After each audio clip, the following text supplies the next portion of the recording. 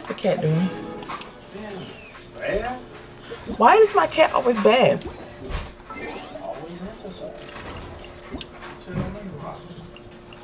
One more here. What is the cat doing? Bad? Why is my cat always bad? Always interesting. Mm. One more here. What is the cat doing?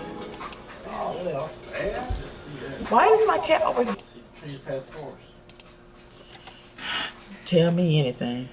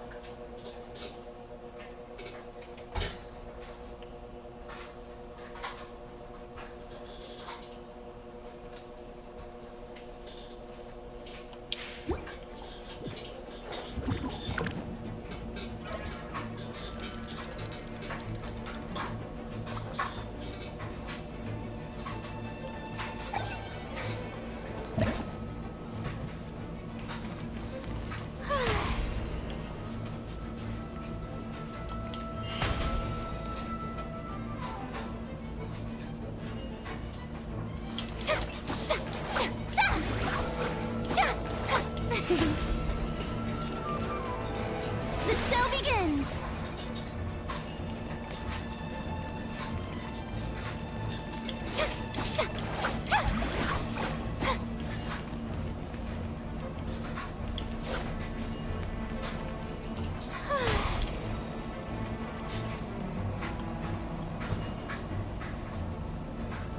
Yep.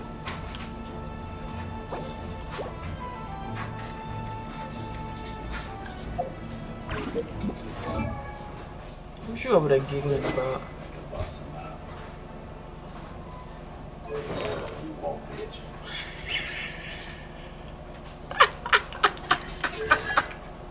Take that too easy.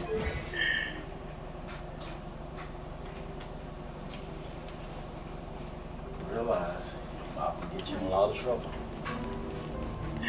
But that still don't mean you hit somebody No, though. that don't warrant. No, that does not warrant somebody to retaliate down physical altercation. Anything, the girl should cuss her back out. That part, like, girl, just say what you gotta say and call it a day. Exactly. You know about the business. But you don't lay hands on somebody what somebody said. Shower me with praise! Just like the other day, man. Hey! Why she asked you a silly question? Stop that! I answered the question about the gun. Because I told her the other day, you said something.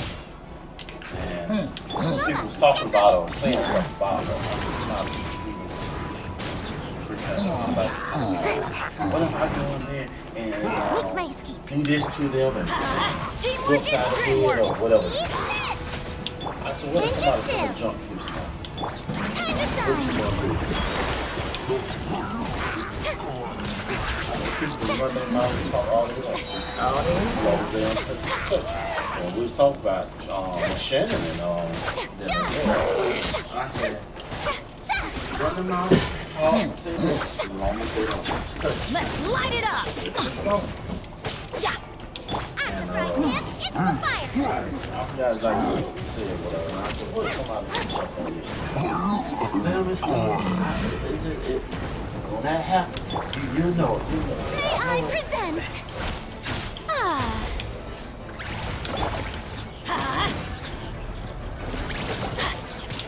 You're toast. Booba, get them. This is basically an open and shut situation.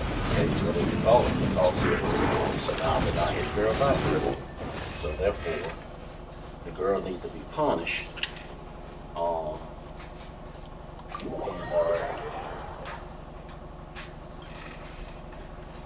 Dealt with. You know, it'll be hard to prove if they both was passing licks. She hit her first, and so Sanaa hit her back or what have you. And that's the only reason why Sanaa hit so I hit her out. It was Maisha said that.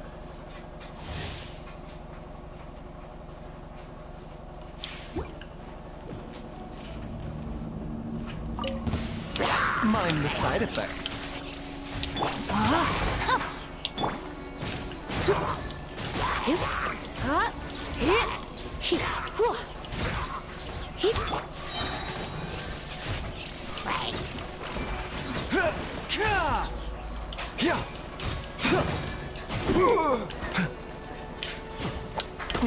You're open. Rain outlines your fate. Rain cutter. You're open. Try not to enjoy this too much. You're open. What's it done?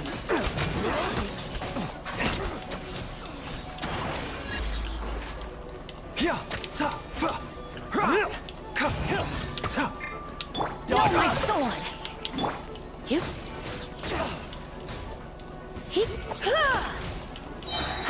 A bitter pill to swallow.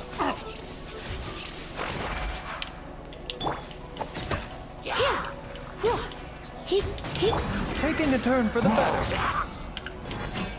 Rain outlines your fate. Let me leave you a. Let's spark things up a little.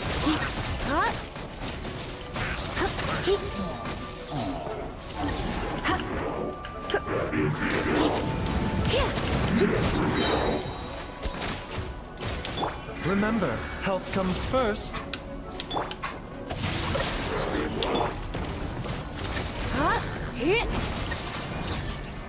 Surrender and I'll be gentle.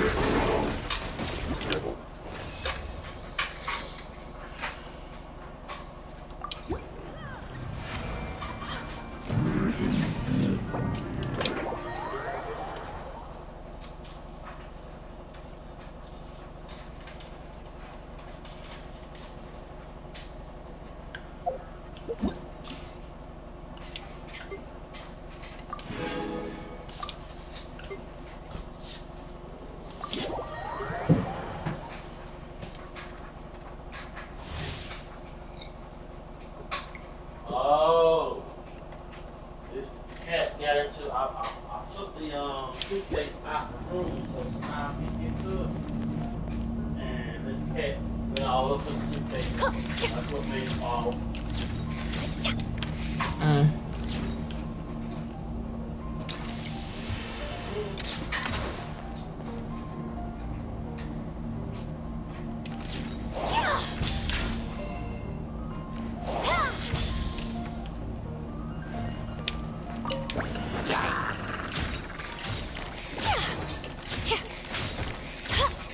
I'll protect us.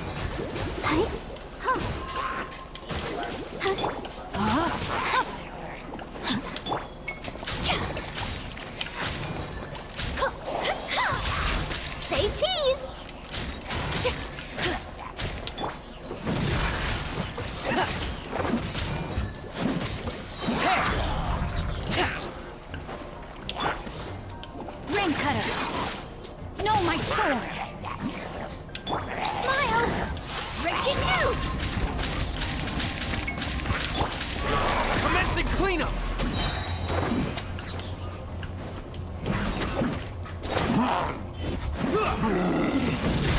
Getting here!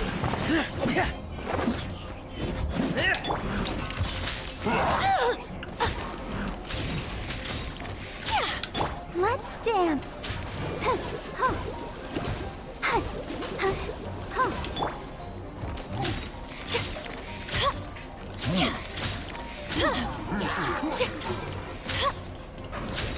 Shoot bomb!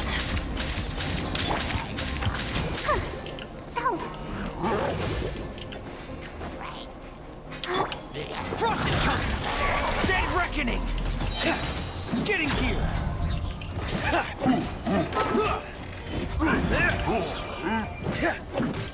Hold that pose!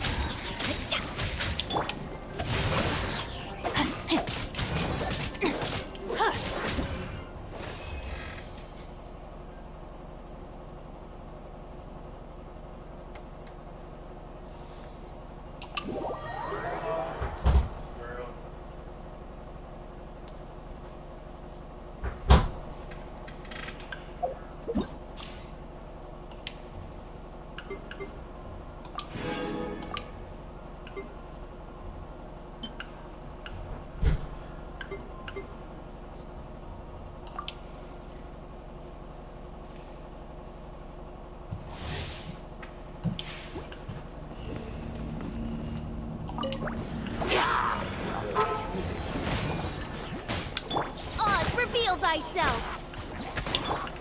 Animal test 6308.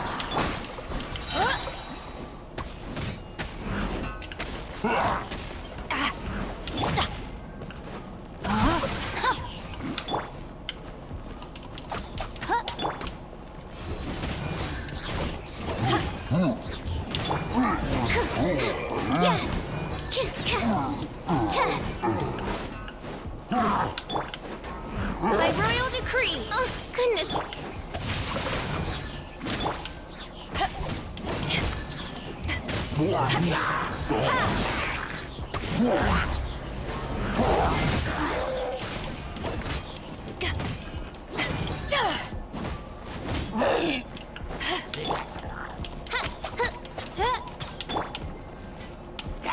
Rain outlines your fate. Oz, reveal thyself!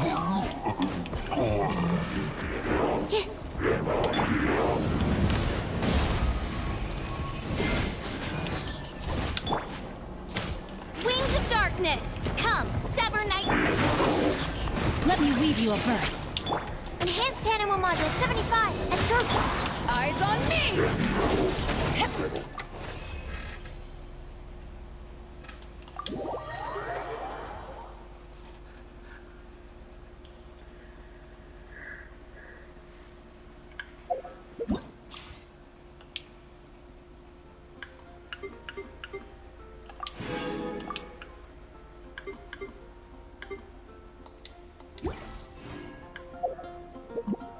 Once, there was a glorious kingdom established among the heavens.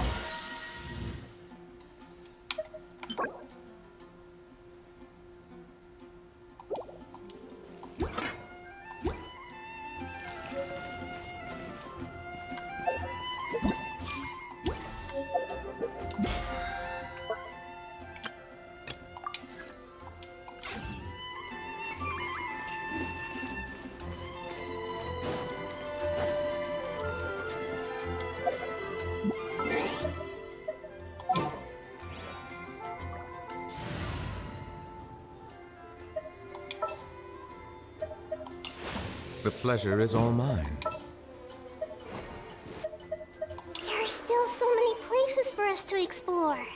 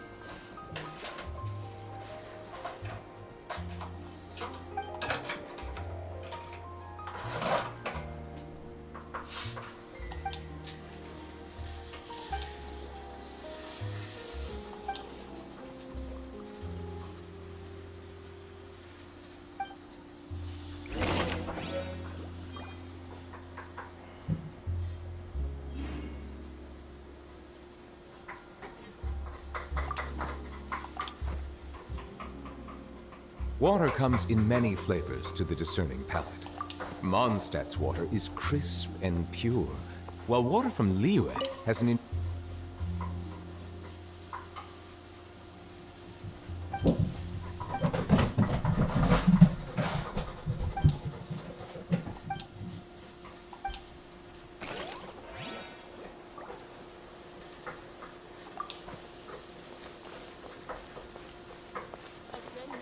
should be a lighthouse of truth.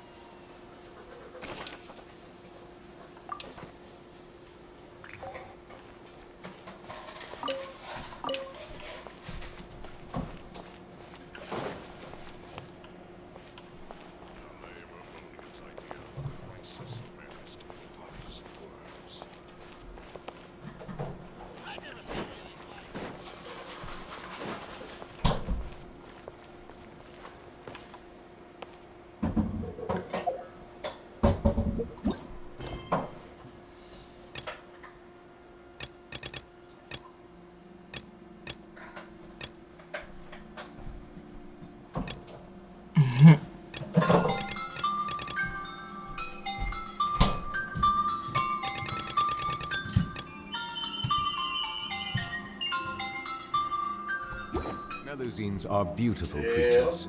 They are the pride of Fontaine. No, we got sure? the school council meeting today. Yeah. What you got going?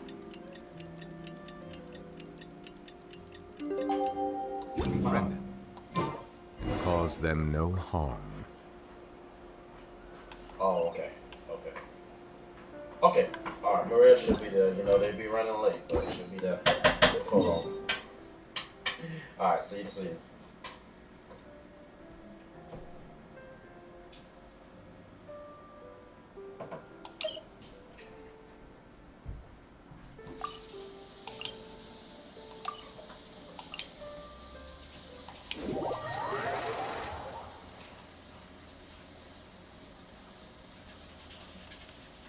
I see the value in my own work, but I also see the meaning in all the endeavors of the people of Fontaine. I believe I will continue to take pride in fulfilling my duties.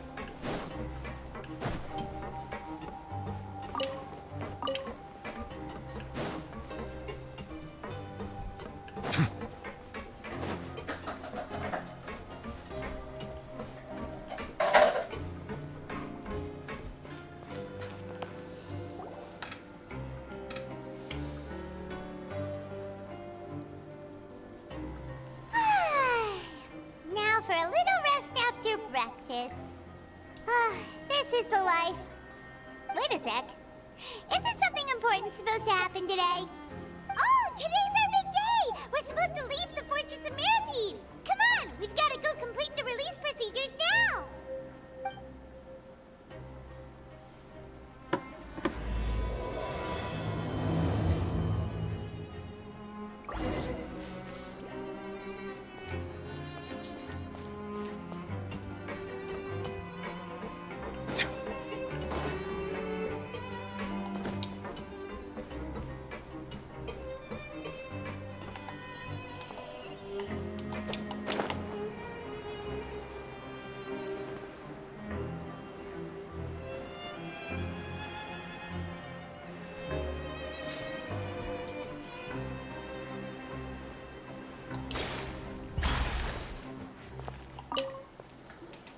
Please, sign here. This document will be effective immediately upon signing, and you two may exit the Fortress of Mirapede via the regular channels. It's been so long since we've been to the surface. Let's hurry up and... What's happening?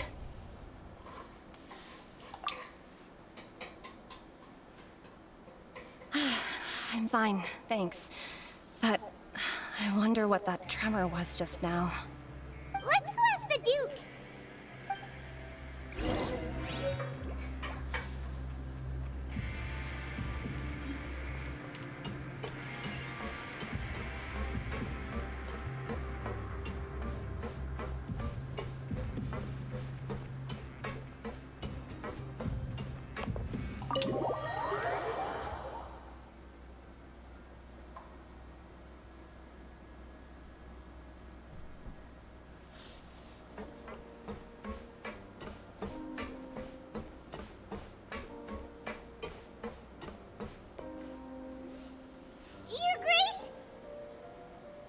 Ah, good to see you two. Is there something you wish to see me about? Yeah, what was with that earthquake just now? Ah, that. The tremor didn't originate from the seafloor. In fact, it seems it came from the surface. Over the years of serving as the warden here, I've developed a sense for distinguishing between what occurs on the surface and what occurs underwater. Besides, the seal that Monsieur Neuvillette set in place won't fail so easily. So the fortress is okay? If you recall our last incident, if there really were a problem, there would be crowds of inmates in a panic right now. Huh, you've got a point. Okay, seems we need to get back up to the surface and ask about what happened. By the way, do you know what day it is today? I believe today is this month's pipe cleaning day. Wait, seriously? Ah, yes. Have you completed your release papers? Yep. It's you two. Are you leaving now? That's right! Today is our last day in prison! But now that Paimon says that, it doesn't feel like we were confined here. It's actually been pretty nice. Oh yeah, Paimon feels fond of this place now. Then be sure to come back and visit. I'll miss you. If you've signed the release papers, then you're free to go. The guards will escort you out. You're not going to see us off? I knew you'd ask. All right, sure. Let's go. Well, you actually agreed. No worries, you must be busy. Paimon was just joking. Ah, so you do have a polite side, I see. After being down here for so long, I imagine you must feel like you're lacking companionship. Shall I come along too? Yeah, don't worry, we'll come back to see you. Paimon really likes the cafeteria here. The chefs sure do know how to make good grub. I hope you won't be here as convicts the next time I see you. We'll do our best to stay out of trouble. Well, it seems our work in the Fortress of Meropide is finished. That's the end of another chapter in our journey. And since Neuvillette was the one who asked us to come here, we should probably go report to him now. Next up, the Palais Mermonia. You're going to see Monsieur Neuvillette? Please pass on our kind regards. I'm sure just your regards will do, no? I believe it would be the polite thing to do. You're right. I've heard the Palais has been terribly busy these days. Tell him that I hope he hasn't been overwhelmed by the recent string of troubles.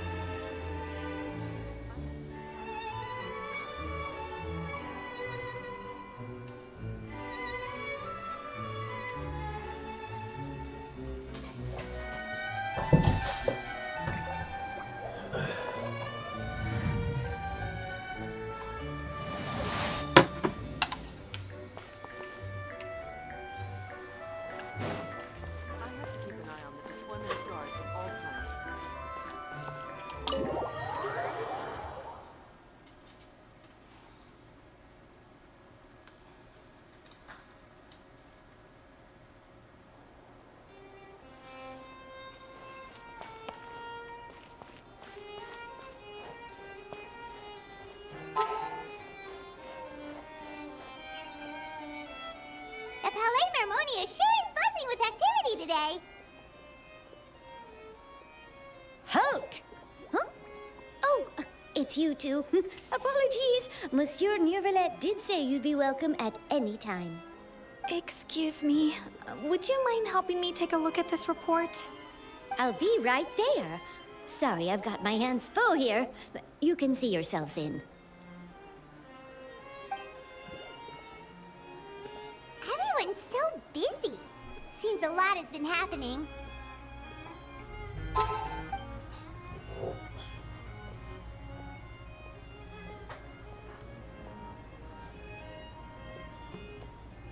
Neuvillette! Hello. You've come at the right time, but you'll have to wait for just a moment, as there are some urgent matters I must tend to first. In the meantime, please, have a seat. If you'd like to have something to drink, let the Melusine outside know. That's all right. We just ate. Very well, then. Let's take a break over there while we wait for him to finish his work.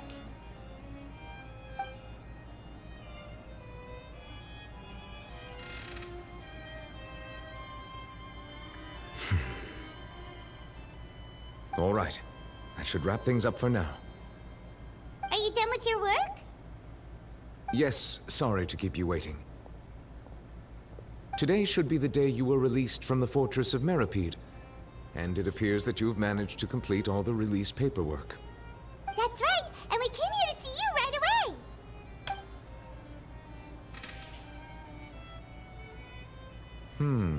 A massive whale.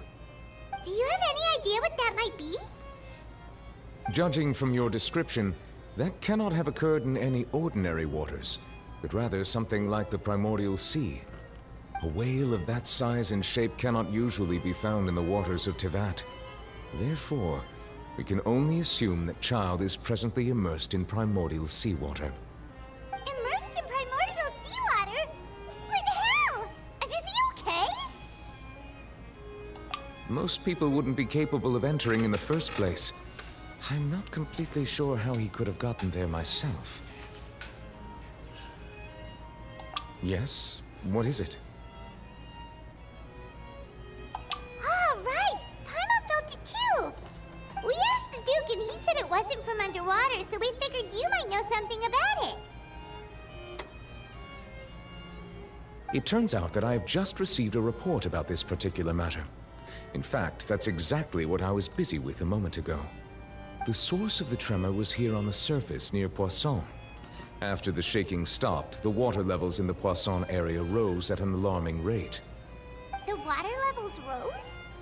Oh no! What about all the people there? Fortunately, the water levels only rose for a short period of time and have already returned to normal now. However, I still have a bad feeling about the whole phenomenon. If the change in water levels is connected with the leaking primordial seawater, then the situation in Poisson may be much worse than it appears. Navia should be in Poisson, right? We need to go check on her! I would also like to go there as soon as possible, but I'm afraid I can't leave just yet. We must immediately formulate disaster prevention plans for the surrounding coastal areas to avoid potential catastrophes. I'll have to ask you two to go to Poisson first. I'll meet you there to check on the situation once I finish things here. There's no time to lose! Let's get going! Please be careful.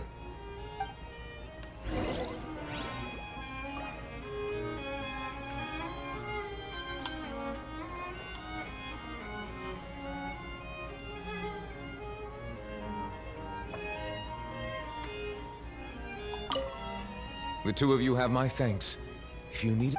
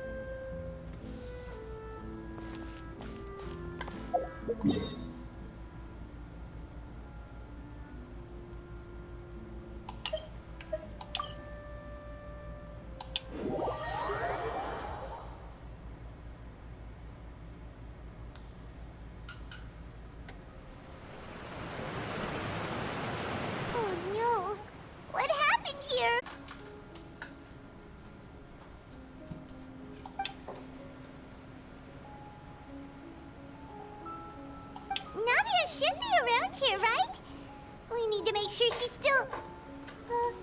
by no means we need to check on her.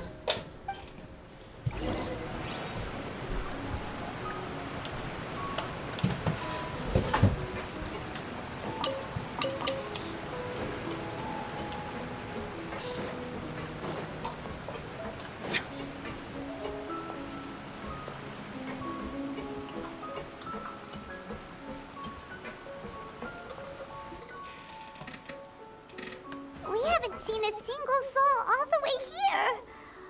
Oh, this is getting scary. What will I ever do now? Look, there's someone on the roof over there. Just stay put. We're coming up. Watch your balance. All right, just hurry.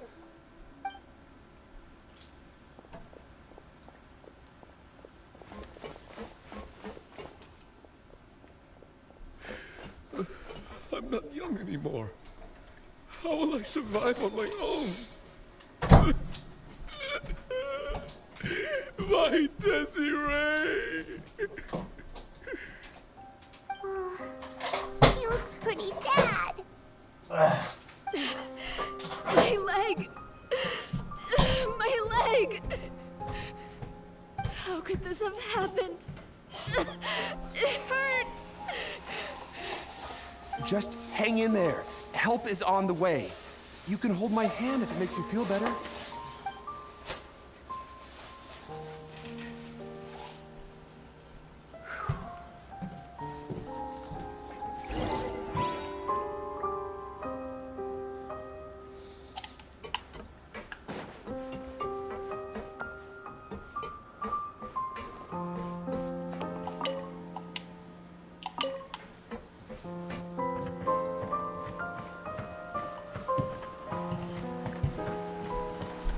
Alright, there we go. Alright. Bye. You too, sir. Oh, just in case you was wondering, I already turned in the application. That's online. I did it all online.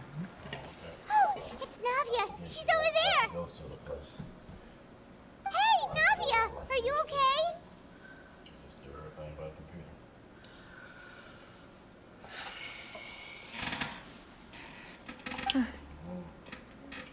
Takes the joy out of getting dressed and showing your face. You're here. Showing you're interested. We heard there was a Baby, situation they already know in my Poisson, face. so we came as quickly as we could. Yes. Used As to you can see, the water get level dressed suddenly up rose. Just to go pick up Caused application. quite the disturbance, in fact. Then you get dressed up just to go turn in application. That's crazy to talk about them when they come in. Come up here dressed up. Demoiselle! In pajamas. There was a wounded resident next to a building southeast of here.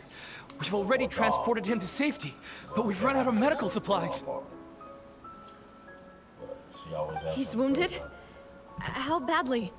He fell, so it's probably a broken leg. He's pretty shaken up. When the water level rose, he desperately climbed up to the roof. Once the water receded and he saw the ground, he became terrified and eventually... He jumped down then. Find the leader of Squad 1 and tell him to take the wounded resident to see a doctor.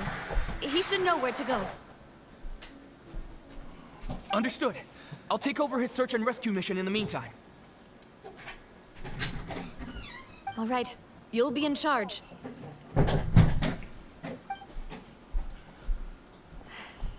I'm sorry. Where were we? The situation in Poisson? Alrighty, I'm going. Right. Bye, dear. Allow me to explain. A little earlier, we suddenly heard a loud noise. At first, everyone thought that something might have exploded in the waterways. But before we knew it, water started pouring out from everywhere. The rushing water seemed a little odd, almost like the unique color of primordial seawater. Some people didn't realize the danger and thought it was just ordinary water, leaking from somewhere. Everyone on the street who happened to be close to the water didn't have a chance to escape. As the water levels rose, they suddenly disappeared. They were all dissolved. Those who realized what was happening started to flee in a panic, desperately trying to get to higher ground. Many were injured in the stampede, and some people fell from significant heights.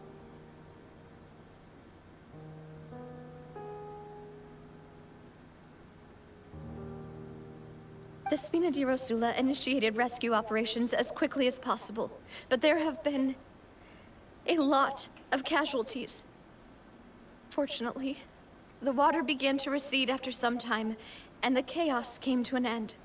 The water that flooded the area contained primordial seawater, so the lower levels of Poisson are still hazardous.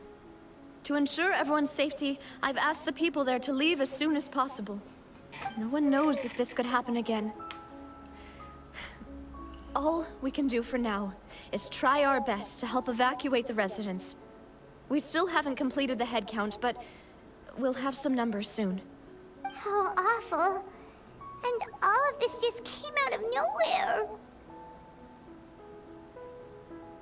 It was quite frightening indeed. I only wish that everything that just happened was a bad dream. Is there any way we can help, Navia?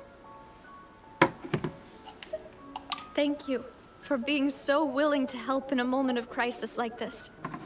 You don't know how much it means to me. I really can't express how grateful I am.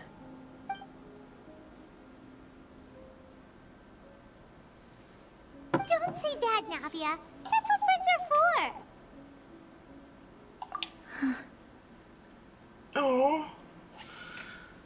Demoiselle! We've got a situation here! I'll be right there. Sorry, I need to go for now. And out she goes. Seems it might be a while before she can take a break.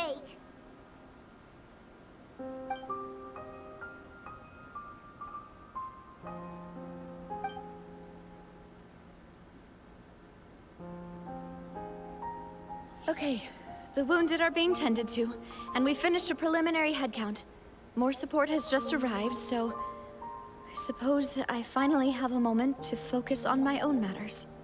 Of course, we should remain ready for anything, and continue doing our best to rescue others.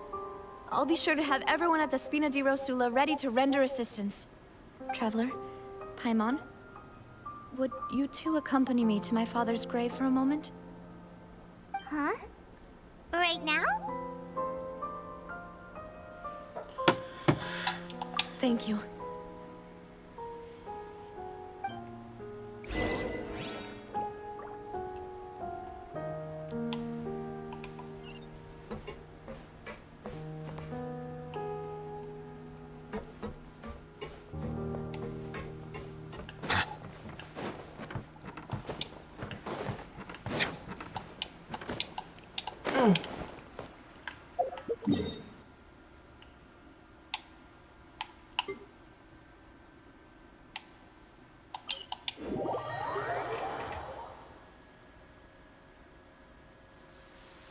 My apologies. This heavy rain must be quite an inconvenience for you.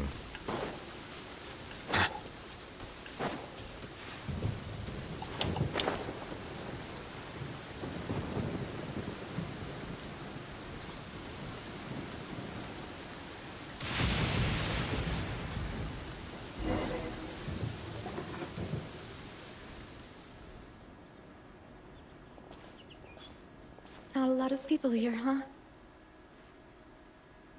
Well, given the time of day and the whole situation in Poisson, Paimon doesn't think there'd be a ton of people here visiting graves. Right. That's how things are now. The living are so exhausted that they've no strength to spare any words for the dead. Navia?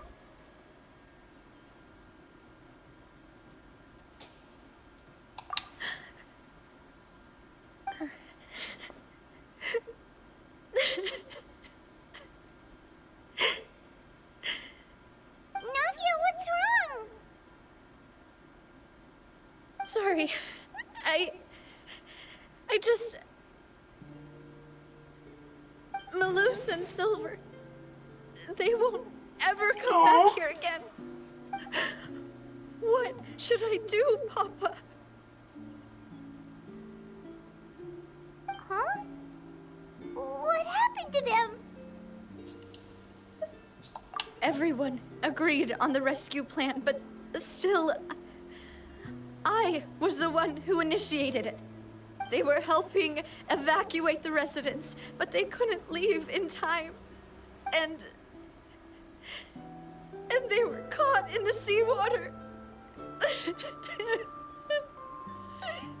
Oh. What should we do? I've known them for so long. And I know they weren't afraid. But I could at least hold a funeral for my father. And I know where he rests. But as for Malus and Silver, they're just gone. I just can't.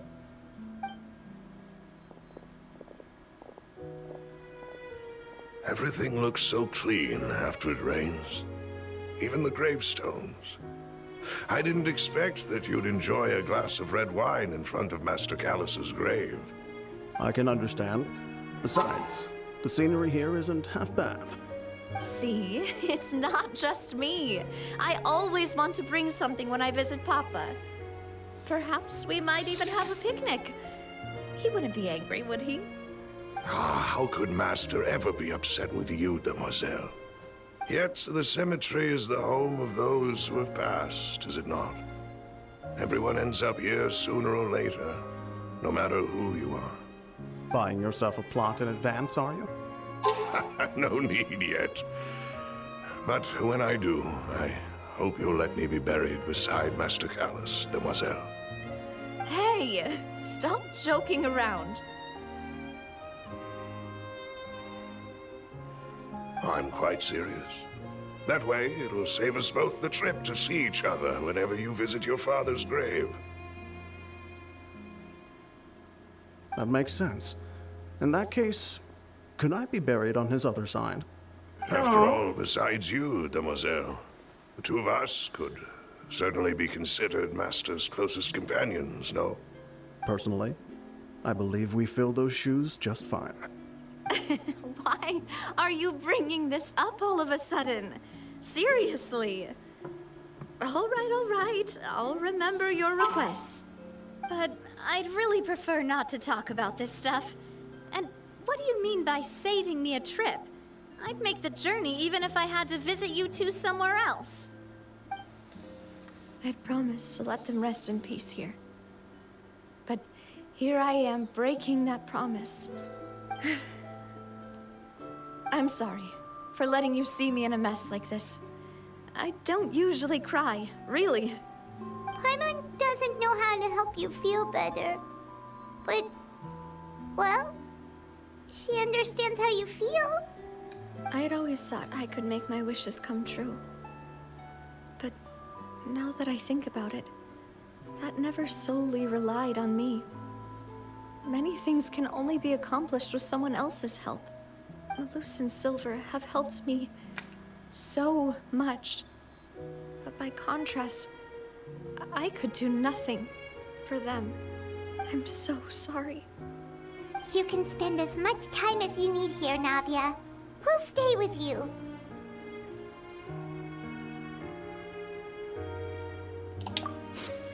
Thank you. Right now, you don't know how much that means. By the way, you can have a look at this. It's a list of victims from the incident that took place here. Obena, Khan, Burnett, Giverny, Francine, Karina, Daisy Ray, Joinville, Julianne, Esson, as well as Malus and Silver. So, everyone else is safe. But still... It's okay. I know what you're thinking. And You're right. We lost Malus and Silver. But we were able to save more than we anticipated. The overall outcome indicates that the cost was worth it. Right. Don't think that way, Navia. One person might be saved at the expense of another, sure, but that isn't something we should ever consider a trade. Malus and Silver were not the price for saving anyone. They're heroes. You're right. Thank you, Paimon. What you said just now was pretty amazing, actually. I'll remember your words. Oh, really? Seems you've become more eloquent in the time since we last met. The knave? What are you doing here? Ah, is everything going well on your side? Yes, my people are carrying out the mission according to your request. All the residents of Poisson have been evacuated, and we're preparing to relocate them to higher ground. As for these supplies, we have everything taken care of. There is no need to worry. Thank you very much. Wait, do you two know each other? We just met recently. Right, Miss Navia? Usually, I would call this a coincidental encounter. But that doesn't quite fit this time. Besides, it never even crossed my mind that a Fatui Harbinger would come looking for me. Thanks to the Knave, Spina di Rosula received generous support from the Fatui, which allowed us to complete the rescue and evacuation work so quickly. Mutual aid is essential to fostering positive developments. We were already in the area, in any case, so it was nothing. That said, I must say that you're a lot sharper than you let on. I'm sure you understand what I mean. I apologize for all the ways in which I tested you previously. We've never worked with a Fatui before, and it's extremely important for us to know who we're working with. My subordinates have reported that Fatui soldiers have been observing water levels and taking head counts in various locations. I hear that they've also prepared a large amount of emergency supplies. I'm quite surprised. This is nothing to brag about, nor do I intend to. It is simply the way of powerful organizations to act forcefully, whether they are doing good or ill. You've witnessed that firsthand, in any case. As I've told this traveler before, I know of the prophecy, and I intend to prevent the impending disaster. Lending your organization a hand was a natural first step in accomplishing that. As such, do not be troubled by this token of our sincerity. Perhaps one day, you'll also be able to help me in the same way. Without your help, there would have been many more casualties. I won't forget your kindness. Furthermore, I sincerely regret what happened to Malus and Silver. I only wish that my people could have arrived a little earlier to prevent this from happening. Don't say that. You and your subordinates did everything you could.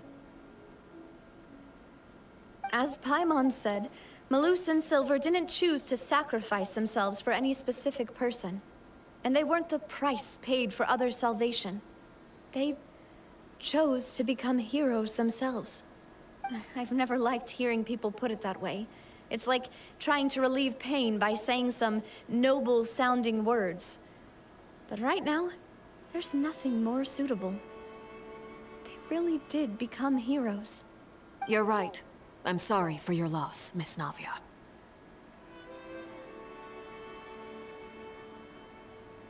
Water is life to Fontaine's people, and it also spells disaster. It's no wonder that people always say that prophecies represent fate. Fortunately, I've never been one for such opinions. So, you're one who will try to change fate, then? Of course. That is why I'm going to Hotel Bouffe de Thé. I still have some things to take care of, and the children need my attention. By the way, traveler, Paimon, one more thing. Alright, then we'll just... Huh? This isn't right. Paimon thought you would ask us to walk with you for a moment so you could tell us something in private. That is a clever and useful conversation technique, which I do like to use when necessary. But there's no need today. It would not hurt to have Miss Navia listening in. Traveler, I'm sure you remember that I said we could work together when we had the chance. You and I both know that there may be issues with the Primordial Sea. Previously, it was the Fortress of Meripede's sluice gate, and this time it was the water levels in Poisson. These are both signals. Indeed. Allow me to share the latest intel I've received from the House of the Hearth's intelligence network with you. During some recent investigations, a child claimed to have discovered some ruins near Poisson. The ruins date back to ancient times, and seem to be worth investigating in many ways. Judging by the dating of the ruins, they may be related to the prophecy and the coming crisis. The situation is becoming more urgent, so any pertinent information will prove extremely precious. My people initially came to prepare for ruin exploration. Unexpectedly, this disaster struck. And at present, we're all busy prioritizing the rescue effort. This task.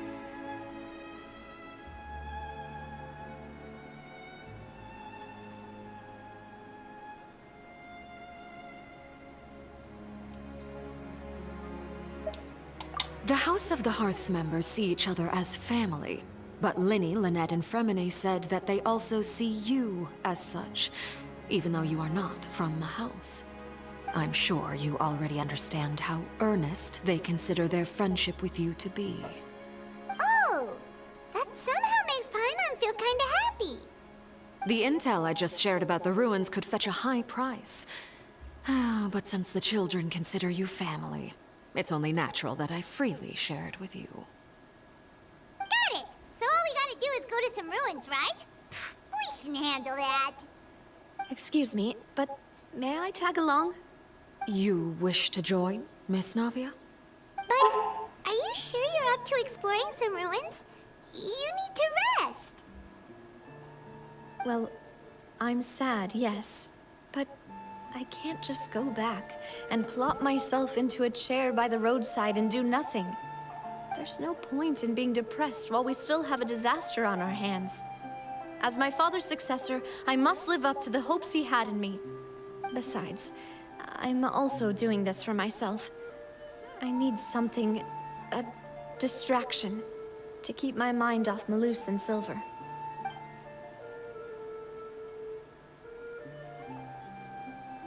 Since you put it that way, I have no objections. What do you say, traveler? All right. The ruins are to the south of Poisson. Here's the map. Okay, the three of us will handle it. Come on, let's pack up and get going.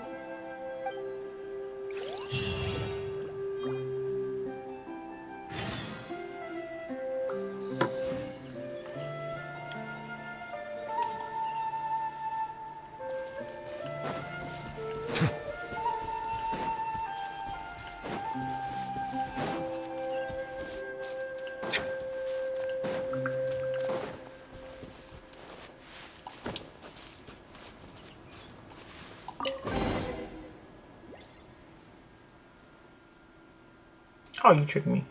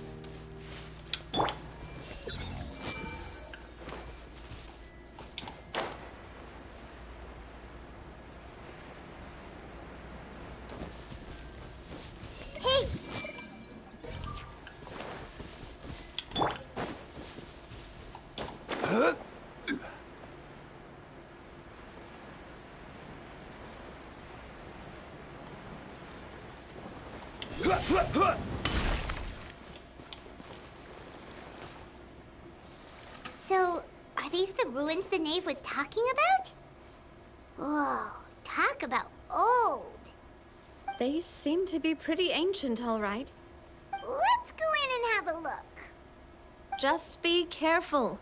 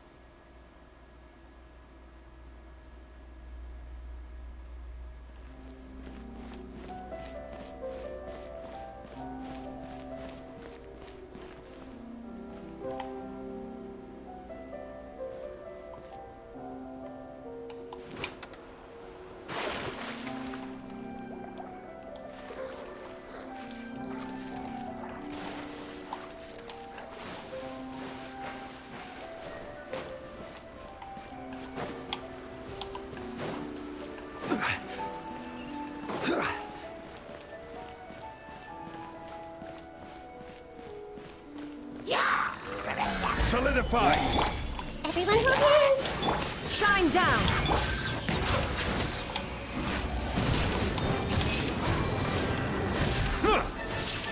Let the mighty be humble! Nada Kundala.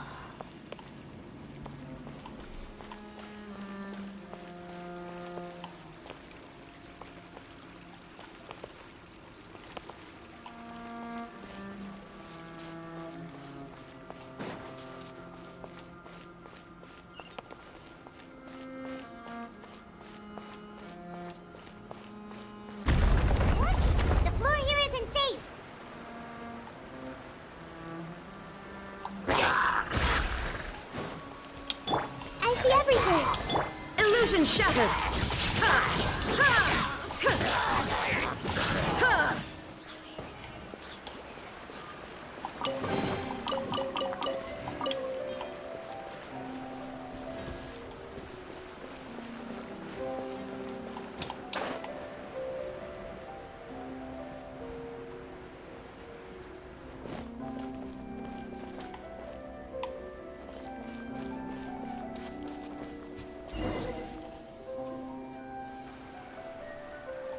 This place has also been contaminated by primordial seawater. Yeah. And a lot of it, too. A Fontanian would most likely dissolve the moment they fell in.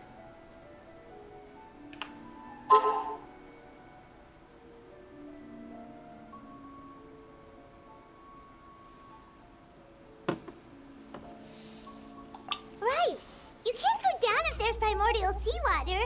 It's too dangerous, and it won't be any help for you to just stay here.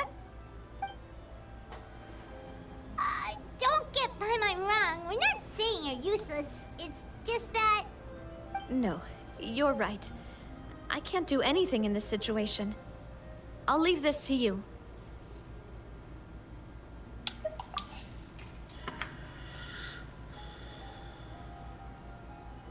That complicates things. Maybe the only way left is forward. In that case, do you want to wait for us here? The water levels here are unstable, and there's a chance the water will rise. So, staying here wouldn't be safe either. I'll go together with you. Perhaps we'll find the exit just up ahead. All right. Come with us for now then, but please be careful.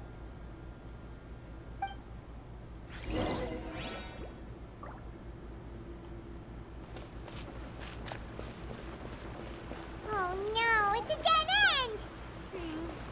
Let's try climbing over from the side.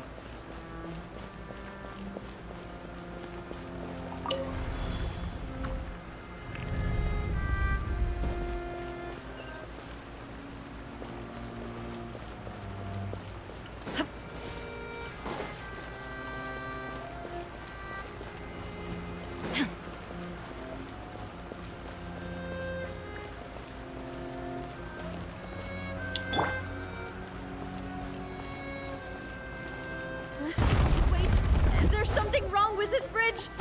Run!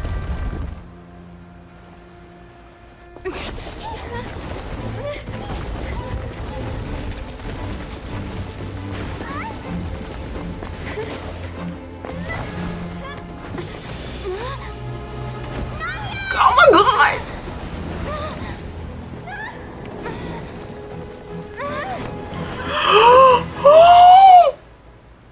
What the hell is going on?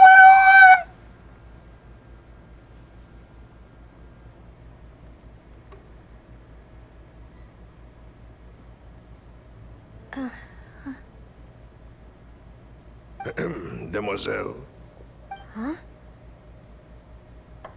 Demoiselle, what are you doing here by yourself? Would you be standing here till dark if I hadn't come to get you? Maybe she just wants some time to herself, Malus. Hmm? Oh. Was I sleeping? Yes, it would appear so. I must be tired. That's quite possible. However, you were the one that suggested we go out for a walk. Oh, right. I nearly forgot. It must have slipped my mind when I dozed off. I haven't had a nap today yet. Have I? This is a familiar feeling, yet something's a little strange. Is something the matter, Demoiselle? Oh, no. No, I'm fine. I was just trying to recall why we came out for a walk. Do you remember Mr. Giverny? He'd requested our help before with foreign merchants who had a debt dispute with him, and we'd resolved the matter not long ago. We were headed to see how things were going with him at the moment. Ah, right. Yes. I remember now. Oh, Miss Navia. Ah, Mr. Malus. And Mr. Silver, too. It's good to see all of you. How have you been? I've been great. Thanks to your help, those bothersome merchants finally realized that I wasn't the one they were looking for. Why, I wasn't even the guarantor for that person. They were knocking at my door day and night. Even my neighbor, Obina, was getting fed up with them. Sometimes force is required to calm someone down and get them to listen to what you have to say. That's right. Oh, by the way, Burnett, what was it that you wanted to give to Miss Navia again? Oh, yes. One moment, I have it right here. Miss Navia, these are some flower seeds that I prepared. Please take them. They're a very good variety, and they'll become very big and beautiful once they bloom. I don't know what we would have done without your help, so this is a little token of our appreciation. I hope you won't refuse. Ah, did you cultivate them yourself? Thank you so much. I'll certainly take them. Malus, we do still have some empty flower pots at home, right? Why, we can have as many pots as you'd like, demoiselle. Perfect. In that case, we'll swap out some of the decorative plants for some of Mrs. Burnett's flowers. Very well. Wait. Something seems to be off here. Excuse me, madam. If I'm not mistaken, your name is Burnett, correct? That's right. Is something wrong? No, it's nothing. This is the first time we've ever met, but your name seemed familiar to me. I must have heard it when I was discussing things with your husband previously. I've heard this name before. Sometime recently, I'm sure of it. And why are there so few people around here? Where did everyone go? We must mind the time, demoiselle. We still have important things to attend to today. Huh? We do? Like what? Well, now, did you forget? Miss Navia, here you are. I've been looking for you. Please, come to the Opera House. Your trial is about to begin. My trial? Wait, why would I need to go to the Opera House? Yes, she's right, demoiselle. It's just about time now, so we should get going. Oh? All right then.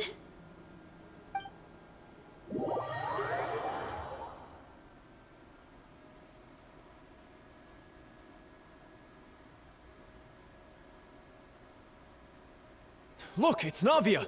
She's here! And her two attendants are with her. Goodness, everyone's finally here. There sure are a lot of people here to see the trial. And they all seem to be oddly excited about something. I even know some of these people. Karina, Desiree, Joyville, Jolien, Essen. Why are so many people here? And why do I have no recollection of this case? And as for the judge... huh? Where's Monsieur Neuvillette? Please sit in the defendant's seat. Don't worry, Silver and I shall accompany you. All right. But are you sure you can stand behind me? Typically, it wouldn't be allowed, but today is an exception.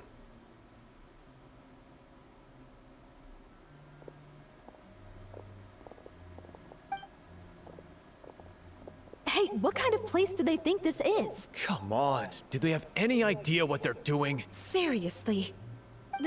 Enough with the whispering! Could someone please tell me where Monsieur Neuvillette is? And why I'm standing trial? My dear Miss Navia, have you not yet realized what you've done? In that case, allow me to explain. As all here know, you are Master Callus's successor, the head of the Spina di Rosula, someone held in high regard by every soul in Poisson. After you took over the Spina, you treated all of us just like the late Master Callus had. If anyone in need reached out to you for help, you responded. Not only you, but your butler, your subordinates, nearly everyone in the Spina di Risula fought for the well-being of those in Poisson. Wait a moment. Aren't you just proving that I'm a good person? Yes, correct. Absolutely right. And that is why you stand accused. You have helped so many people get through so many difficulties. You are one with us. We are inseparable. We are one big family, all of us who are from Poisson, inextricably linked. And with you being so important, we couldn't possibly do without you. Therefore, this fair and honorable court shall declare you guilty, and you shall stay here. You will be together with us forever. Huh? What are you saying? Everything you have said is correct. I have indeed done a lot for my hometown, and I would be willing to be with you all, but what is the purpose of having me stand here like this? What is there to discuss? Oh, well, if that's what you think, then I have no further comments. How wonderful, Miss Navia!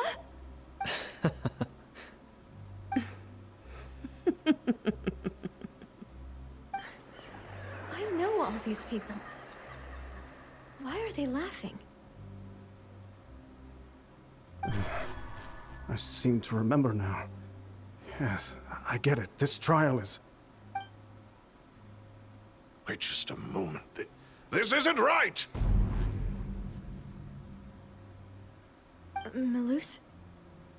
What was that, Mr. Malus? Our conclusion is very clear and unanimous. Let the court judge her now. She's guilty! Stay here, Navia! You're one of us! Demoiselle, don't admit guilt. This trial means to keep you here forever.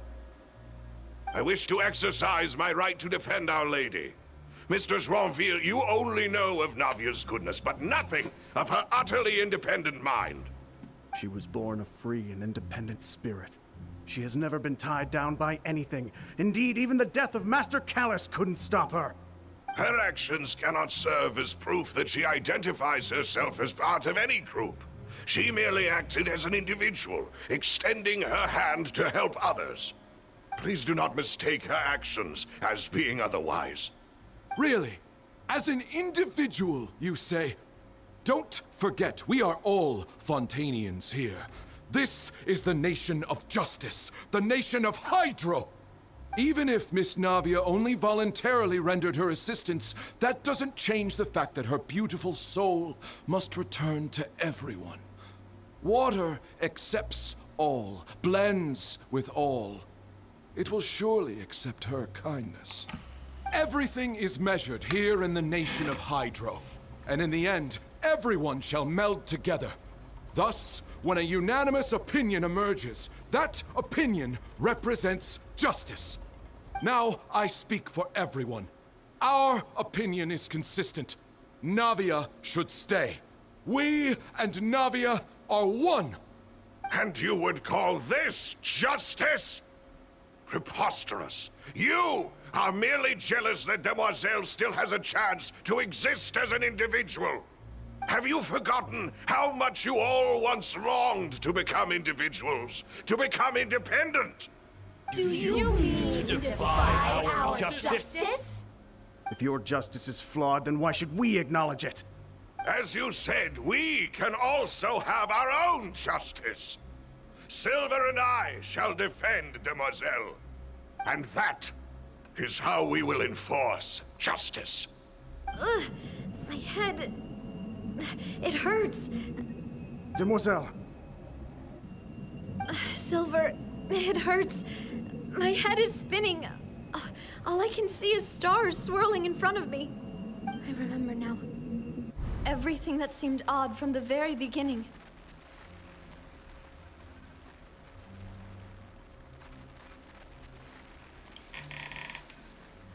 Karina, Desiree, Joyville, Jolien, Essen, and Mr. Giverny and Mrs. Burnett, who we met earlier. even Malus and Silver. I don't want to admit it, but they're all dead. Don't be afraid, and don't admit guilt. We will protect you to the very end. Absurd! Who are you to say that she cannot be judged? We are the majority, and in the nation of trials, the majority is absolute justice. We are the will of all. Don't let them escape! We shall keep Navia here with us! Mr. Malus and Mr. Silver, must you be so stubborn? How could the two of you possibly hope to stand against the collective? Do not resist. This judgment is fair and just. Navia belongs to us. After all that happened, she should not be left alone in Poisson. What are you saying? No more excuses! He says we're jealous.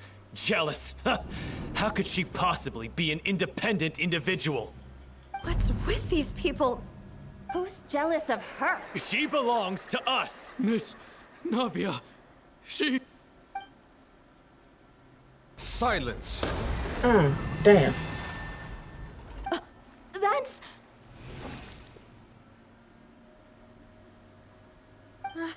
Monsieur Neuvillette! Such commotion is prohibited in the court. The accusations you just presented are nonsense and cannot constitute a proper trial. The court will adjourn for the rest of the day. In this, I shall hear no objections from any unauthorized party. Our thanks, Monsieur Neuvillette. Please leave with me, Miss Navia, while there is still time. But... Go on now, demoiselle. This is your only chance to leave this place. What, can't bear to leave us behind or something? Malus. My apologies. I couldn't resist making one little joke once I realized that this shall be our last goodbye. Malus... Silver... Quickly, you must come now. Goodbye, demoiselle. Farewell.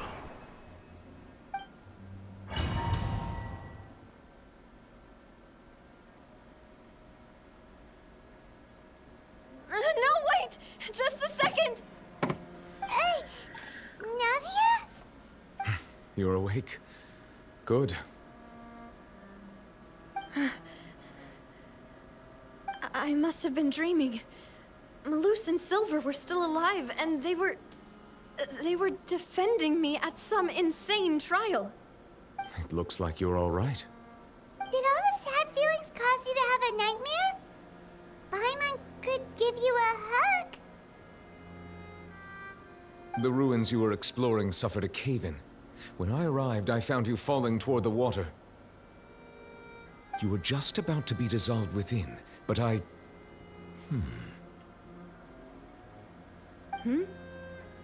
What is it? I think I saw 2 Oceanids protecting you. It was only for a moment, perhaps even a fraction of a second, but they gave me the chance to retrieve you. Were it not for their intervention, I would not have been able to rescue you before your consciousness dissipated. Wait, did you say Oceanids? You mean like what happened with Vacher?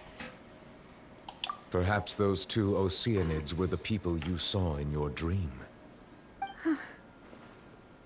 I always told them that they didn't have to protect me. To think that they'd keep doing so even after death.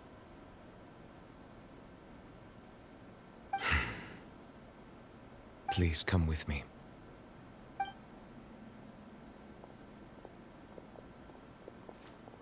Neuvillette, are you okay? Oh, I am quite all right. Perhaps there's something we could chat about? Why do you look so stiff all of a sudden? Oh, Paimon knows. You're the type who feels awkward when there's nothing to talk about, right? I merely thought that we should give Navia some time to herself. Huh? Why didn't you just say so then? Don't you think it's even more awkward to call us over like this and then have nothing to talk about? I suppose so. Ah, Sigewinne. I hope all is well with her these days. Her work in the Fortress of Meropide has not been too much for her, has it? No way, don't worry. She's doing fine down there. She's an amazing head nurse. I see. Well, that is good. I have always worried that Sigewinne would need a lot of time to understand the world of humanity, just as I have. Oh, and the Duke also says hi. Even though Sigewinne made him do that. He hopes that you haven't been overwhelmed by all that's happened lately. Thank you. I have indeed been busy lately, and I also hope that everything is going well in the Fortress of Meropide. He still doesn't know what to talk about. Let's chat about something else then. So, Neuvillette, you're probably quite the swimmer, huh? Yes, of course. This isn't going anywhere. Let's try something else. How did you find these ruins? Did the knave tell you? Yes, in fact. I had arranged to meet you in Poisson, but when I arrived, I discovered that the Fatui were helping the residents evacuate. They had even transported a large quantity of supplies to the area. Amid my astonishment, I ran into the knave, and we had a chat. She informed me that she had asked you to investigate the ancient ruins here. Yeah, we originally planned to meet up with you, but we thought you might still be busy with all those official documents. We didn't think exploring the ruins would take very long, and who would have thought you'd wrap things up so quickly?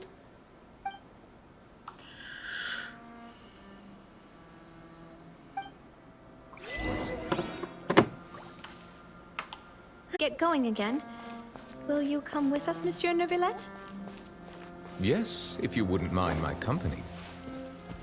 All right! Another one joins the party! Let's get going then!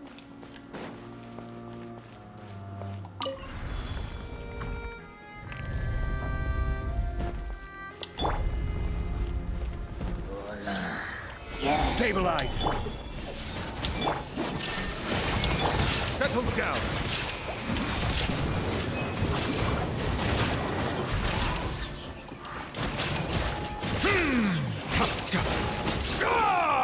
Dada Kundala.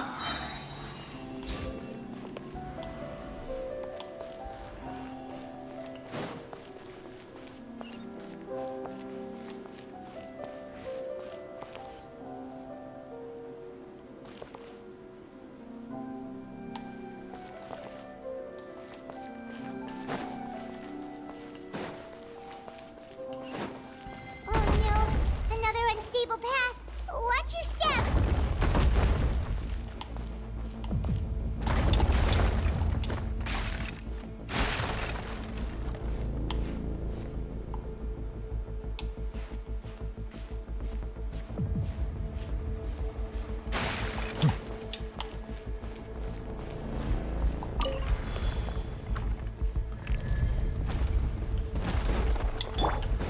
Watch out! There are rocks falling over here!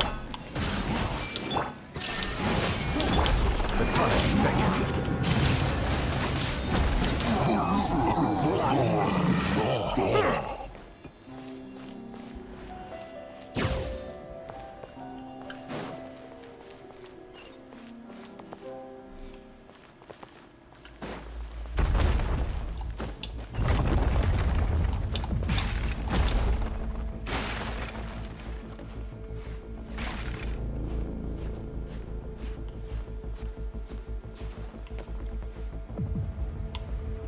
It seems we're almost at the top. Keep it up!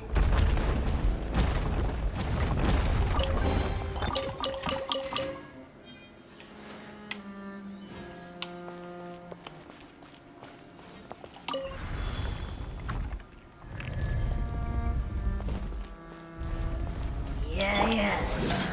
Solidify! Everyone hold hands!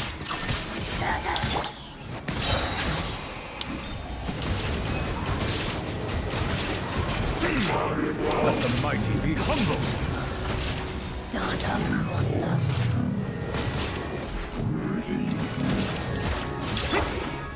Stabilize!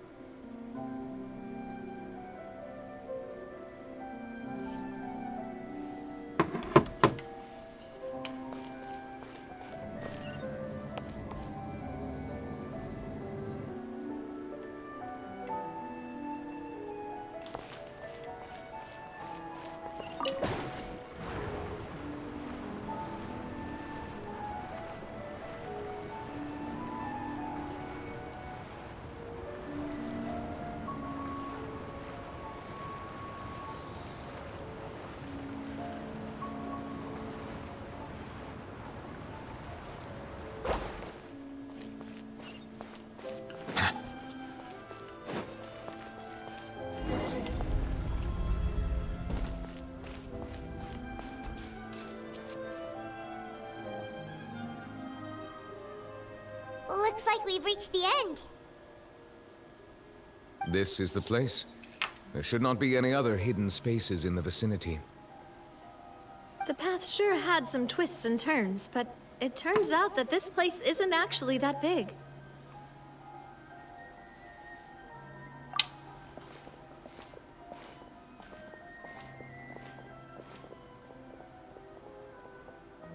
Stone slates? It seems like they were put here as an offering. Could we take them down and have a look? Perhaps we should just leave them be for now.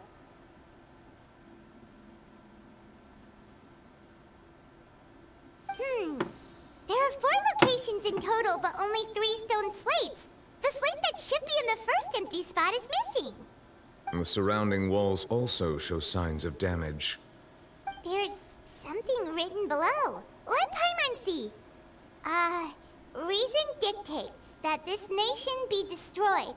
I shall record the history of its future here in its past. Say what? It feels like someone left these slates and these words here for a purpose. But does he mean that Fontaine should be destroyed? That would fit the circumstances dictated by the prophecy, yes. Indeed, the slate's contents correspond to it. Take the second slate, for example. There's a person kneeling here. She seems so dedicated.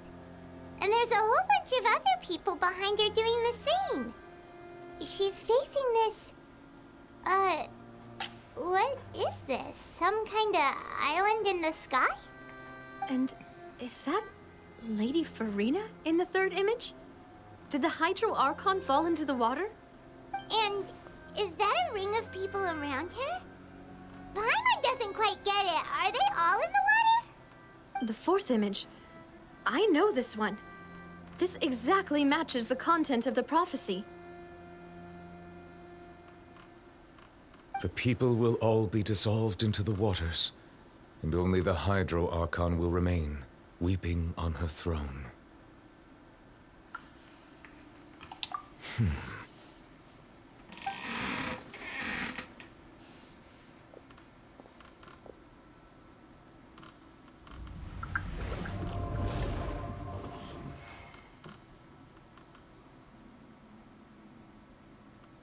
More information should be hidden in these slates, but I fear I cannot easily uncover it, most likely due to us missing the first slate.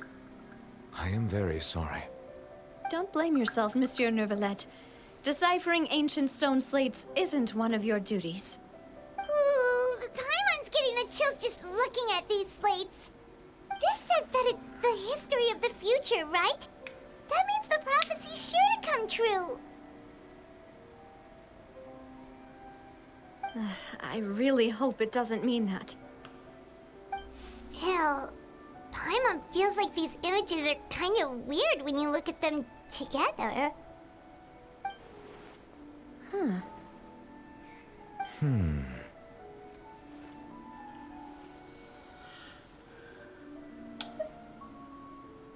That's right! If the images are in chronological order, shouldn't the fourth, the waters drowning Fontaine, come before the third, where the Hydro Archon herself falls into the water? And yet the order is reversed here.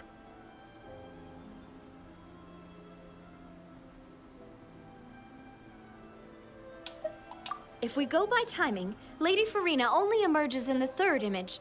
That means that the person in the second image might be the previous Hydro Archon. Egeria, then. I had never met her, but her appearance here does match the records. The previous Archon kneeling before the floating island in the skies, as if confessing a sin. Did she herself commit that sin? And if not, why would she be in such a posture? Also, I'm still wondering why these ancient stone slates are here at all. Judging from their contents, could this place be the origin of the prophecy? Does that mean that someone, or some people, once saw these slates?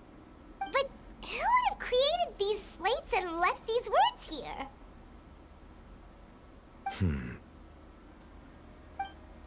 It It seems that any further clues will have to come from Farina.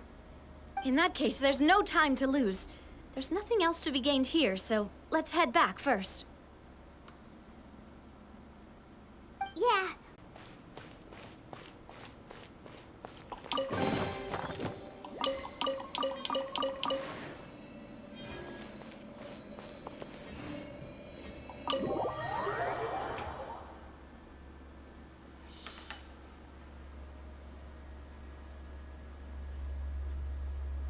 Let's split up here. I'm going to check on what's happening with the Spina. You know how it is. There's some things you just need to be there for yourself. You still have energy for that, Navia? Paimon's already beat.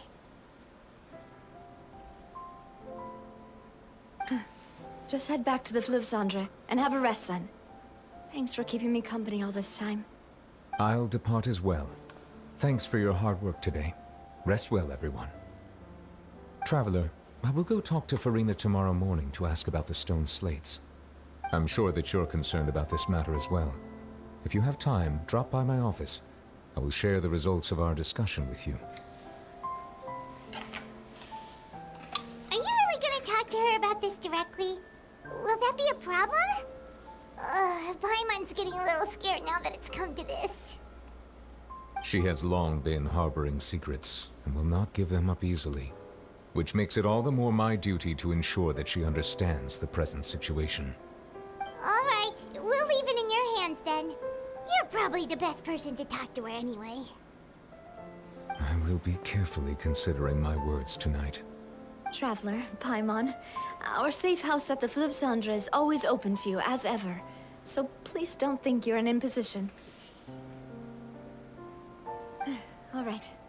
I'll be on my way then.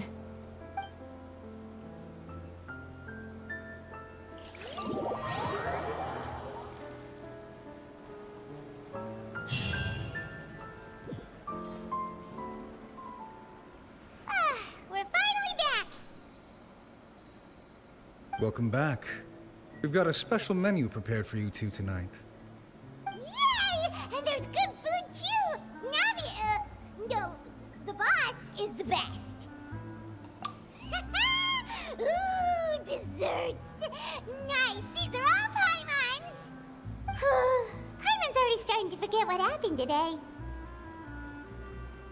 Mona! That voice. Is that who I think it is? Huh? It's you two. What are you doing in Fontaine?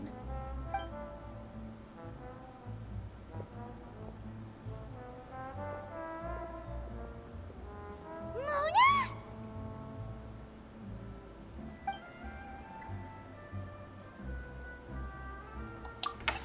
Seriously, nobody just uses a scry glass whenever they've got time to just see who they'll meet on the road. Still, we didn't expect to see you here. Wait, you're not a Fontanian, are you, Mona? Well, I have some business to attend to here, so I booked a hotel in the city.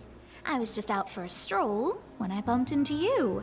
Quite unexpectedly, if I might add. Why did you think I was from Fontaine, though?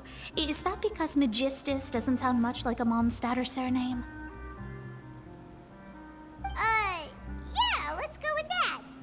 Well, I used to have my own surname, which was, well, some other thing.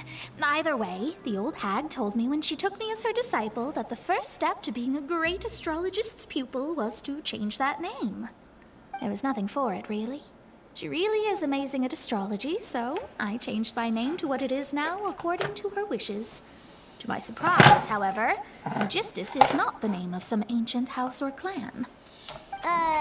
It isn't? Nope. Although it is used by us in place of surnames, it generally just means great.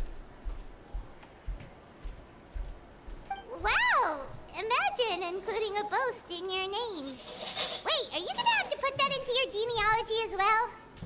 I reckon so. In any case, I'd give my disciple a name like this as well, if I were to take one.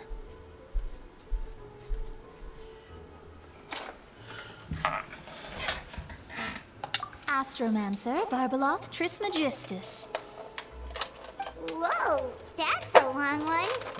Does it also mean great or something? My name means Mona the Great Astrologist. As for the old hag, hers is, in plain speech, the thrice as great Scholar of the Stars. Just take it as a title specific to astrologists. Thrice as great? That's so petty. I know, right? That's just how she is. She used to call herself Magistus, actually, but when she took me in, she changed her name to Trismegistus. Talk about excessive. Magistus is thus the calling card of our school, so to speak, which makes it about the same as a surname. It's all right if you don't get it. You can look into it further should you need to study astrology more deeply.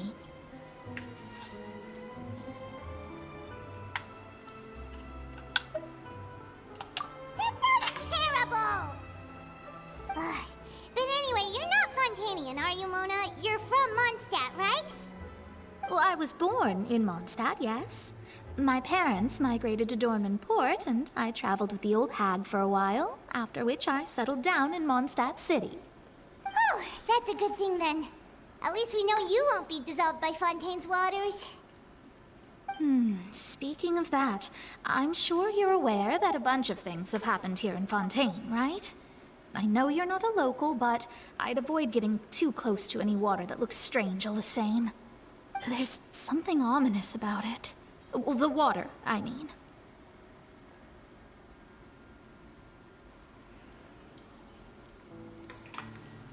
That was the main reason, yes. Just a while back, the Steambird invited me to take part in a panel and speak about the circulation of the prophecy as an astrologist. The invitation was sent quite early on. I don't think anyone expected Fontaine to be in this much trouble. What do you make of that prophecy, Mona? Just tell us what you think as an astrologist. Your word would go a long way to make things more certain and less scary. What I can tell you is that I'm an astrologist, and that this prophecy concerns the fate of Fontaine, even that of all Tevat. Ascertaining this is akin to reading the fortune of the whole world. I'm afraid that this is not something that just anyone can do. If I could do it, you would no longer call me an astrologist, but a visionary. But on the flip side, the prophecy is so huge and powerful that it must surely come from a powerful visionary. Its contents involve the fate of the world. Disregarding it would be a mistake. A visionary? Sounds really powerful and all, but does such a person really exist? Of course. The old hag could do it, and I'd bet there are others amongst those Hexenzirkel colleagues of hers who could do something similar. Huh? Are you sure? All right, I'll help you.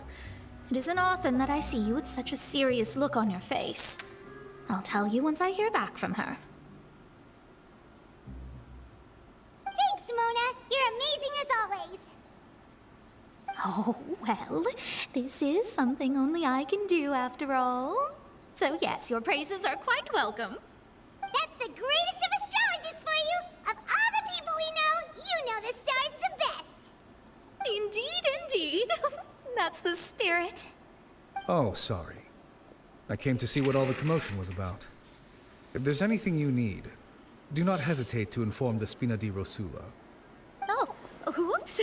Guess we were getting a little too carried away there. Well, I'll go tend to my own business now.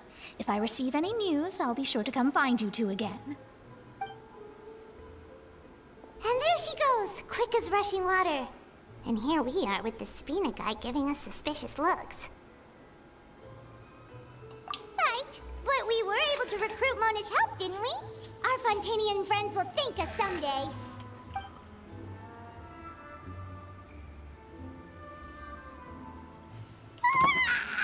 Good morning. To be honest, Paimon's still feeling kind of sleepy. But it's time to get up, Traveler. We agreed to go see Neuvillette, so let's pack it up and get going.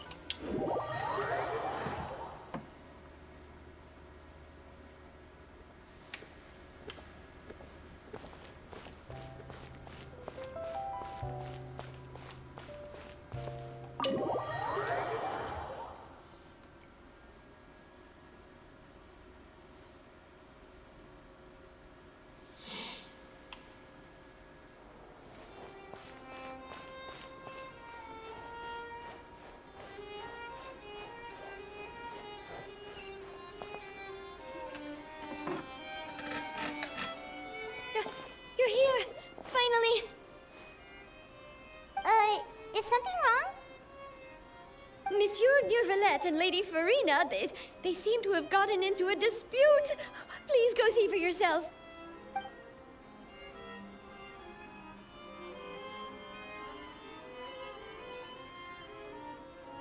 Like I said, I've already explained everything. And yet the problem has not been properly solved. There is little space for excuses between us. It is not my intention to offend you, but please, tell me where you stand. You are the Hydro Archon Focalors, are you not? Look at this. This is a list of the victims from the recent Poisson incident.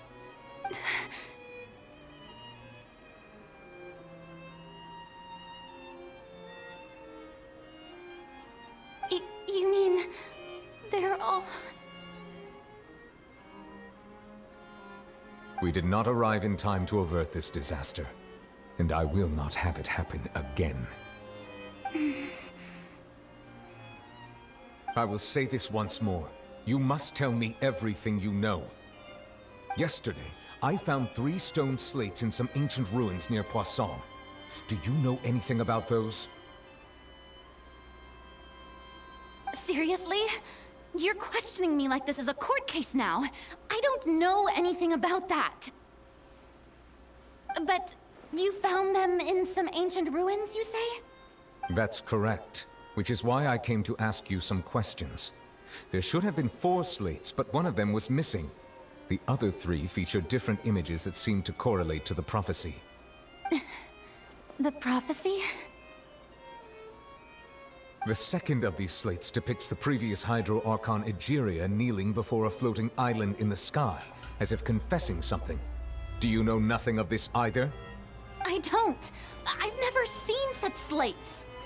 I'll ask you again. Do you really have no information regarding the previous Archon?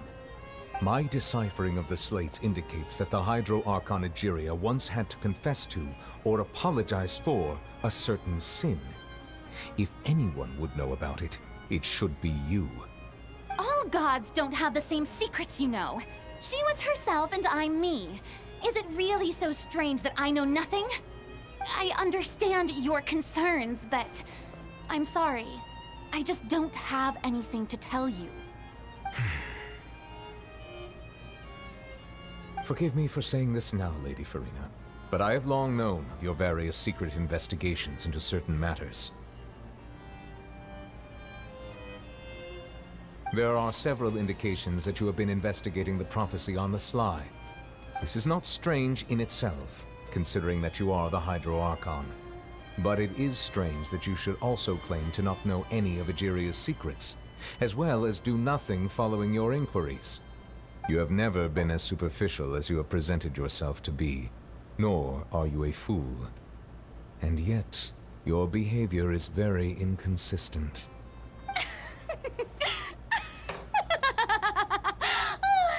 So you've been watching me all this time, have you? I didn't think you were that type. You... Well, since you know about my secret investigations, then you should know I'm actually working to take care of it. There's no point questioning or suspecting me. You're the Eudix, but you're still my subordinate. You should be following my lead. Just trust in me, you're Archon, and do as I say. Never mind whether you can truly convince yourself to or not. It'll all turn out fine. That's all I have to say. We do not discuss this matter again. Oh, the opera's about to start. Toodles!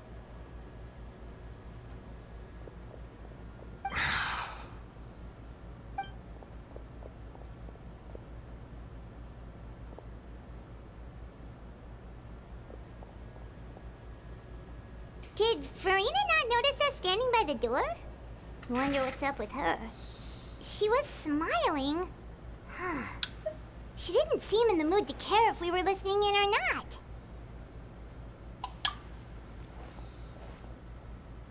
I assume you've been outside for a while now? Oh, you noticed. Seems Farina didn't even realize we were here. She was in a great panic, though I cannot discern the reason. Our discussion reached impasses time and again, A state of affairs that we cannot allow to continue. Still, I do not understand. Dialogue is the basis for understanding, so why did she keep refusing to engage?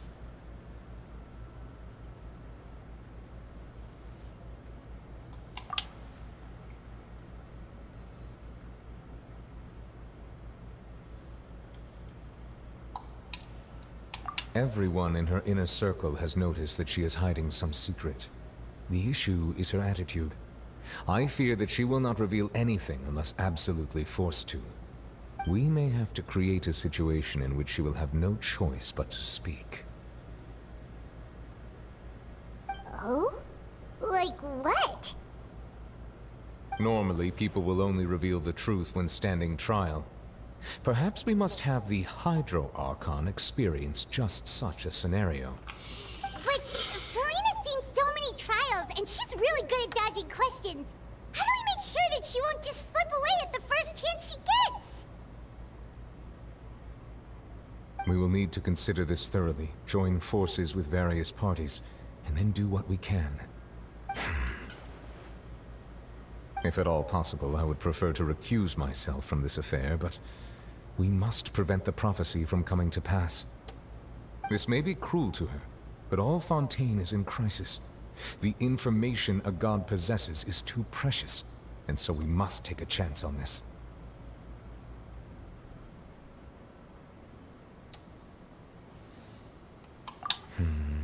But who will lend us their aid to do such a thing?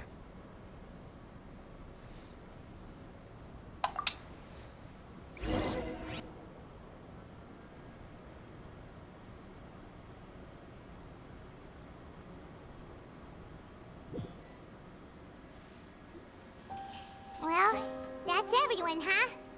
Speaking of which, it was pretty smart of you to think of hiding here. Poisson was just involved in a disaster, so it's presently devoid of people. That naturally makes it the best choice. And here you are drinking tea like it's the most natural thing in the world, huh? That's what families should do. Sit and enjoy a leisurely time together. It's nice to enjoy tea here, you know? Care for a cup? Lend me your ears, everyone. Or perhaps one of you might like to start us off. How about you, friend? Me? No, I don't think I can. Then, how about you, good sir? I fear that I will cause the mood on this boat to become as somber as it is in court. Well then, I guess we're lucky we've got a local like me to organize things. Wonderful, the spotlight at last. I guess I'll be facilitating things from here. That was a little long-winded, don't you think? Oh, you might be right. Anyway, to cut to the chase, our friend here, the Traveler, has brought us together to discuss something. As for what that is, well, let's start by saying that we'll be pooling our efforts together to create a series of traps. Oh, how intriguing. Well, it's just an expression, really. One that I just learned from Clorand, and used on the spot. So, let's invite her to explain in detail. A round of applause, please.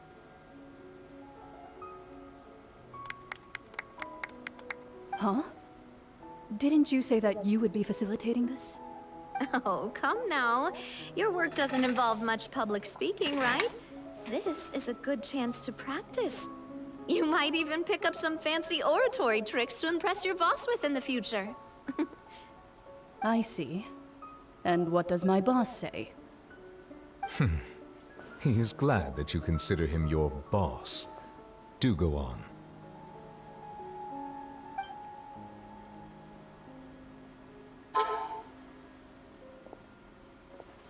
In that case, do any of you have experience hunting? Not that I recall. Fremine and I once used a wooden stick in a basket to catch wild rabbits when we were younger.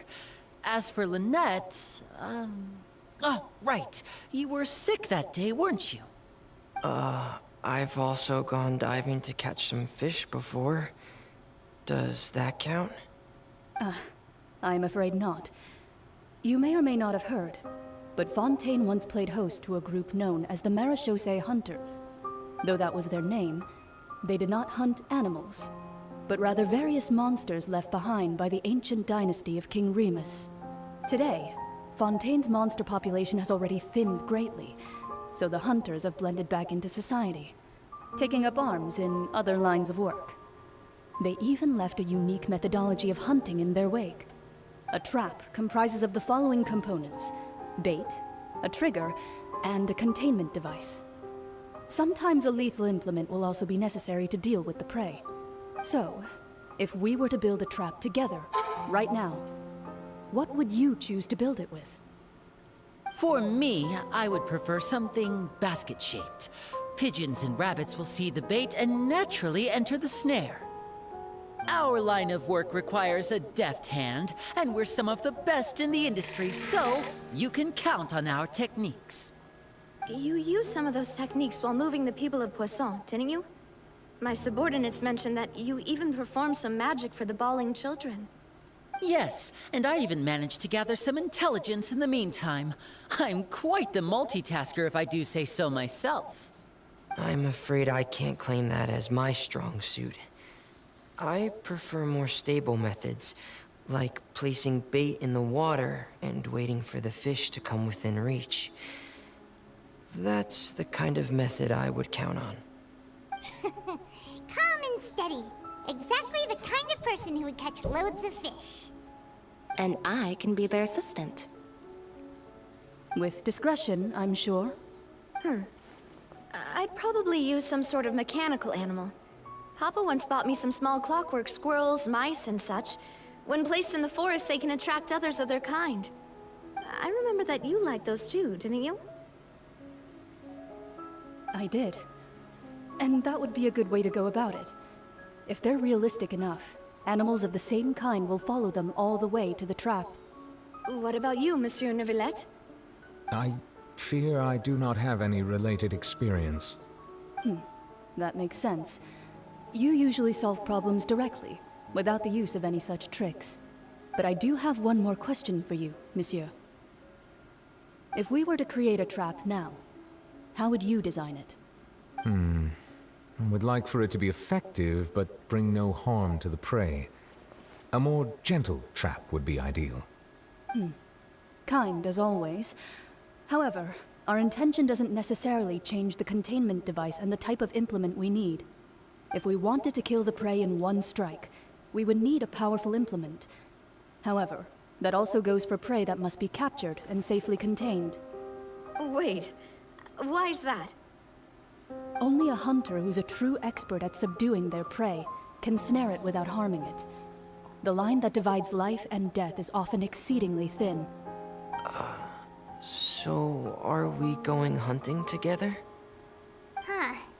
We hadn't thought of seeing ourselves as hunters. It kinda works, but maybe it's still not the best metaphor. If our means of capturing and dealing with our prey is to put them on trial, then the hunting metaphor is actually quite accurate.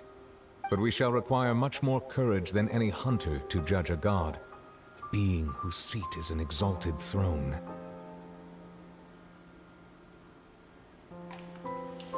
Oh, so that's what's going on. Sounds very interesting.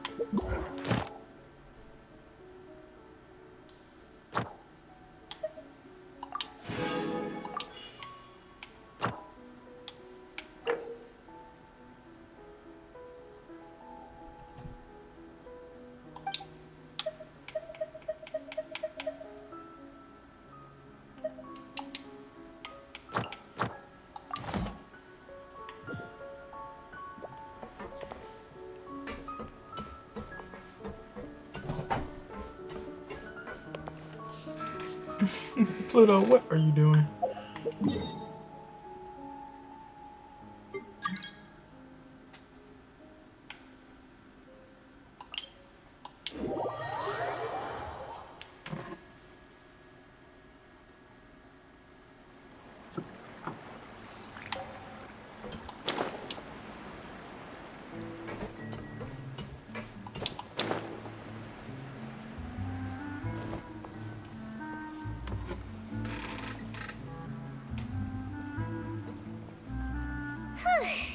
It's been a tough few days, hasn't it?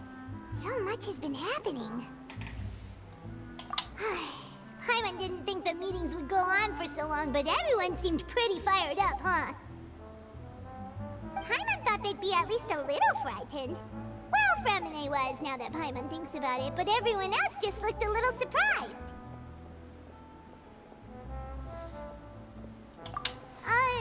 Well... It's hard to say. Paimon doesn't have any experience with this sort of thing.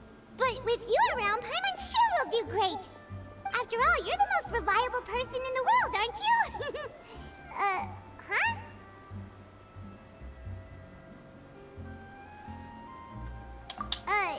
Did you just pour some tea?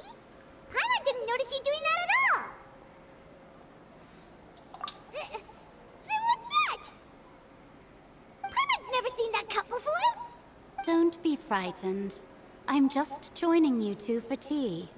I merely refrained from saying anything till now. Who's that voice?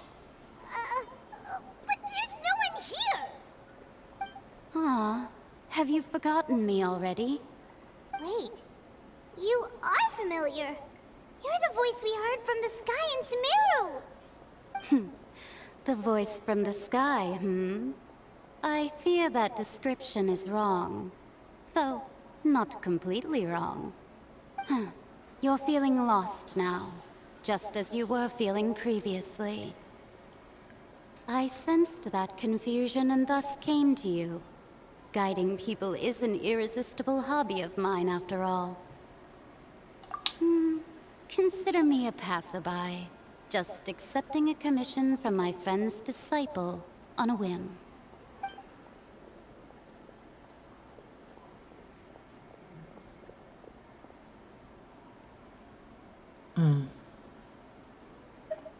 The prophecy. Yes, what has been prophesied will be fulfilled. You may view such things as the history of the future. What? Then is there any way we can stop it? I believe you have witnessed a failed attempt with your own eyes. Can everything in Teyvat so easily be changed? Ah, so you've caught on. Just as prophecies are usually only the future as seen from the perspectives of the gods, could things be happening in hidden corners where the gods' gaze does not fall? Are the things that you shall see different from the fate that the gods perceive?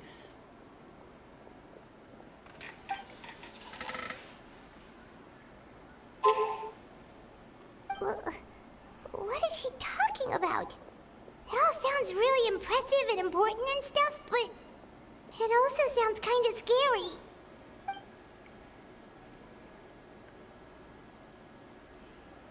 I believe that you understand, right?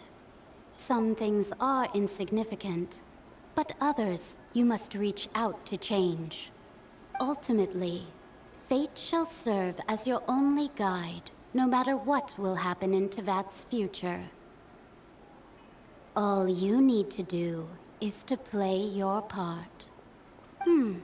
This was good tea, by the way. Thank you for your hospitality. Well, that'll be all for today. The voice. It's gone.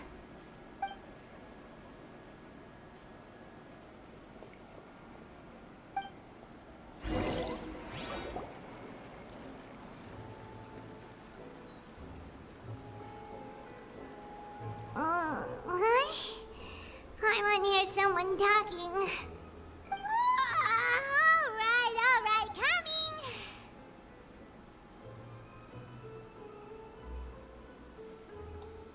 Hey, it's you who's getting being lazy, okay? Well, I see I've walked in on some lively banter. Mona!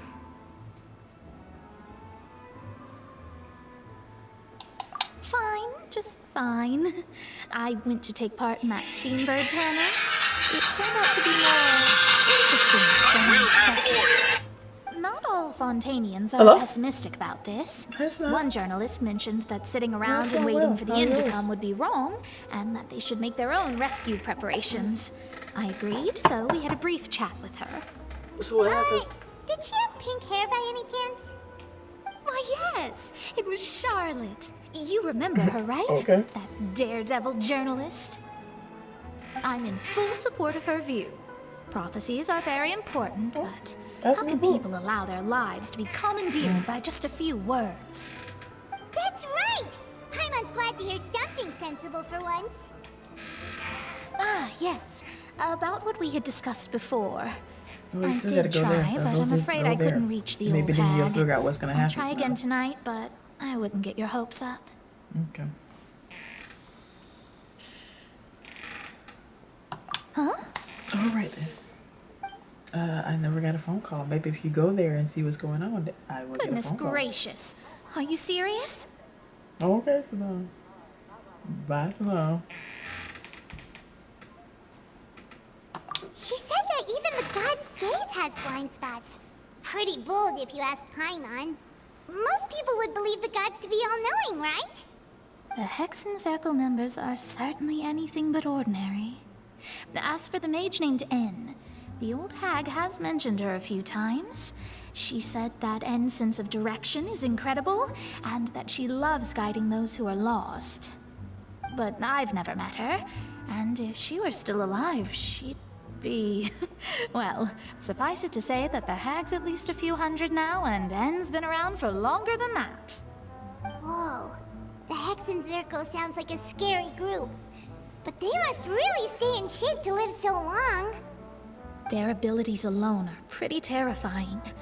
If she came to see you personally, then the problem you're facing must truly be of great importance. Well, it's not like Paimon could understand anything she said. Yes, she was quite cryptic, but I suspect she means that there is still a way to turn things around. She didn't say when or what that would be, though, so... perhaps it is something that you cannot know right now.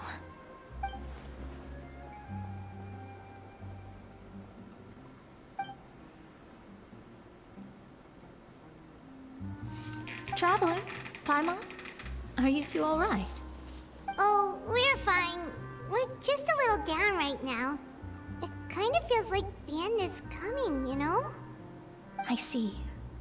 I feel that same sense of desperation, too.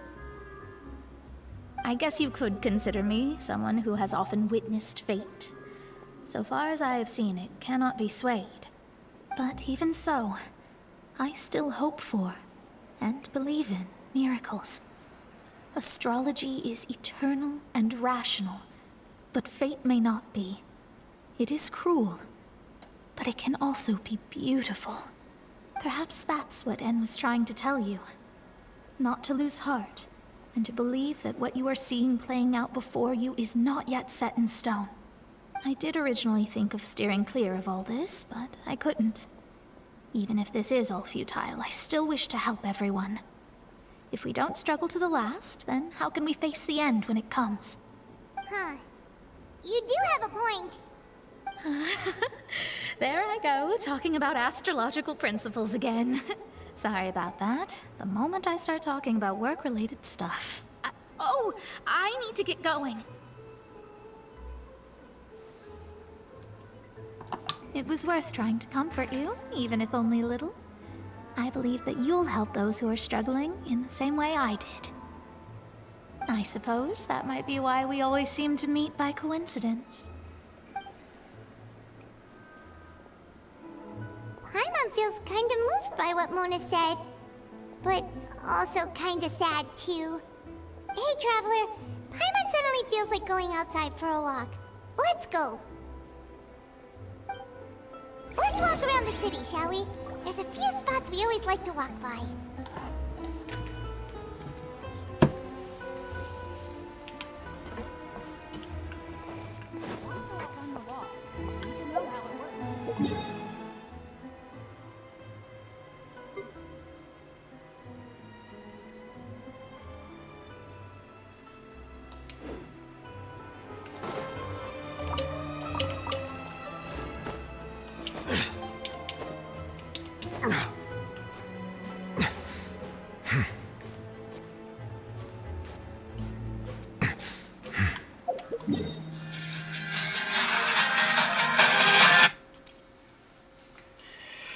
Yes, ma'am.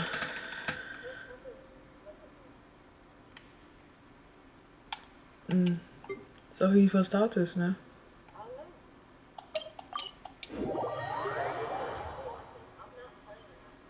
Okay, Smell. Okay, we said that. I told them that. Let it go. You did your part.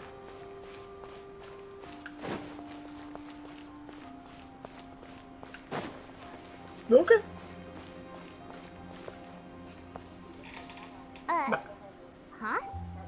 Our names are written in this newspaper. What's going on?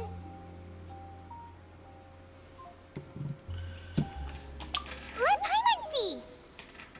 The underwater stronghold, the Fortress of Meripede, has continued in its noble autonomy, but that does not mean that others cannot interact with it.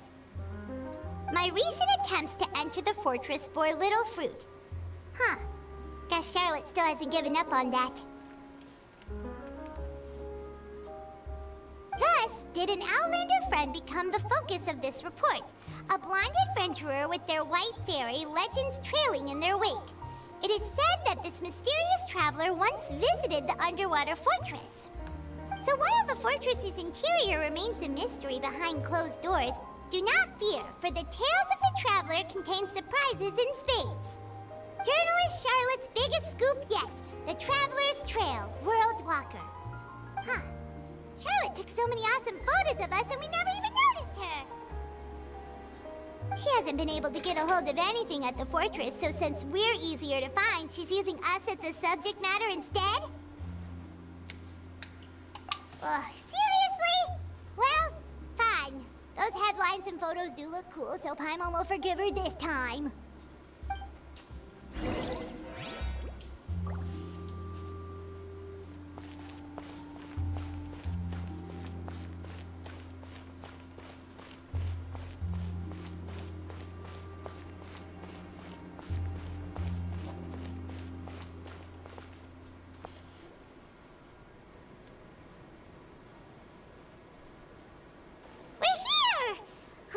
Paimon's hungry. Should we go in and get something to eat?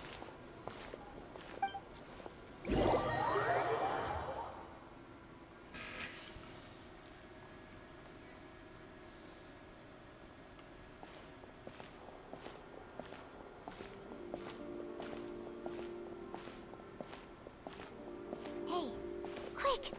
Look! That's the limited edition, only 16 slices a day cake!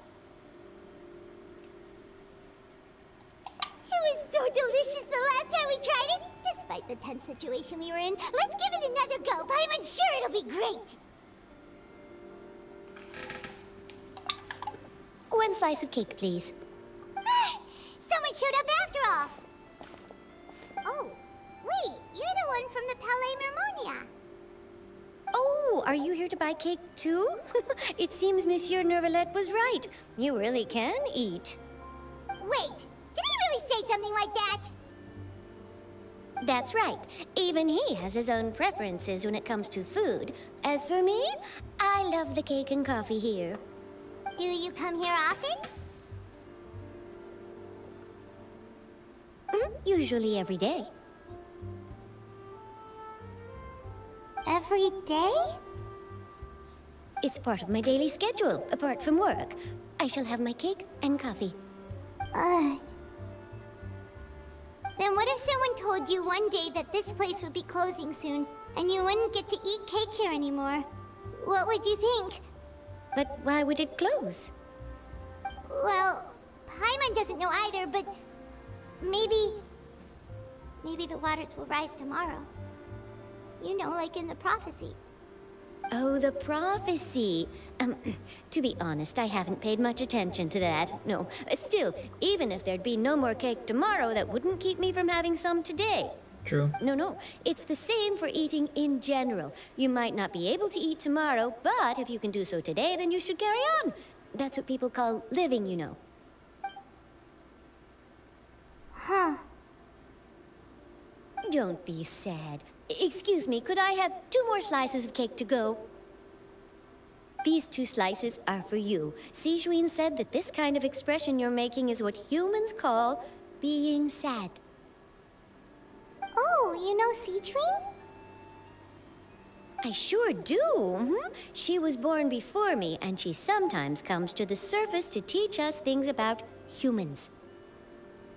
She said that humans are creatures that are saddened easily, yes, and you can only lift their spirits by feeding them delicious food. So please try the cakes here. I've got something else to do, so I'll be going now. You two try to stay in a good mood after eating, all right? Bye.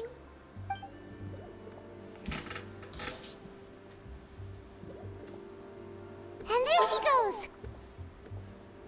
All right, let's dig in. Paimon's sure this cake will be delicious.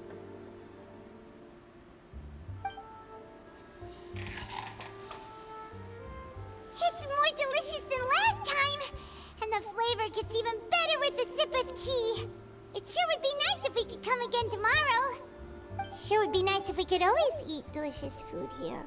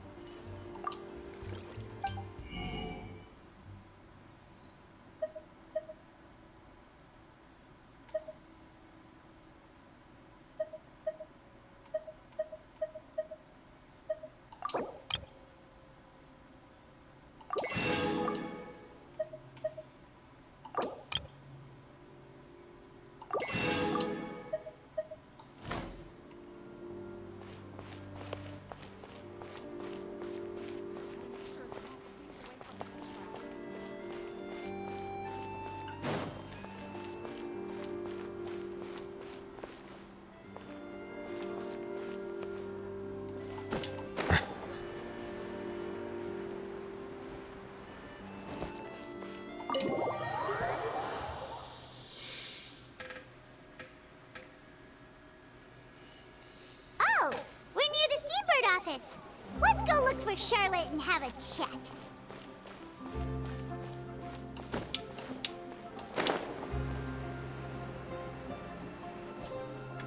Wow! If it isn't the Traveler in Paimon! Oh, have you seen the article I wrote about you? Ha! You've got some nerve! You just used us to make some quick mora!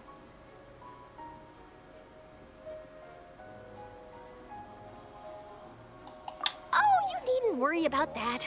I heard that you were in Poisson some time back, so I sent you a letter to discuss just that. It appears you didn't receive it, though. It's all right, though. I've set aside the amount intended for you. I've even set the table with some food. Really? Oh, you're the best! You're almost a little too easy to win over, Paimon. If I were a journalist with ulterior motives, you'd be in trouble now, you know. Oh, Paimon knows you're not like that. Still, what brings you here all of a sudden? Were you looking for me?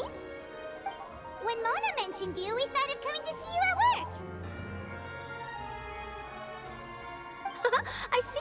It seems you've already bumped into Mona here in Fontaine. So she mentioned me? What did she say? She said that you're a real daredevil of a journalist. Nice. In which case, can this daredevil journalist dare to request an exclusive interview with the legendary Traveler in Paimon? Huh? So your article in the paper today doesn't count? Oh, of course it doesn't. That was more like live photography. What I'd like to do is dive deeper and ask you to talk about the things you've seen and experienced.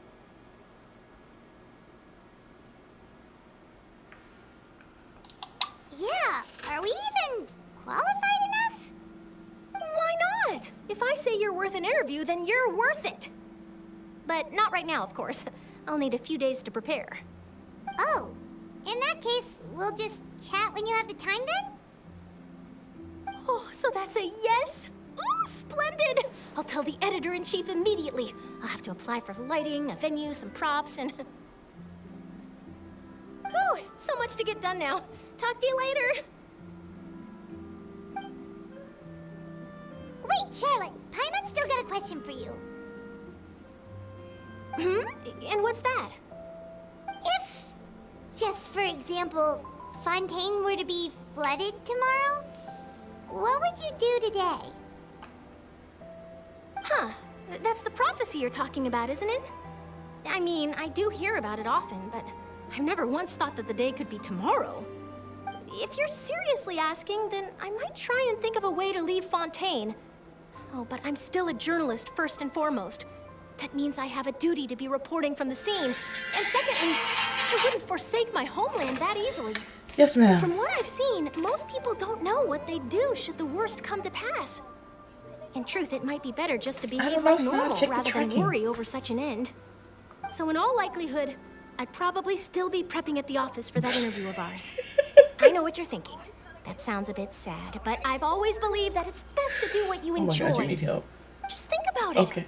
If this nation really were to be Oh my suddenly God. destroyed tomorrow, Bye. but I still successfully finish an exclusive interview with a truly unique person, then the story I would wind up writing would truly be timeless.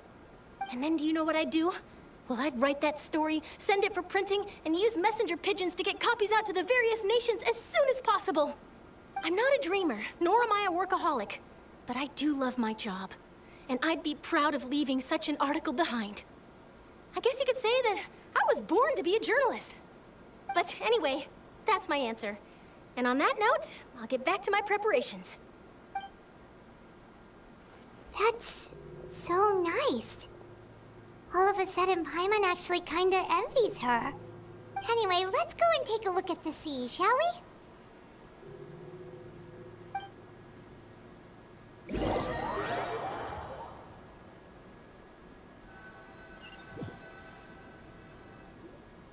The sea breeze and scenery can be a pretty soothing combo, huh? Paimon's been thinking. If it wasn't Fontaine, but all of Tevat that would be destroyed tomorrow, where would we go and what would we do? No, Paimon should ask, if you could choose, what would you like to do?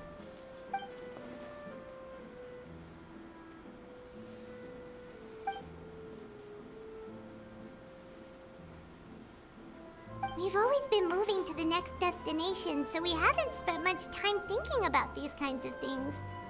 We didn't have to either, with us always being on the road and whatnot.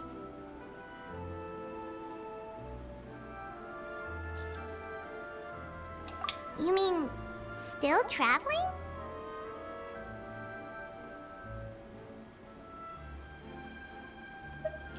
Huh.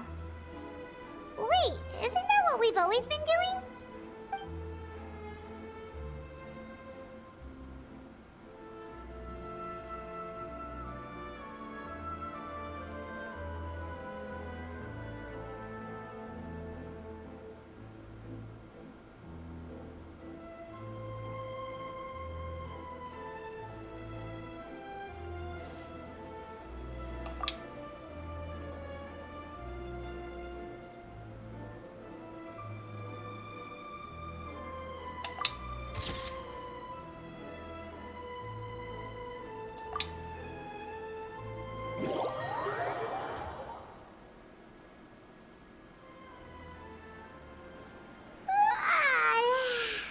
Feels like you'll grow mold if you stay here long enough. But it's still better than the Fortress of Meropide, that's for sure. It's not only damp there, but salty too. Ah, so the two of you are still here. Wonderful. Oh, you're from the Palais Mermonia, aren't you? Yes, I'm Isadora. Monsieur Nervilad sent me to look for you two before. I heard that afterward you went to the Fortress of Meropide.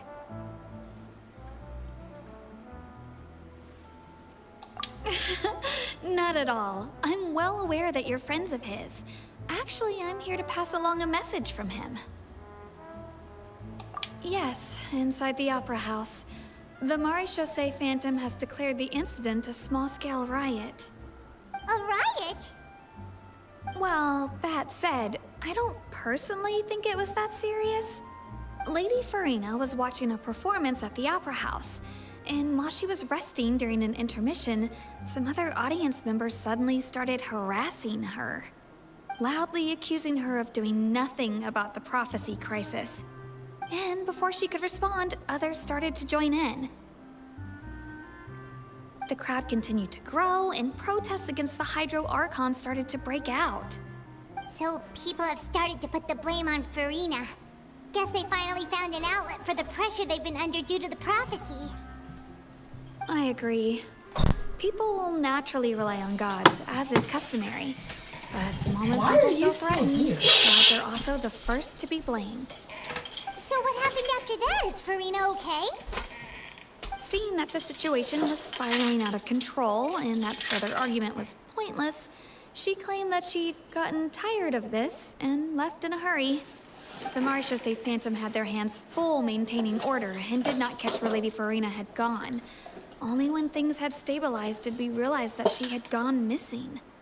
So, you mean she's still missing? That's right. The Marechaussee has dispatched many people to search for her, but we don't have any leads yet.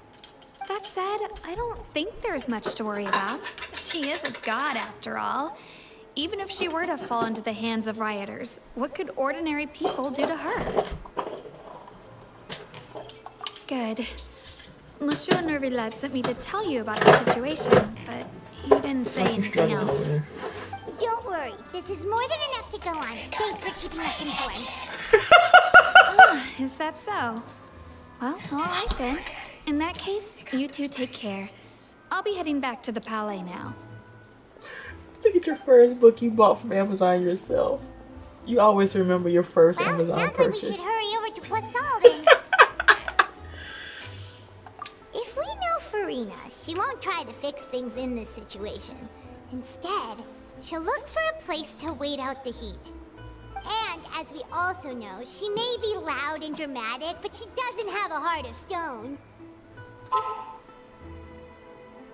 When Nervillet was talking to her in the Palais Mermonia, and she heard about Poisson, she couldn't hide her sadness and remorse. It would be hard for her to ignore being accused by the public today. Paimon thinks Farina's probably taken the opportunity to slip away to Poisson and try to relieve the sense of guilt that she's feeling. Huh. Well, what do you think? Paimon knows the answer, of course, but Paimon can do the analysis to back it up too. And I have an Italy Cool, version. huh?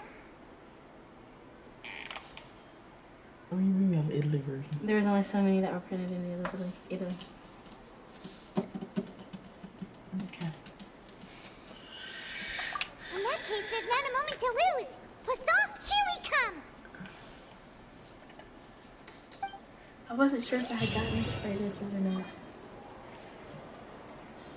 Yep. I won't be donating this book to Library Mama.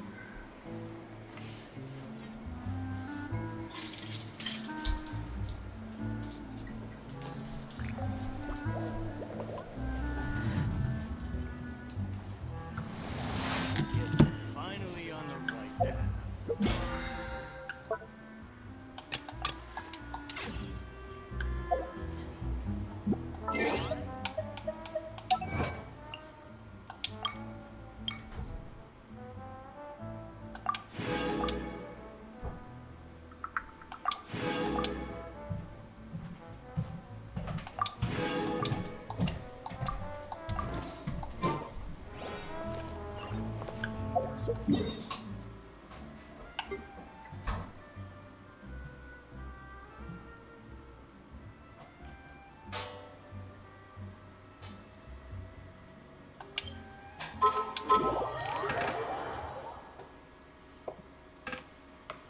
This place looks deserted. Guess all the survivors must have evacuated already. All that's left here are signs of devastation. Could Farina really be here? Let's try to find her as soon as possible.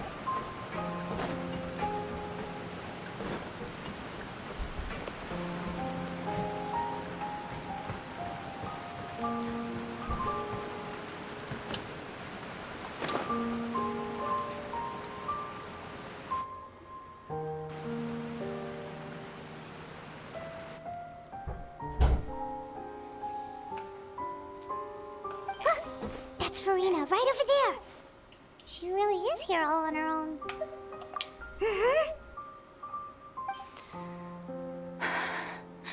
Should I just give up? This is all meaningless. What was meant to happen did happen after all. Everyone's dead. I'm sorry. I am so sorry. Give up, Farina. There's no point in holding out. I'm sorry. But what can I even do other than to repeat meaningless apologies over and over?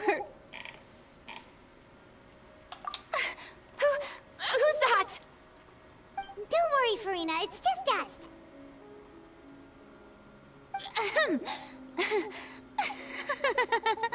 So it is you, blonde traveler from another land. Why, I almost thought you were someone from that mob of my ignorant subjects. Come to kneel and beg for my forgiveness. Farina, you were crying just now, weren't you? The tear stains on your face are obvious. What do you mean, tear stains? Oh, I remember. The show at the Opera House earlier this morning was so moving. I'm still trying to process it. Who did that uncivilized rabble think they were? Disturbing my enjoyment of the arts. They even dare to tout their Archon. I must teach them a lesson. I can just imagine their twisted and frustrated faces once they realize that I'm nowhere to be found. Oh, and I'm sure Nouvellette and those people from the Maréchaussée Phantom are freaking out right next to them, too.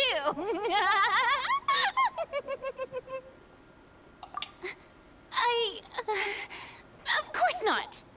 Hey, there she is! The Hydro Archon's over there! Quick, after her!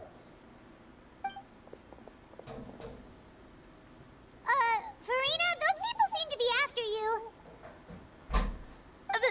They are... They're just some rabid fans who want to cut the line because they haven't been able to meet me in person, aren't they? That's against the rules. I can't let them get their way. Farina just ran off! Quick, we have to catch up with her!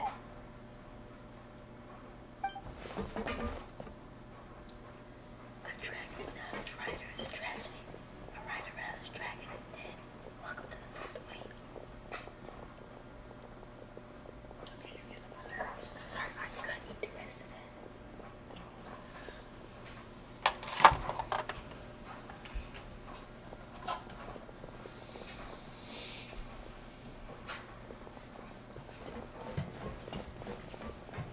This should be the place, right? Hey, Farina! There's a good hiding spot over here. Quick, come to Paimon before the rest of them catch up to you. What is this place? Hurry, they're almost here! Fine. I suppose haste is warranted. Lead the way.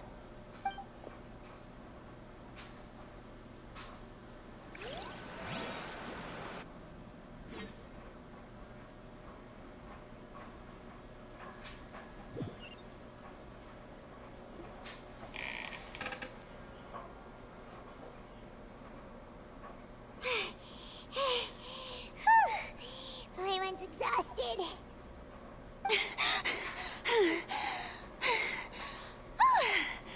I'm so tired. I totally thought they had caught me. No, I mean, I merely gave in to the sheer enthusiasm they displayed.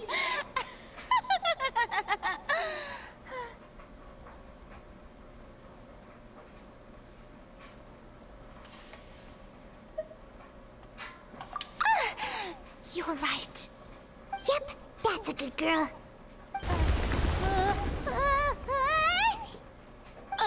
What's happening? The ground's shaking. Is it an earthquake? Yeah, a quake of this kind preceded the flooding in Poisson, didn't it? It can't be. It's happening again. Well, there's no need to worry too much about that. Neverlette's made some emergency plans, so the evacuation should go a lot smoother this time. Yeah, I hope you're right. But the people of Poisson, they've already...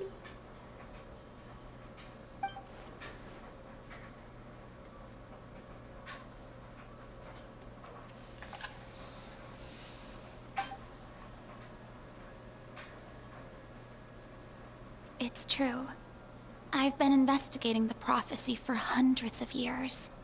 I once had informants all over Teyvat, searching for clues and feeding information back to me. I've tried all kinds of ways, too, to hold back the sea. Anything to keep the coastline from advancing. But all my efforts proved to be futile in the end. Really, the truth has been clear to me for a very long time. We cannot make an enemy of the divine. No matter what we do, the will of the heavenly principles will have its way, and the prophecy shall be fulfilled.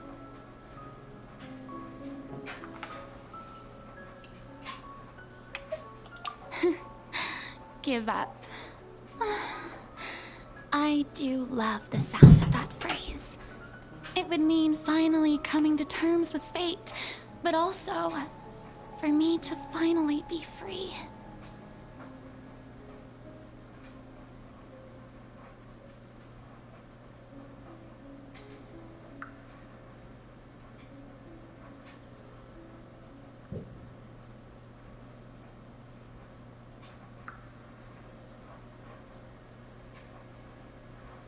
Indeed, I've thought about giving up so many times.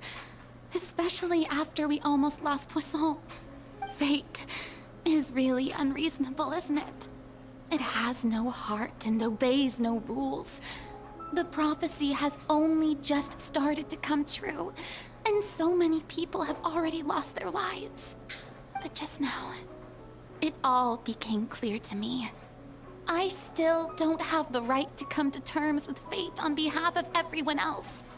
As long as the final moment hasn't come, it's still not too late.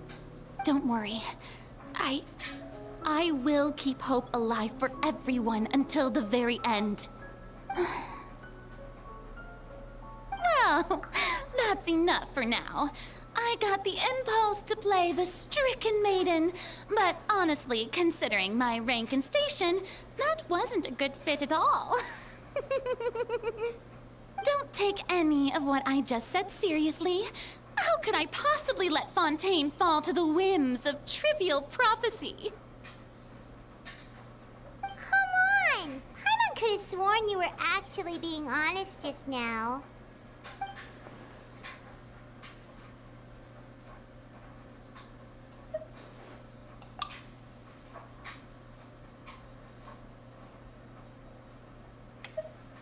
Share my burden. That's impossible. It was fated right from the start that this would be my duty alone.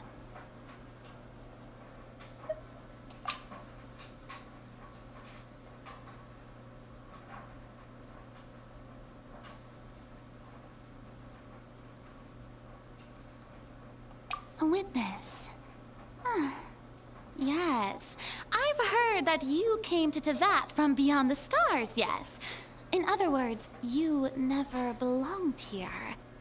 And if Teyvat is, in its entirety, a show on a stage, then you're just a spectator, aren't you? If that's the case...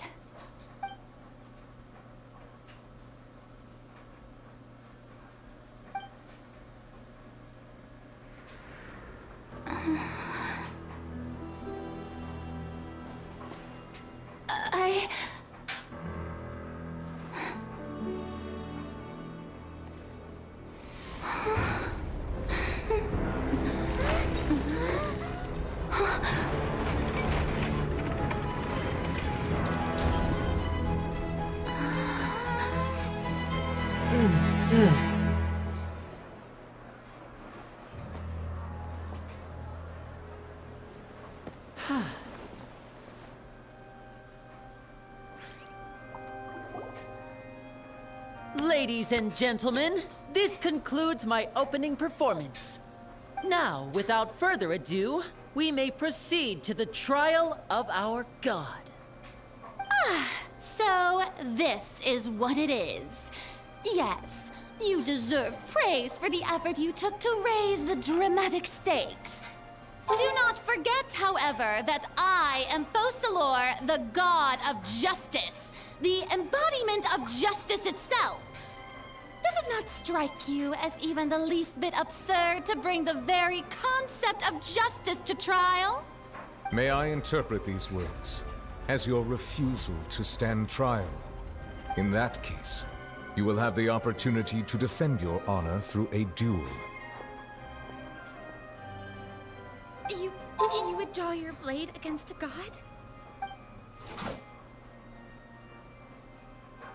I see. It seems like you have made up your mind.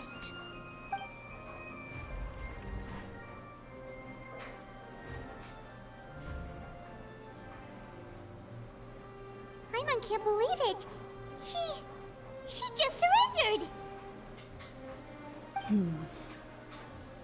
What the heck is going on? Did I just see an Archon surrender to a human? Wow, how utterly humiliating. Lady Furina, what is the meaning of this? It would seem that there has been a misunderstanding. To be clear, the raising of both hands is not always an indication of surrender. Looking for excuses again, huh? I raised my hands just now to indicate my acceptance of the trial. No duel shall be necessary. I will admit that I've been running away for a long time. I'm sorry, everyone. I was unable to protect the people of Poisson. It is my duty to stand trial for my crimes. You are not the only ones to be disappointed in me. I, too, am exceedingly disappointed in myself. But now, it is time for the Hydro Archon to show you her courage and resolve. I, Furina, will use this trial to show the world the true meaning of justice! This time, I will protect you. Applaud and rejoice! One of the most outrageous and fantastical arcs known to the opera Epiclese is now unfolding before your eyes. Mark my words, this shall be one of the most exhilarating and brilliant shows ever to grace the stage of Fontaine! The trial of the Hydro Archon, Focalors, will now begin! Woohoo! Oh, now we're making history! Why does it feel like Furina just took over the whole thing? Like, come on! Didn't she just get forced to stand trial for her crimes? Also, even though she's still acting super dramatic, she is taking this seriously this time, right? All right, then. Who will be my opponent in this trial? The court asks the prosecutor to please take the stand. Is that so? Very well. Then please speak, witness of Tivat, my accuser and fated opponent.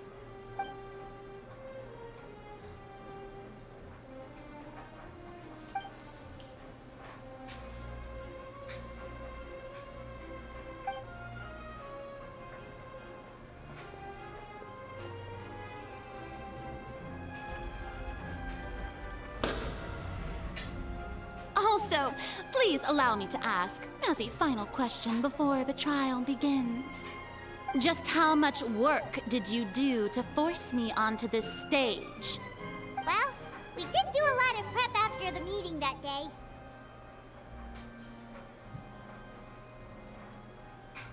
I can go over the tasks assigned to the Spina di Rosula, since they were rather straightforward and easy. Navia, the president of the Spina di Rosula. Most of the people who participated in the disturbance this morning were my subordinates.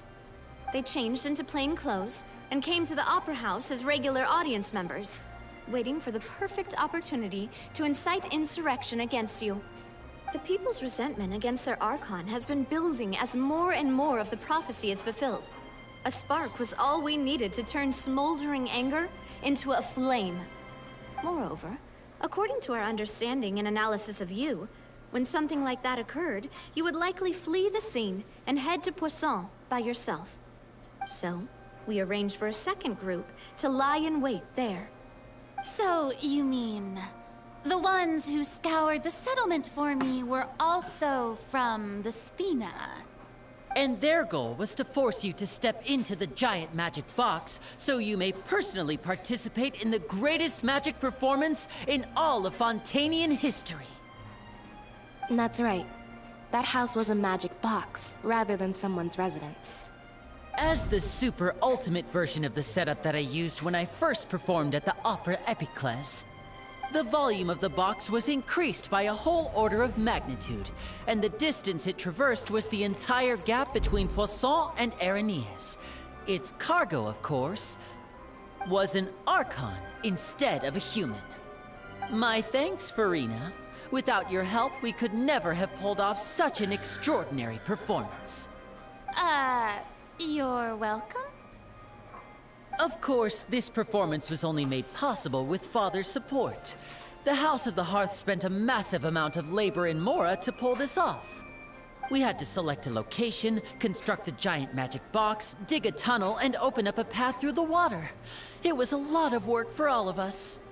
So, in other words, the earthquake that we felt within the giant magic box was just a normal tremor from the transportation of the whole house? That's right. It wasn't a sign of another disaster to come. Then, I can guess Nervilette and Cloran's parts. You gathered a crowd, prepared a stage, and made sure that the champion duelist would be immediately ready for a fight. Also that as soon as I appeared on the stage, the trial may commence without a hitch. Am I right? Yes, that is correct. Well, Clorand, I must commend you for your courage. Only the most outstanding champion duelist in all of Fontaine would accept a duel with an Archon without flinching. Thank you. As for you, Traveler, I suppose your role was to keep me distracted with conversation once you found me in Poisson. You'd make sure that I didn't notice anything amiss before revealing yourself as my prosecutor once we'd arrived onto the stage. Oh?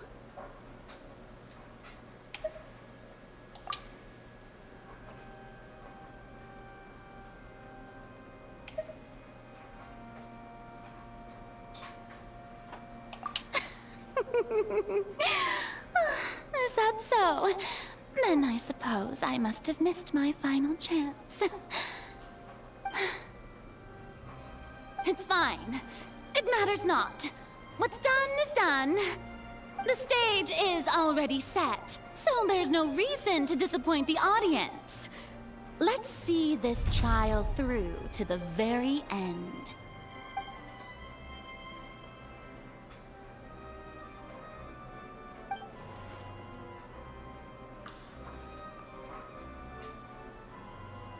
Madam Prosecutor, please allow me to pass this along. This is a document that Miss Charlotte applied for and received permission to share with you during the trial. According to her, it should speed up the proceedings. Huh? Charlotte wanted to give us something? Oh, so she's here too! Hey, Charlotte! Oh, let Paimon see. Isn't this the exclusive interview that she did with us before? So she's already finished it, huh? Wait, then that means this document is a perfect timeline of everything that's happened ever since we stepped foot in Fontaine! So in other words, we can refer to this anthology of evidence every time we want to use something from our journey as evidence for an argument! Let's quickly confirm the information in it. Just think of it as a refresher, alright? You defeated the Hydro Archon in the very first duels you took part in at the Opera House. That's one for the history books, all right. I didn't think that you'd wind up getting to the bottom of the case I'd been following all this time. I guess you could also see this as a happy coincidence. This is the first time Monsieur Neuvillette had a difference of opinion with the Oratrice. Even the Hydro Archon can't figure it out. A Fatui Harbinger. She's an extraordinary person. Her instinct must mean something. The fortress of Meripede was almost destroyed in a single day. That I didn't witness that scene personally will always be a source of professional regret, I think. According to Monsieur Neuvillette, both Child and that whale should have been in the Primordial Sea at that time. I nearly lost my awesome friend Navia. To be honest, that still gives me shivers. Mama? The words of someone as extraordinary as a witch can probably only be truly understood when something surreal happens to you. Oh, okay. Because you wanna know why, Mama? You know why I'm talking to you? Because a dragon without its rider is a tragedy. A rider without its dragon is dead. Welcome to the fourth wing. Ma'am, I'm just kind of online right now. Okay, and let them know that yesterday was Iron Flame Day. It's not. Everybody go order your copy of Iron Flame. Please be quiet and go away.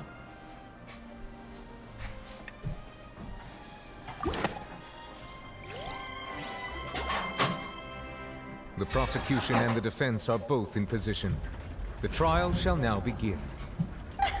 Oh, come on, Neuvillette. There's no need to repeat all the unimportant legalese. Just fast forward to the part where the prosecution lays out my offenses. As the defendant and the lead actress of this performance, I still haven't even been informed of my supposed guilt in all of this. Of course, it is only natural for humans to struggle to understand the actions of a god. However, you will need more than that to convict me of a crime. That's true, but my charge here is unrelated to your conduct as an Archon. Instead, I would like to charge you as a fraud who's never been the Archon in the first place. Damn. Wait, what was that? Lady Farina's a fraud? Hey, I came here thinking that we were going to try the Hydro Archon for forsaking her duty, but did I hear that right? She's not our Archon at all? Charge accepted. Lady Farina, do you plead guilty to the charge?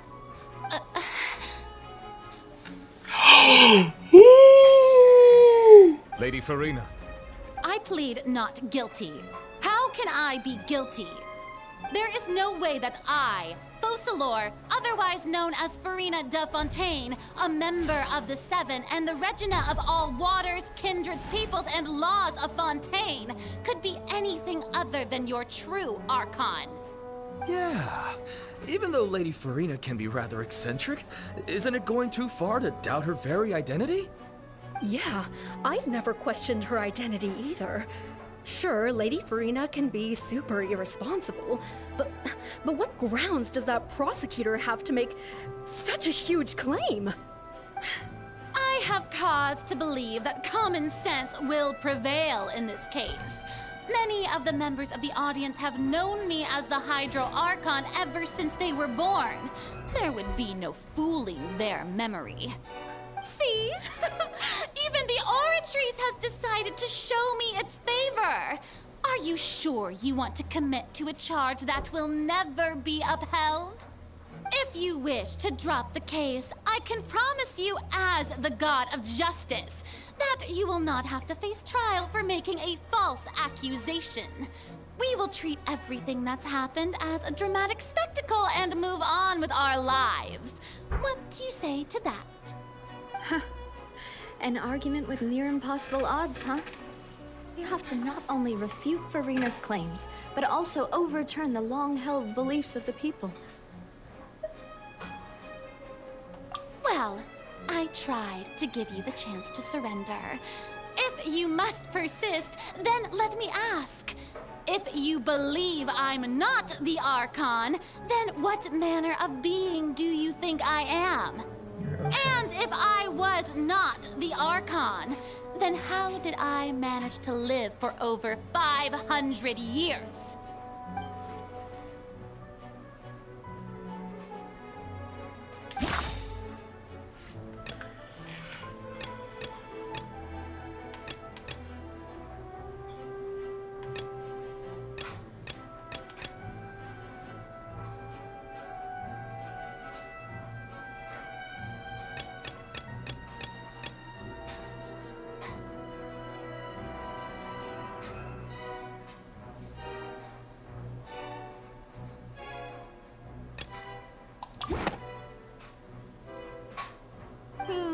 That doesn't sound right.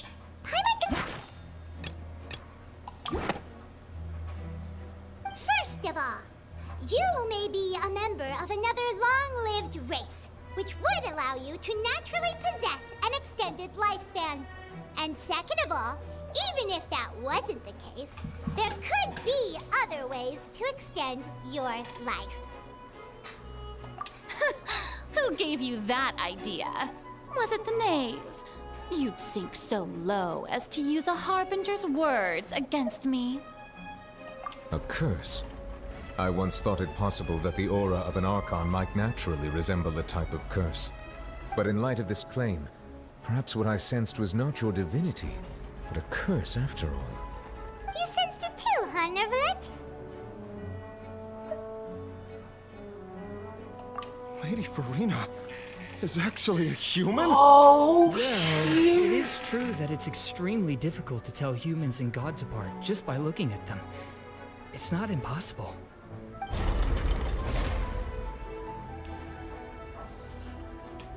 Well, don't start celebrating too early now.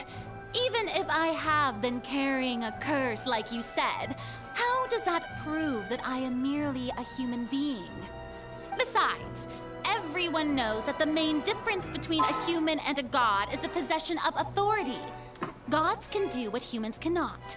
That's why they're worshipped as gods. For centuries, manifestations of my authority have served the nation of Fontaine.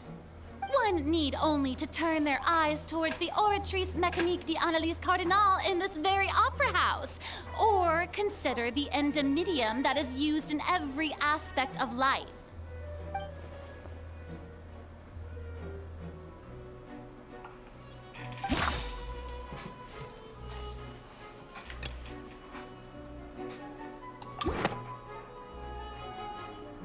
You tried to reference the Oratrice.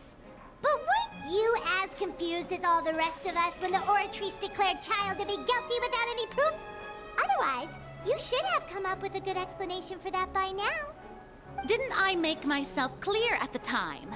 The decisions of the gods are naturally difficult for humans to comprehend.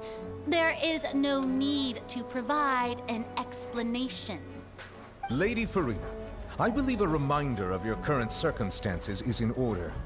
While the court is in session, the principles of justice and the law must come before all else. While you are an Archon, you are also first and foremost the defendant in this trial. You will prove yourself unable to defend against the prosecution's charges if you continue to withhold vital information against the rules of the court. I never thought you'd use that kind of rhetoric against me. That was no trick of rhetoric, Lady Farina. I've merely reiterated the rules of the court. Rules that all should respect and follow.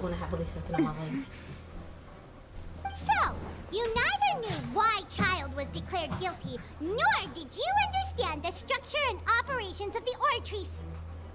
Instead of having been created by you, the manifestations of authority you mentioned have been made by the real Hydro Archon, haven't they? The real Hydro Archon? Well, now you're really losing me. It is true that I did not know why the Oratrice gave out a guilty verdict that day. But the Oratrice handed out that verdict unilaterally, and it has been operating independently ever since it was first created. You can't argue that just because a divine creation is flawed, that the god behind it must also be no god at all. She's still throwing out all kinds of excuses. Seems like she's confident that we won't be able to produce proof that she has no power over the Oratries. My power as an Archon. There are many ordinary citizens in the audience. How can I just carelessly demonstrate the formidable power of an Archon? If that poses a concern, I'm prepared to extend my protection to the audience. Damn. You don't need to go that far.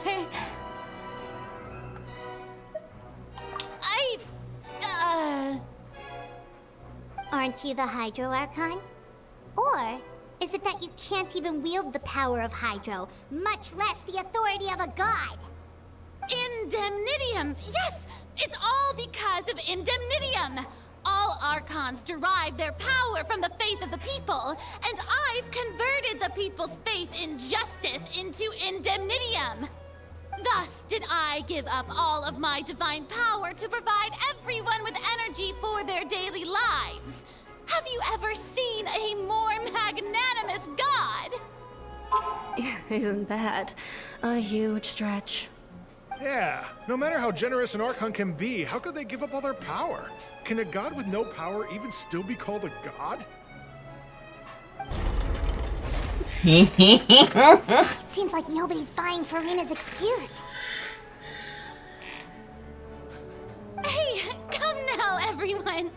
Please don't stare at me as if I was a liar. I'm still the same Furina you knew, right? The one that you loved. Shouldn't you want to believe in me? Please? You've got to believe me. If what the prosecutor said is true, she really has committed a grave offense. Did she deceive all of us? And all of our parents and grandparents too? And then all of our ancestors? Ever since they were born? Enough. That's enough. Tell me then, if I'm not the real Hydro Archon, then who is? If you have no evidence of another Hydro Archon's existence, nor can you find anyone who can back up their claim to be such, then what grounds have you to say that I'm not actually the real deal? Wow, she came up with yet another argument. How can we refute her now?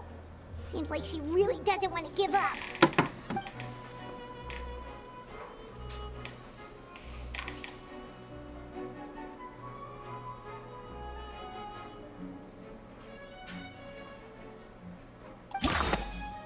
Oh God, where did I click? That doesn't sound right. Paimon doesn't think this clue can be used as compelling evidence to build our case.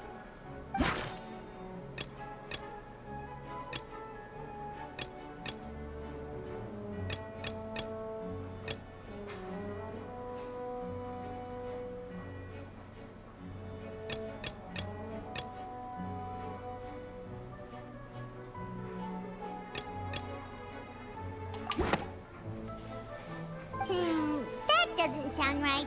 Paimon doesn't think this clue can be used as compelling evidence to build our case.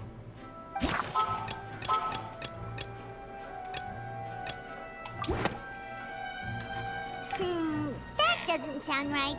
Paimon doesn't think this clue can be used as compelling evidence to build our case.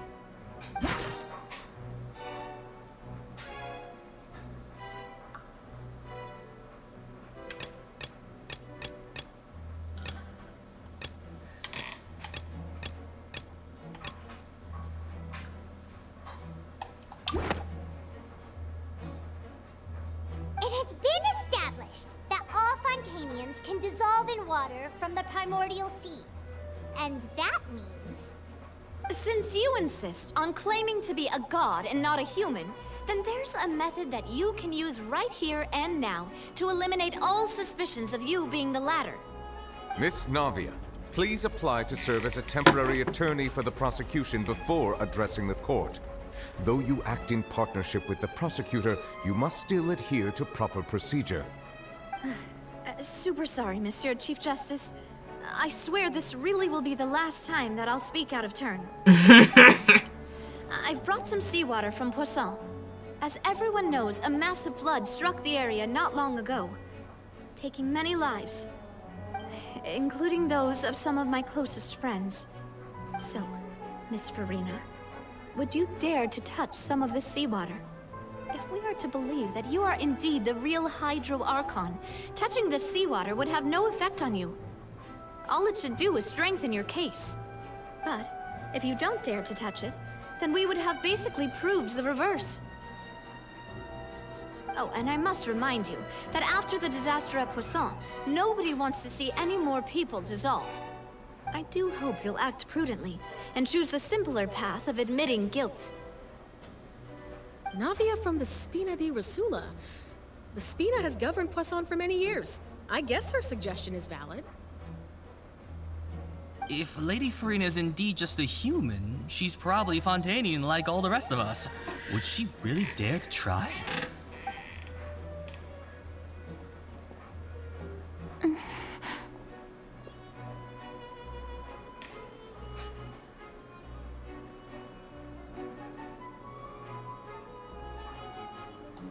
Lady Farina, this test has been unilaterally proposed by the prosecution. As it falls outside the realm of standard court proceedings, you possess the right to decline participation.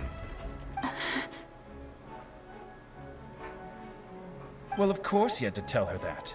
But refusing to participate is basically the same as a confession of guilt. She's just staring at the water without saying a single word. It really does seem like she's quite terrified of it. That could only mean... What's going on? Is she really planning to... That's not what we thought she would... Due to the inherent risk of the test, Lady Farina, you may...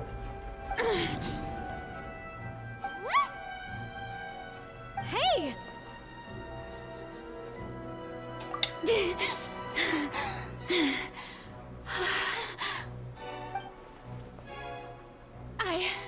I'm fine!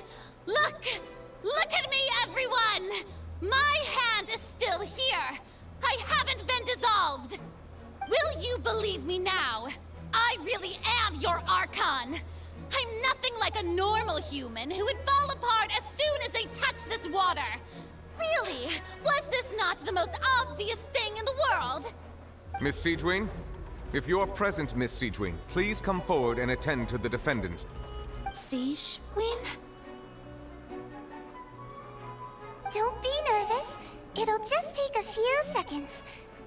Let me see. That should be enough. Please announce the results of your evaluation to the court, Miss Siegewing. As everyone doubtlessly saw, Miss Farina was displaying symptoms of hyperventilation and flushed skin. These indicate that she was experiencing the adverse effects of exposure to primordial seawater. The extent to which she was affected is the same as other humans when exposed to primordial seawater of a similar concentration. Thank you, Miss Siegewing.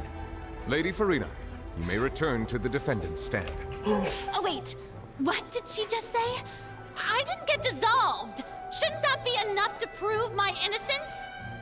Well, considering your tendency to run from your problems, we did originally prepare a direct sample of the seawater around Poisson.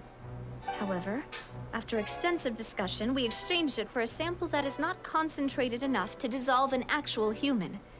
After all, on the off chance that something entirely unexpected might occur, we don't want anyone else to lose their life to the sea. Yeah, so out of regard for Farina's life, you secured a low-concentration sample and asked the head nurse to serve as an expert witness. It's a great thing that the direct sample wasn't actually used. Farina could have... I can't believe... you...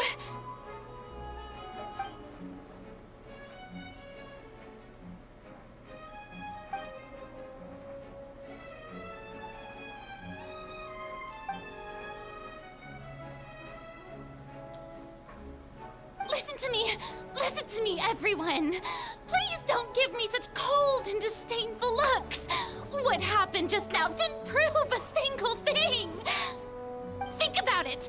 How can you conclusively prove that an Archon can't also be affected by the primordial seawater?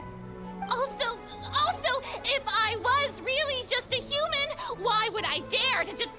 land in that kind of water!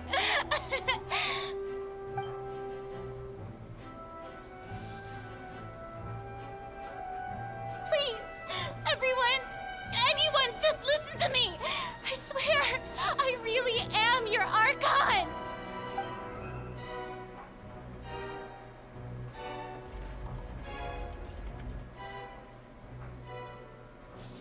Oh my god. I don't think anything she says at this point will sway anyone. The odds are just too stacked against her now. With all the things that have been said, Paimon doesn't think there's any way left for Furina to win.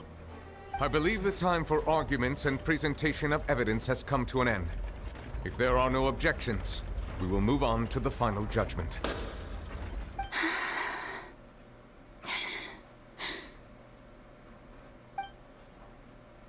I don't think anything she says at this point will sway anyone. She's too stacked against her now.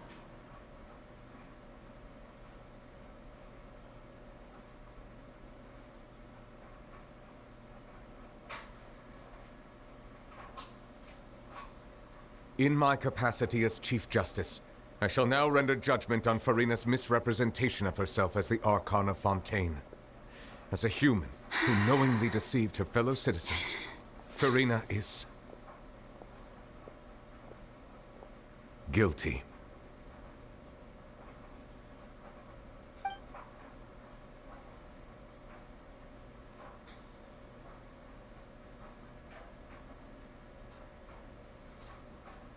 On her throne, all alone. We shall now turn to the Oratrice Mécanique d'Analyse Cardinale to render the final verdict on the charges.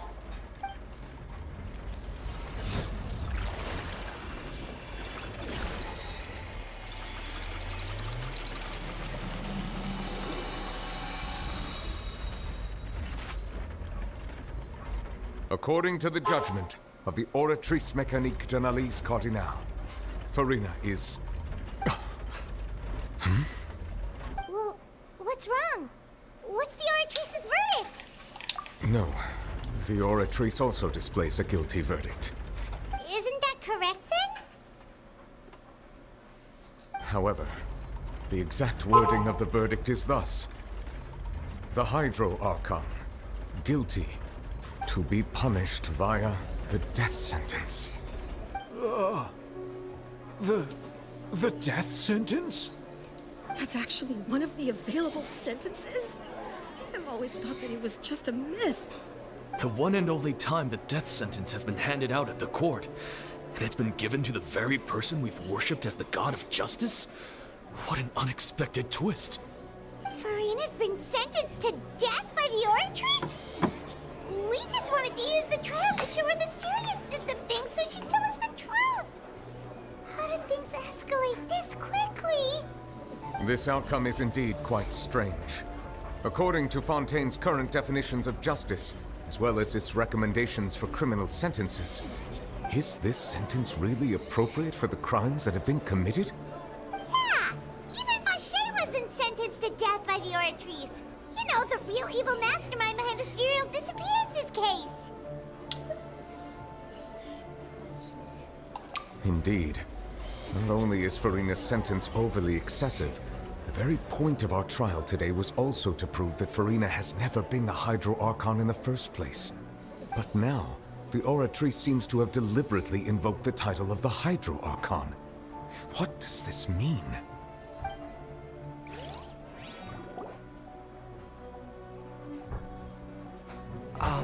Excuse me, if I may interrupt.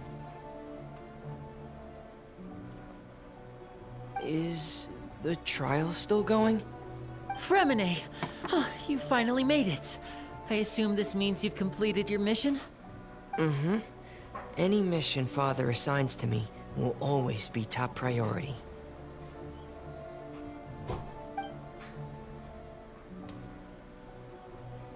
Is that the first prophecy slate? Huh. So the knave privately arranged for Fremine to try and find the missing slate. I looked everywhere and finally found it at the bottom of the sea. It took me a long time to get around some dangerous stretches of water. But has the trial already concluded? Then doesn't that mean I've come too late? Oh no. Father will be disappointed in me. Thank you for your hard work, Mr. Freminet. Please allow me to review the record left on the slate. Traveler, I believe that you have already seen the other existing slates, and would like you to come here and confirm their contents.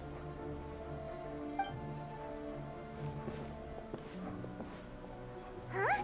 So what do you see? What is it?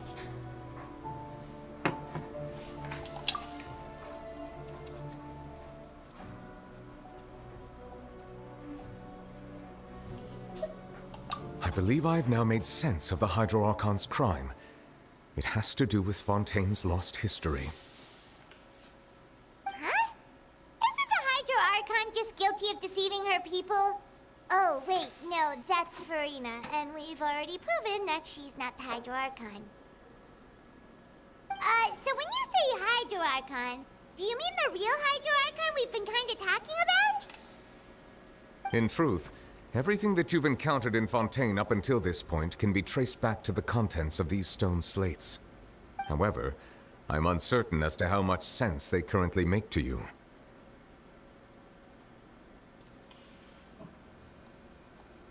Okay, let's try to recall the contents of the other 3 stone slates. Paimon will do her best to help you remember.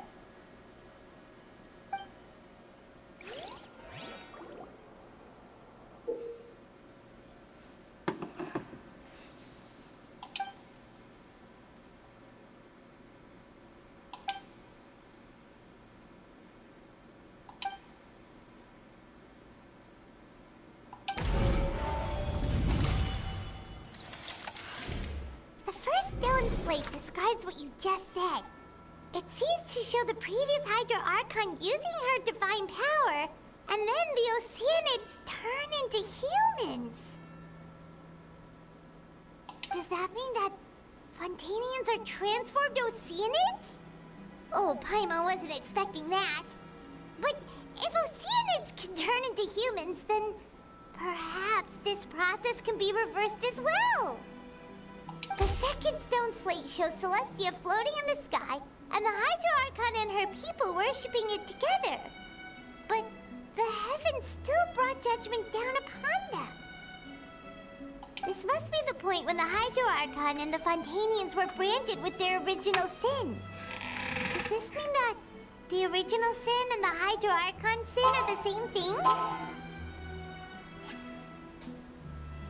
The third slate shows the Hydro Archon sinking into the sea, surrounded by many people. That reminds Paimon, didn't we also watch that happen to someone else? Well, the fourth slate is the prophecy the Fontainians have been talking about.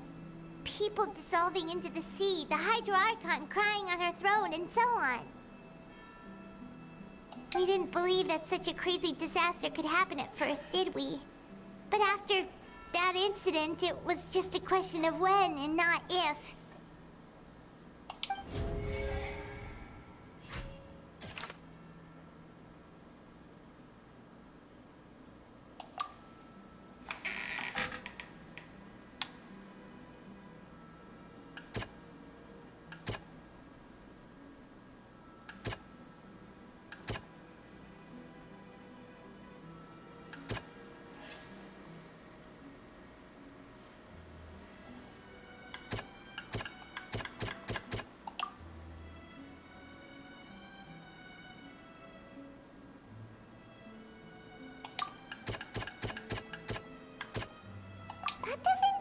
Quite right.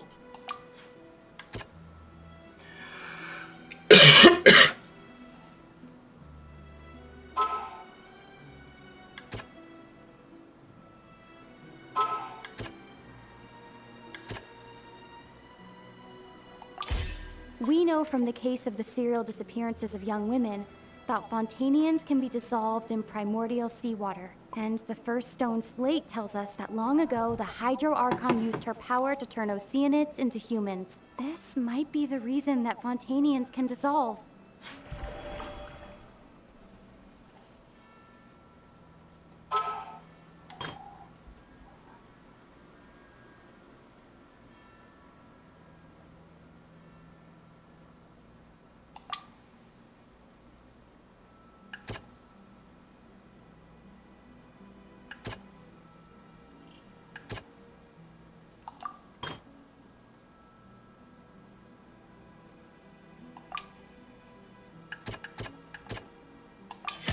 It's not as simple as falling into the sea. When Navia fell into the sea, her consciousness was subjected to judgment. The stone slates show the people gathered around the Hydro Archon in the sea.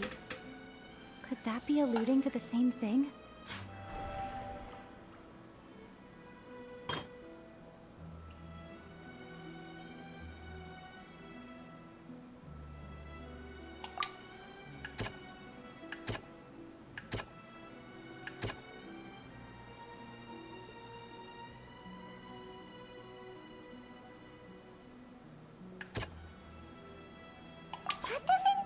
Quite.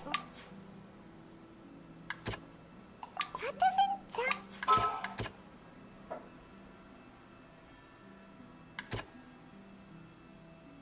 That doesn't.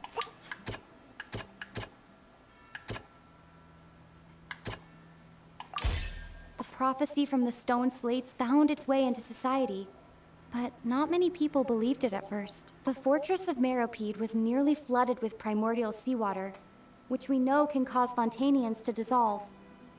It seems increasingly likely that the prophecy may come true. If we hadn't dealt with it in time, things could have gone very badly.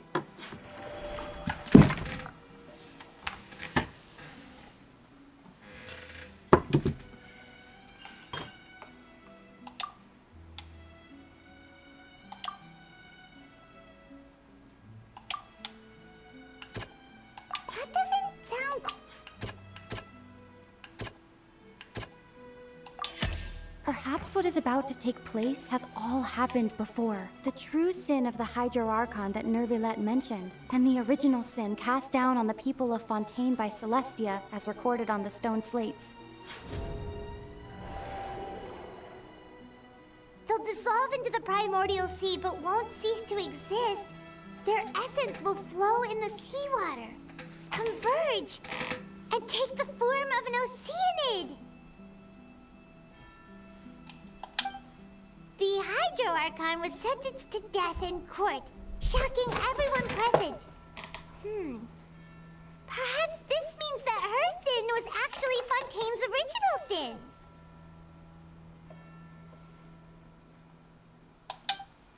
Navia fell into the water inside those ruins, and she nearly dissolved.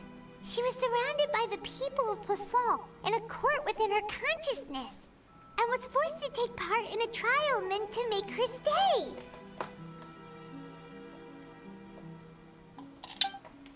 The eruption of the primordial sea at the fortress of Meropide was the surest sign that the prophecy was about to come to pass no matter what. Oh, I'm about to kill my cat.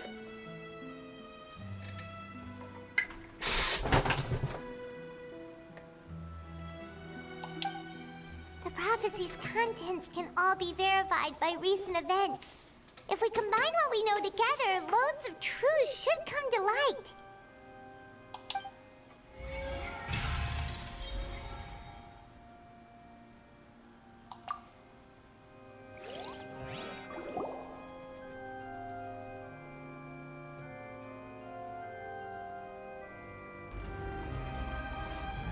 Huh?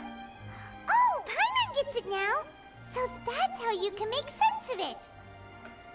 But then it feels like we're going to have to share some truly shocking revelations. Let's hear them.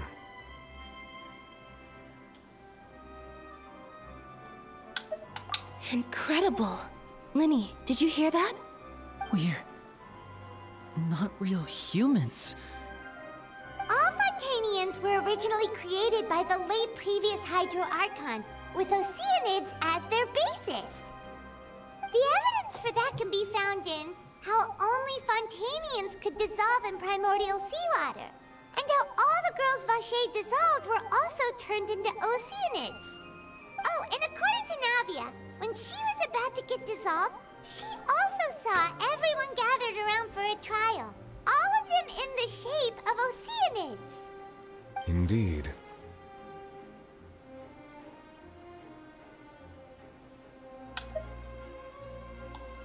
Yeah, and it follows from the content of the first slate that she probably angered Celestia by creating humans without prior permission. That could also explain why the Oratrice judged the Hydro Archon to be guilty. It's to account for that ancient sin. The Hydro Archon's true sin was creating us? And yet, after many hundreds of years, the Hydro Archon's creations have turned around to try to judge the Archon within the Opera Epiclese. The twists of history are often the most unexpected of all. Yeah, isn't the image here just like when Navia fell into the sea? So wouldn't it be trying to show the image of the Hydro Archon also falling into the sea once the prophecy has been fulfilled in the fourth slate?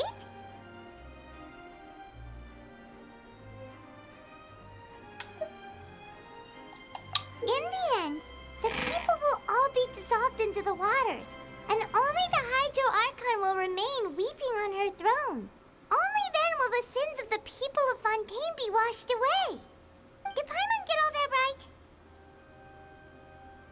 You've made some keen deductions. I must say, given how much you still don't know, it is impressive that you've already managed to connect so many pieces of the truth. However, while you were able to decode all the information on the slates, they've also been etched with an additional layer of hidden information using a different power source. When we were at the ruins, I tried to decipher the hidden information recorded in the slates. But since we only had 3 slates at the time, I was unable to come to a full conclusion. Now that the slate collection is complete, I shall make another attempt to decipher the narrative recorded within. If everything goes well, we should finally be informed of the unadulterated truth.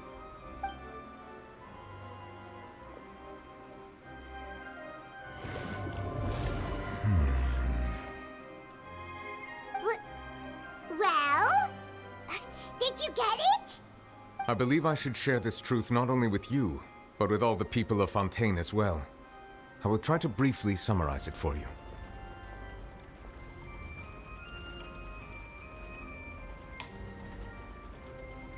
Your hypotheses regarding the origin of Fontanians and the sin of the Hydro Archon were both correct. In the Fontaine of old, the previous Hydro Archon sensed the yearning of her Oceanid familiars for life on land.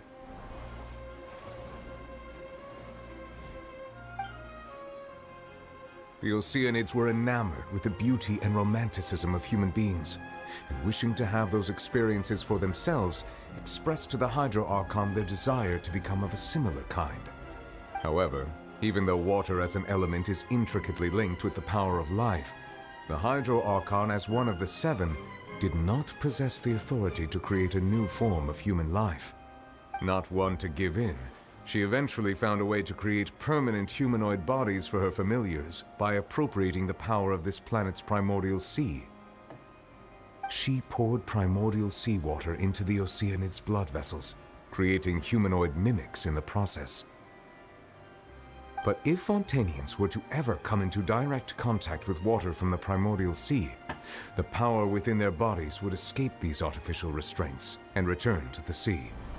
As a result, their forms would collapse, and they would be reverted to their original forms as Oceanids. Of course, the Hydro Archon never received permission from the heavenly principles to create a new human race. And thus, the Hydro Archon and all of her creations came to shoulder the original sin of appropriating the power of the primordial sea. That is the true history of how the people of Fontaine first came into being. So we were all Oceanids before we turned into human beings? I much information for me. I think I'm just going to pretend that I never heard a single thing. Hello? Hey. Hello?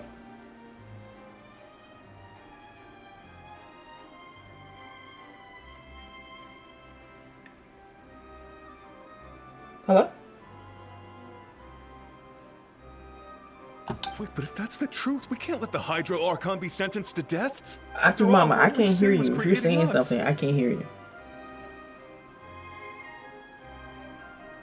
It's like really staticky and it's going in and out. This really might be too much information. Okay, now for you're a coming regular in. What are you Fontanian, saying? But it does answer a lot of our questions. Okay, now Mama, I can't hear. Are you in the break room at lunch?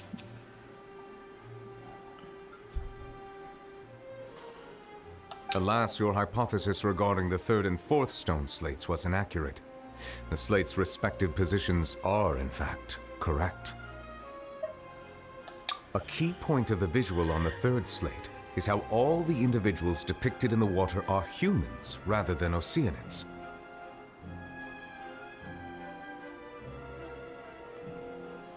They have not been dissolved, which implies that the water depicted in this slate is not water from the primordial sea. The nation of Fontaine is the nation of Hydro, as well as the nation of trials and justice.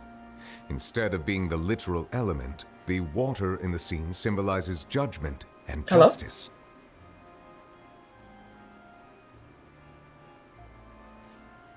You may also recall Navia's experience. When she fell into the sea, her consciousness was surrounded by that of many others who intended to hold a trial to determine her fate.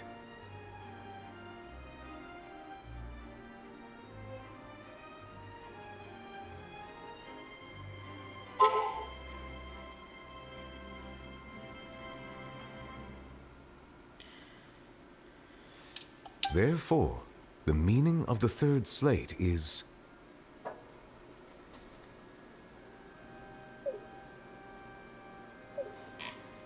that the people of Fontaine shall try the Hydro Archon at the court of justice. Yes, it refers to our present situation.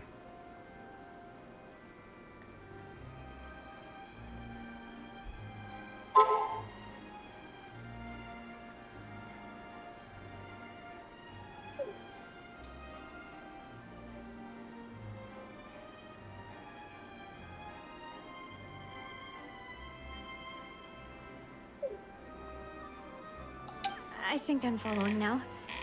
So, what you're saying is, even though we decided to put on this trial to avoid fulfilling the prophecy, in truth, everything we've done has happened exactly as the prophecy foretold. So now, it seems, we're the ones making sure it comes true. What should we do?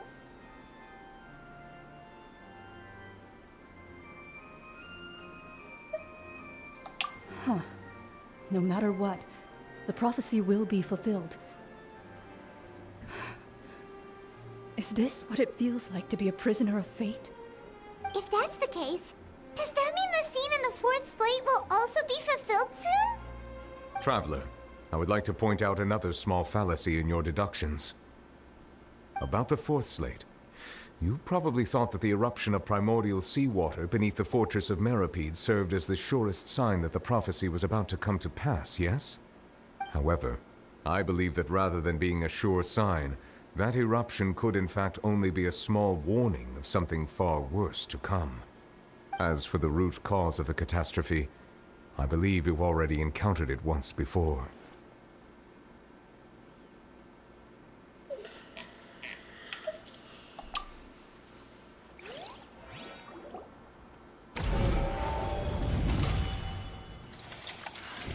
This eruption was just a small warning of the things to come. We must find the root cause of the disaster.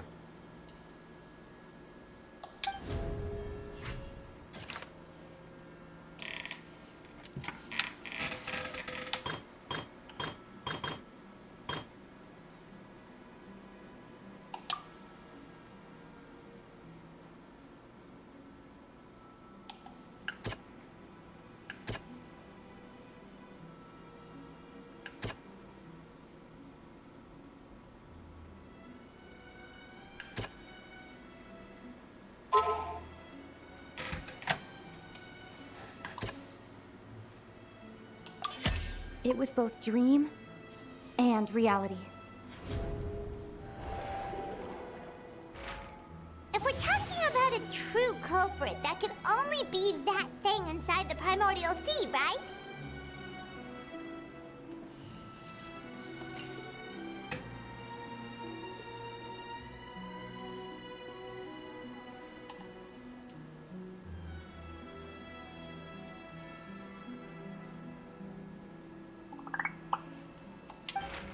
The truth, the original sin, the trial, and the root cause of the disaster.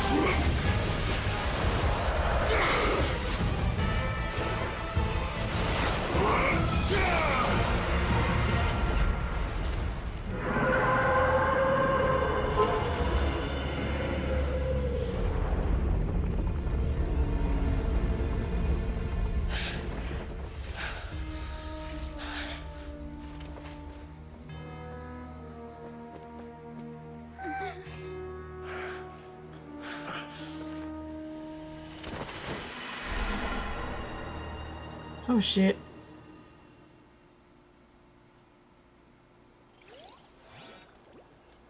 That was way too close! How did that thing just burst into the Opera House? Wait, was that the huge whale you saw in your dream? So we've met it at last. I understand very well why it has chosen to make an appearance here. That whale does not belong to Teyvat. It is a monster that has traversed the stars, weeping all the while. It has been greedily consuming the energy from the planet's primordial sea, using it to grow. That is the main cause for the rising sea levels. And once it has finished consuming all of the energy contained within the sea, its next step will be... You said that when the Hydro Archon first created Fontanians out of Oceanids, she filled their blood vessels with primordial seawater. Precisely. That whale finds the blood of Fontanians nigh impossible to resist. Therefore, when it left the primordial sea, it decided to make its next stop a packed opera house full of food. Food in the form of Fontanians. We just barely managed to push it back, right? In that case, won't it come back to target the people again once it's managed to recover its strength? That is correct. Indeed, it is more accurate to say that we should thank that Harbinger for buying us some time. Without him, the whale would have likely come onto land far sooner. From the way he looked, he must have been fighting the creature for quite a long time. That battle maniac. We've always known that he had a special connection with that whale, but we definitely didn't expect it to help us out like this.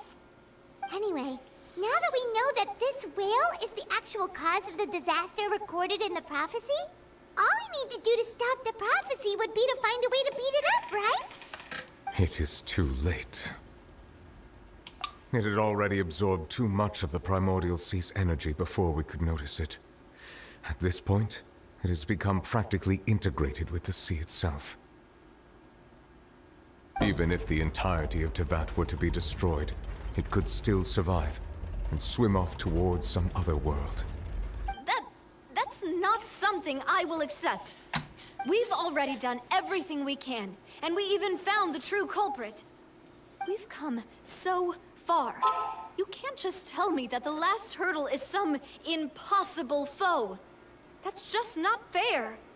Indeed, that's not how a grand performance should end. I'll fight it to the end, no matter what. So the prophecy will be fulfilled no matter what, huh?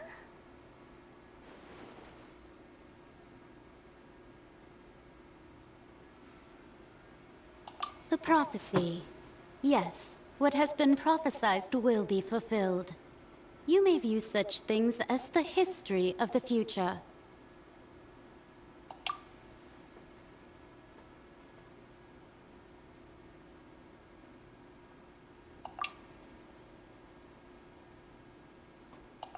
Just as prophecies are usually only the future as seen from the perspectives of the gods, could things be happening in hidden corners where the gods' gaze does not fall? Ultimately, fate shall serve as your only guide, no matter what will happen in Teyvat's future. All you need to do is to play your part.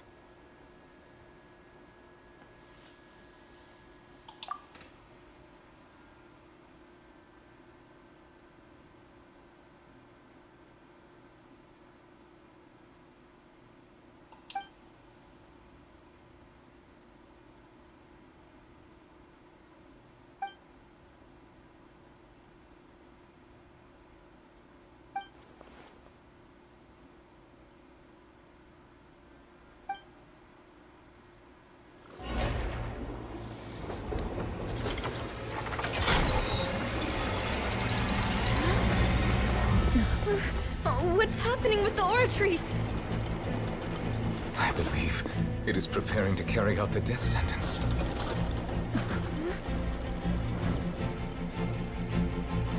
Furina!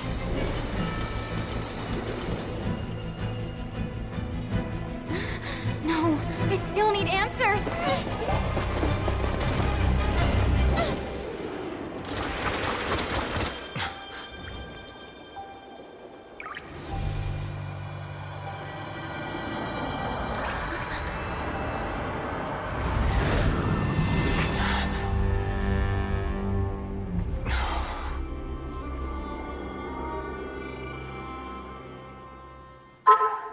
Oh shit.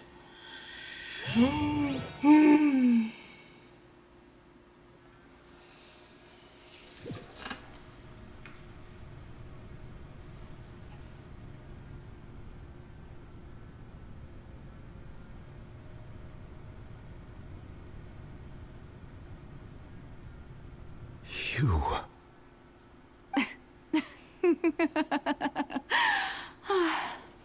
Sorry. That shocked expression on your face is just too amusing. I couldn't help myself. You are not Furina. Who are you? Ah, the sweet sound of bewilderment. Marvelous. A sure sign that my attempt to deceive everyone was a resounding success. But to answer your question, I am Focalors. You know, the god. Oh my god. Focalors. Why did you deceive us? Oh, that wasn't my goal, of course. Goodness, no. But I had to fool everyone else too, if I was to stand any chance of deceiving the heavenly principles. Deceiving the heavenly principles? It's all because of that pernicious prophecy. Dreadful, wasn't it? Everyone doomed to dissolve. Fontaine condemned to be flooded. One was not amused. In fact, one was positively bemused when that problem was thrust upon me by my dearest predecessor. That's the former Hydro Archon Egeria, for the uninitiated. It hardly gets more disastrous than a preordained national catastrophe, now does it? She knew full well that the prophecy would surely come to pass. And as one of the seven, she also knew full well that one defies the heavenly principles at one's peril. So yes, as you have no doubt surmised, it was a rather impossible situation that I found myself in. I spent a terribly long time mulling it over, alone on the ocean floor. And I was almost growing barnacles by the time I finally realized there was only one possible solution to this confounding conundrum. I had to outwit the heavenly principles, allow the prophecy to be fulfilled, ostensibly at least, while saving everyone at the same time. I'm a genius, I know. I can only assume that's why Egeria chose me as her successor. Although, looking back now, it was hardly the inheritance one dreams of. Between the task of saving the nation, the quotidian duties of the Hydro Archon, and not to mention the original sin of creating a new race of humans, I dare say she left me quite a colossal mess to clean up. But one can only play the hand one is dealt. I did not choose this, any more than I chose to be one of her Oceanid familiars. So you were also once one of the Oceanids, transformed into a human by Egeria's hand? Yes, I was. I always dreamed of becoming human. And I still do, even now. In my eyes, to be human is to be part of the greatest opera ever known.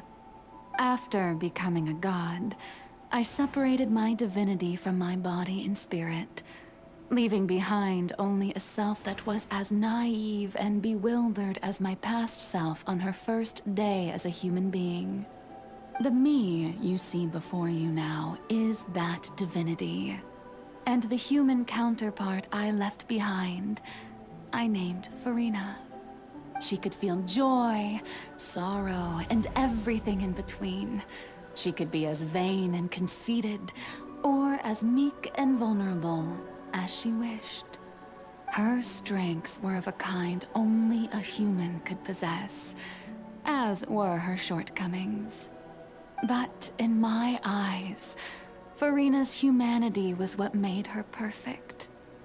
She was perfectly human in every way. The person I always wanted to be. Anyway, so then I cursed her. All part of the plan, of course. The plan to deceive the heavenly principles. Do you still remember the final scene of the prophecy? The Hydro Archon alone, weeping on her throne. In order that the prophecy might appear fulfilled, I invited Furina to be an actress, to play the part of the Hydro Archon in the prophecy.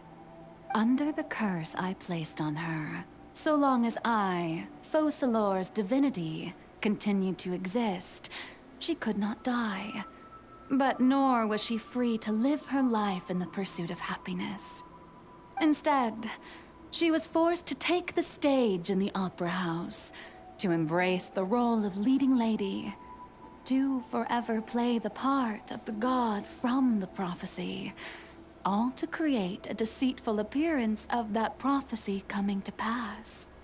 I suppose now you probably understand why your court is called the Opera Epiclese. But Furina is only human, isn't she? Even though she has had a long life, her mind is no stronger than that of any other ordinary human being. I cannot begin to fathom what she has had to endure. It must have been torture for her. It has indeed. And although she is, in a sense, me in human form, I most definitely owe her an apology for it. It's been 500 years, and all along, she's been playing her part in the most unimaginably long, unbearably lonely, and agonizingly painful opera of all time.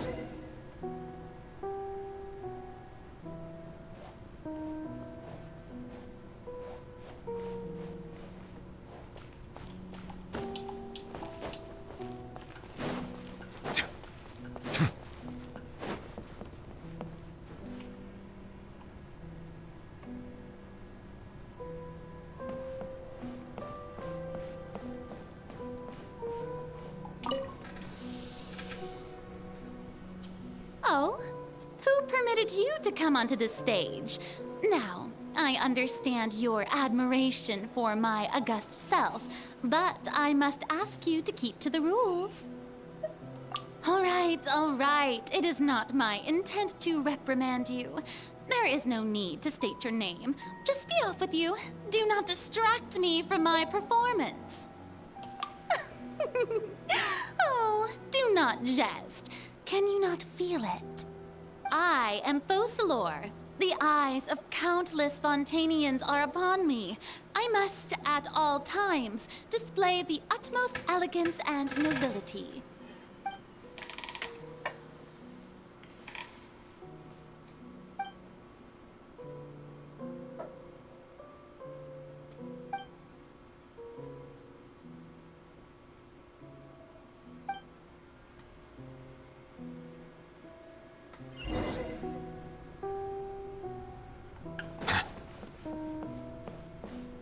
Dear audience, the performance is experiencing a technical difficulty, but worry not. The guards shall resolve it soon enough.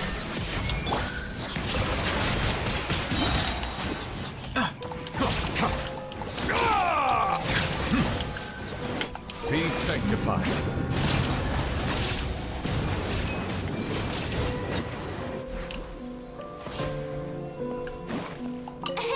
What gives? The audience is still watching me, you know. Guards? Wait, where are the guards? Guards!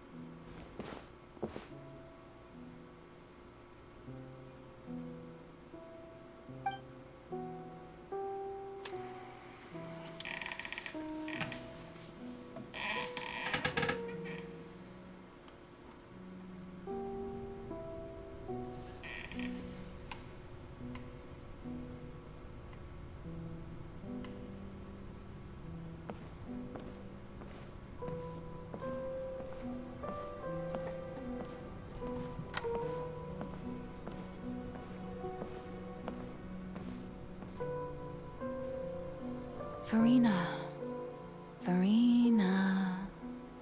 Huh? Who's that? Who's calling me? Where are you? Be not nervous. Be not afraid. I am before you. Wait a moment. You're Mirror Me?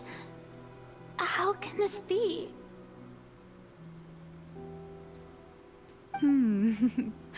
Mirror you, huh? You know what? That's not bad. Let's go with that. Mirror Me. What do you wish to say? The prophecy. Have you heard of it? What prophecy? Wait. I know. I think. I don't know why, but it's in my head somehow. The people will all be dissolved into the waters, and only the Hydro Archon will remain, weeping on her throne. Only then will the sins of the people of Fontaine be washed away. Oh, very good. You know it well. What's going on? I can't seem to remember anything clearly. The only thing I know for sure is this prophecy. Will it really come to pass? Yes, it will. And that is why I've come to you. Disaster will come to Fontaine sooner or later. Things will develop just as the prophecy declared. There is no escaping it. But doesn't that mean everyone will die? I'm a Fontainian just like them. Will I dissolve too? Oh, don't worry. Magical meetings exist in this world precisely to give people a chance to turn things around. It is the reason why you met me today. I will tell you how to save everyone, but you may have to suffer somewhat. Oh, so there's still hope after all. Goodness, you frightened me. You spoke so much and with so much certainty. As for the suffering, well, I will admit that the first thing that came to mind was, why do I have to be the one to suffer? But if the prophecy will come true, I'll also die anyway, right? So if I've already met you as my magical meeting in this world, if there were scales, with all the people of Fontaine on one side, and my pain on the other, is it not obvious where the scales should tilt? You truly are the perfect human. My ideal. I suppose this would also be the justice that belongs to you. Huh? Don't worry, it's nothing. Listen well. Fontaine has just lost its Hydro Archon. I need you to play a role. That of the new Archon. Play as a god? That's right. You must begin a never-ending masquerade. You must never let anyone suspect your identity. If you can keep it up, then I shall have my way of defying this prophecy. But should your identity be revealed, then all hope will be lost. But how will I do this? A human assuming the role of a god without being exposed. Don't worry. What you must do is not to turn yourself into a real god. You simply need to play the role of a god as humans imagine them to be. Being a human yourself, I'm sure you already know what such an entity would be like. Remember, your true challenge will not be pursuing divinity, but contending against humanity. I'm still not sure I understand, but I'll try. I'll try to do this. So, how long am I going to have to play this role? To accomplish this mission, you will have to stay on the stage for many, many years. You will endure So then and what are you not doing? grow old until your task ends. But I promise you, all will eventually end in a magnificent and dramatic trial, and everyone will be saved. A trial, huh? How exciting. I'll be looking forward to it.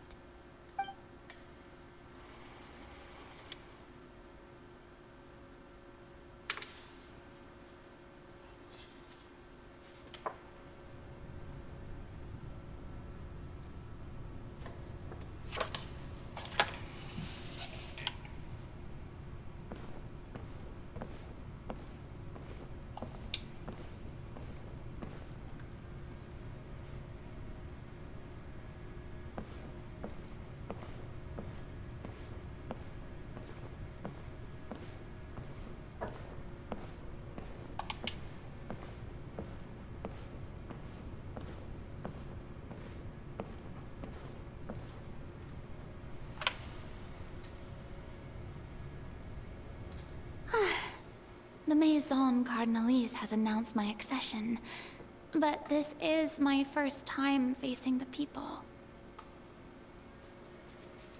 What should I say to most appear like a god? To be honest, I still don't know. Perhaps I should first try to act natural. Ladies and gentlemen, good evening, and welcome to the Opera Epiclese. I'm sure you've all heard about how I have taken on the role of Hydro Archon. Indeed, I am Verena de Fontaine, your new Archon. In truth, I know little about becoming a nation's new god, but it will be my honor to guide you all. As the god Focalor, the god of justice, I shall do all within my power to lead you into an age of fairness and justice. Once again, thank you all for coming. If you should have any questions or suggestions, please send them to the Maison Cardinalise. The future of Fontaine will require us to work together, after all. This should do it. I thought I might stammer, but thankfully, I was able to convey my thoughts just fine. Okay, and next. That's the new Hydro Archon. Is this some kind of joke by the Maison? I would have thought that a being that surpasses humanity would be a bit more assertive. Hey, did you hear that? She even told us to send her suggestions there at the end. Shouldn't gods be all-powerful? She's being so modest. What's the difference between her and an ordinary person, then? If you ask me, perhaps the succession didn't actually happen. She might just be a Maison-back puppet. Wait, what's going on? Why is everyone suspecting me of being a fake? Oh, this is bad. If I get exposed here, there'll be no saving the people from the prophecy. Right. Mirmi said that I just need to play the role of a god as humans imagine them to be. Calm down, Verena. Think. What do the people want? How would they imagine a god to speak and act? Assertive, with a strong sense of presence. One who can dispel all doubt. That is the character I'm fated to play.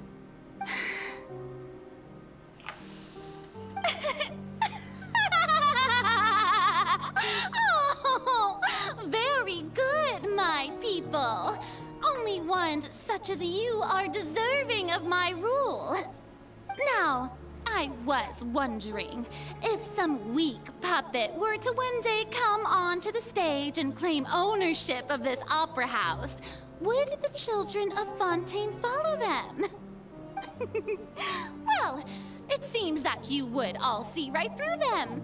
Having passed my test, you are qualified to witness wondrous trials alongside my august self, here in this opera house. You may consider my previous act a door gift of sorts.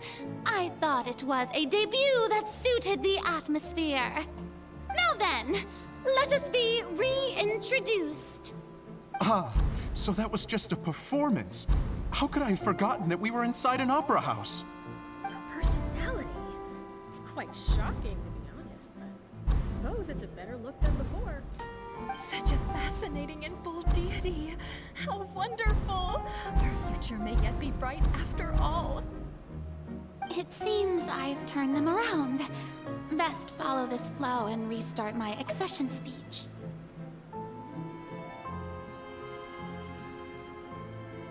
My dear people, whether you acknowledge me or not, whether you trust me or nay, I say to you, keep faith in your ardor for justice. We have heard it said that this nation's sins can no longer be washed away. Well, I say that justice is most fragrant when it blooms amid sin. The scales of justice should not weigh heavy in the hands of its God. On one side, it must carry fairness and justice. And on the other, praise and applause. May law be the prayer on our lips. May judgment be our worship. Let us light the fires and drink to the future of Fontaine.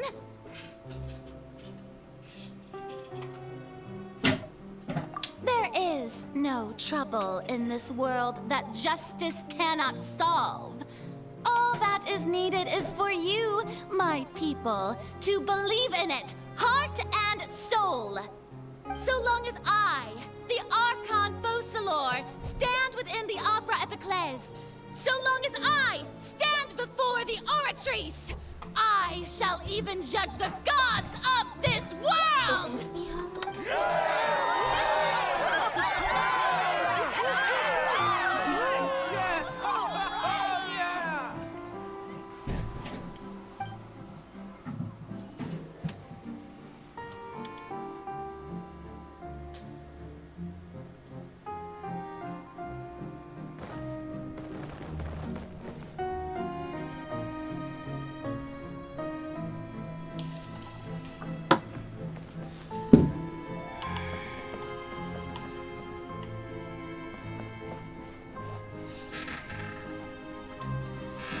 Lady Furina, here are today's case reports, as well as a summary of the follow-up for your perusal. Come now, was I not just at the Opera House in person? Leave these kinds of things to Neuvillette. Besides, none of these trials were the one that I'm looking forward to the most. If I may be so impertinent, what kind of trial are you truly looking forward to? A magnificent, dramatic, and wondrous trial. A trial to end all things. How could you hope to understand? That's true. I fear I lack the ability to grasp your divine thought, Lady Archon. No need for fright, and do not take what I said before too seriously. Go now, do your duties. The trial I await. It will come one day.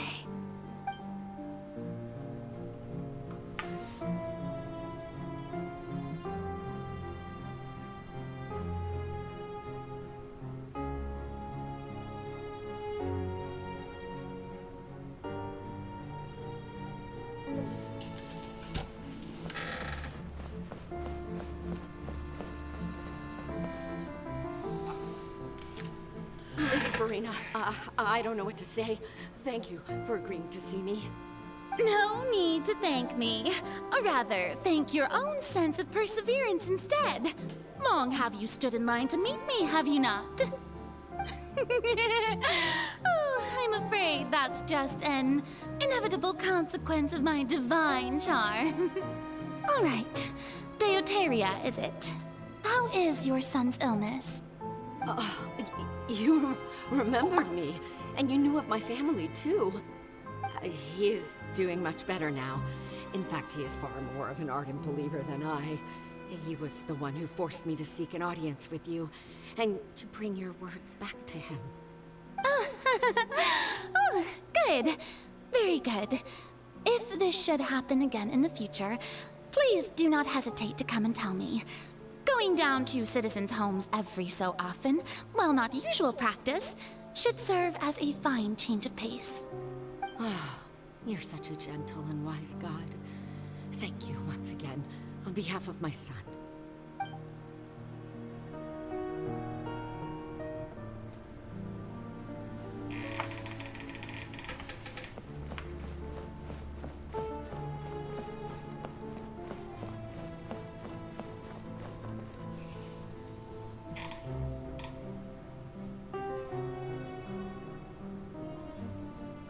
Lady Farina, here are the latest hydrological reports. As for the specific parameters you asked to take note of, I'm afraid things still don't look good. I see. It's as I thought then. As your god, I did already expect this, but I wanted to see how far your human wisdom would allow you to analyze it. All manner of signs indicate that the prophecy will still come to pass. Forget it. That's not something you need to worry about right now. Well, as I understand it, the Fontaine Research Institute is also trying to find a way to counter the rising water levels. Really? Have they found anything? I'm afraid that they haven't found any effective solution thus far. Oh, is that so? Well, no wonder. This issue has reached the realm of the gods after all. Still, their spirit is praiseworthy.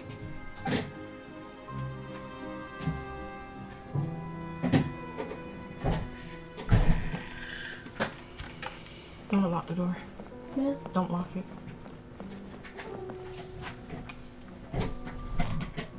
The day is finally Bring me a bag of over. chips. I haven't had a moment to breathe What kind this do I whole eat? time. But it's good to see that everything's getting on track. There are no longer any voices of suspicion. Maybe this is fine. All I know is I just need to keep going. somebody ate all the salty Everyone chips, will be and those safe. are mine. You got the Cheetos, Mr. Tony got the Doritos, and I got the salty chips. Farina, And, don't think too hard. and somebody ate my chips. And rest. Go away.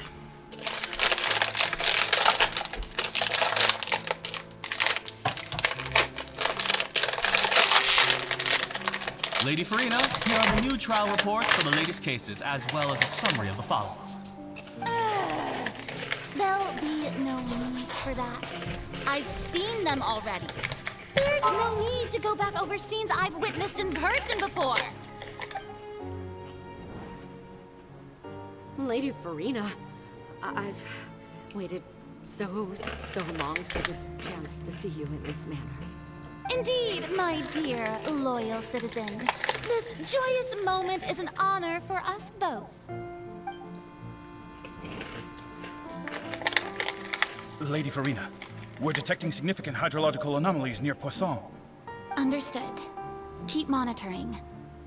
Keep me informed should anything come up at the Institute.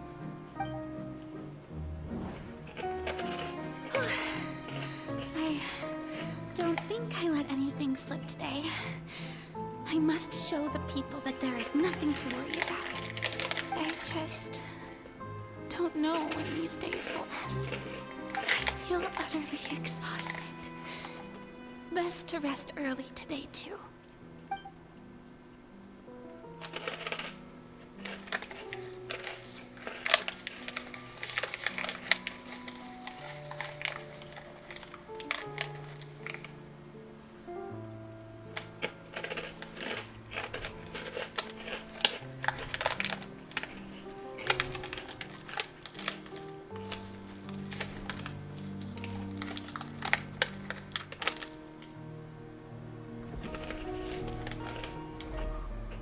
Aww.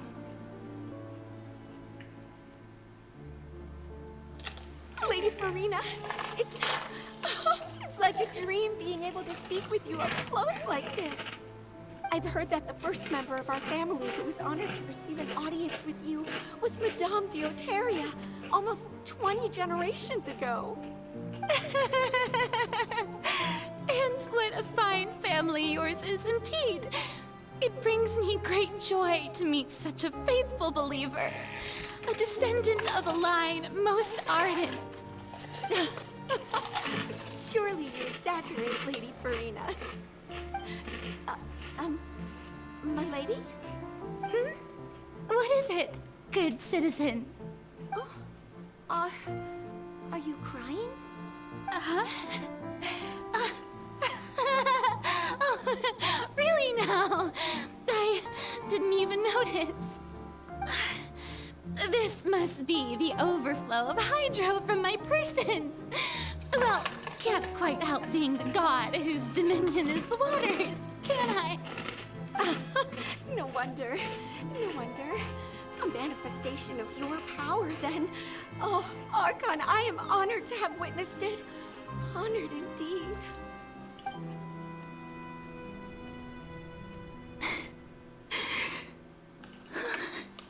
So interminable.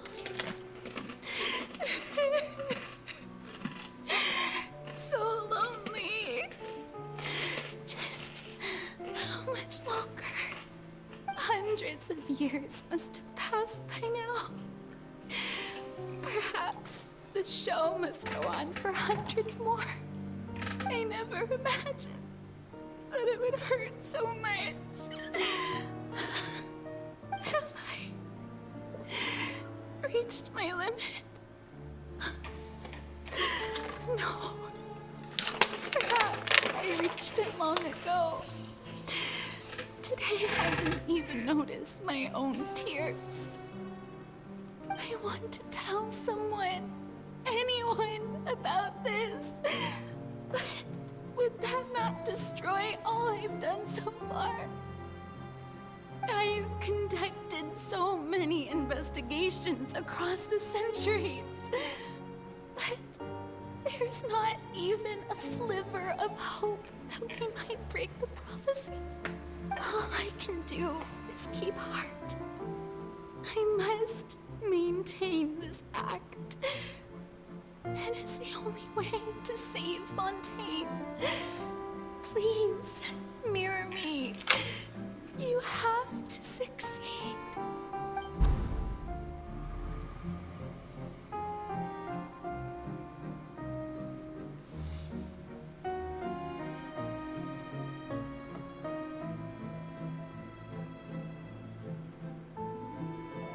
Farina, you don't have to shoulder this burden alone.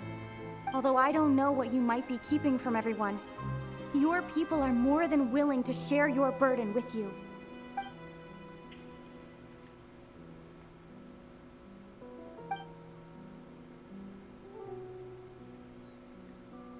Share my burden.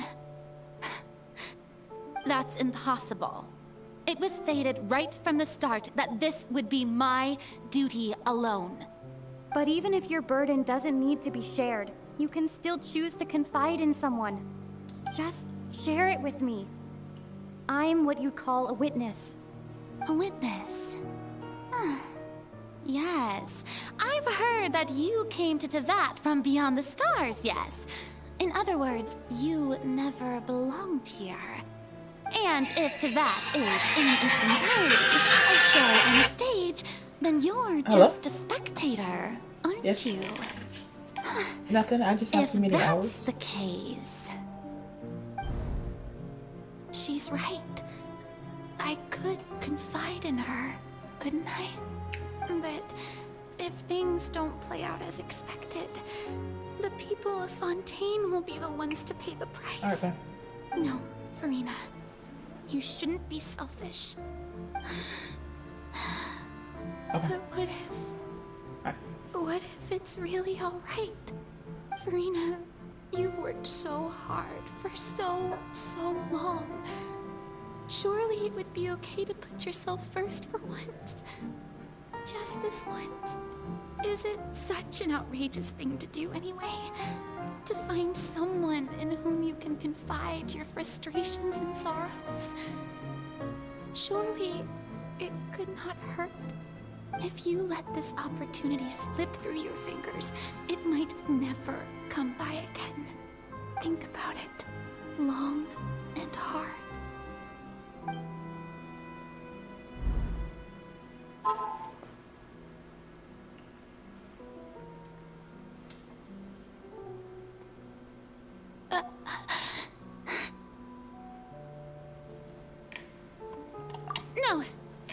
have nothing to say.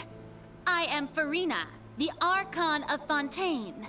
Everything will surely get better. All you need to do, dear spectator, is to witness my performance until the curtains fall.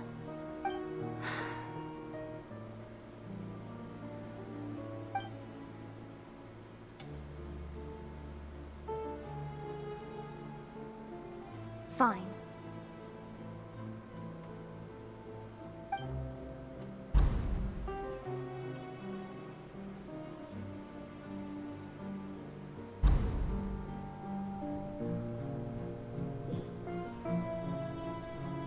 So even Farina doesn't know the truth? You've never once let her in on the full plan? Yes, it had to be done. To deceive the heavenly principles, you must first deceive yourself. She did very well. If she had let her resolve falter even once in these 5 centuries, Fontaine would have been doomed to the most tragic fate. It seems that trusting humanity was the right decision after all. I believe that I understand how your deception works, but that is only half the truth, is it not? How would you build on this foundation to save the people of Fontaine? That is the most important thing. Ah, good, good. Of course, the Iudex of Fontaine has pinpointed the crux of the issue.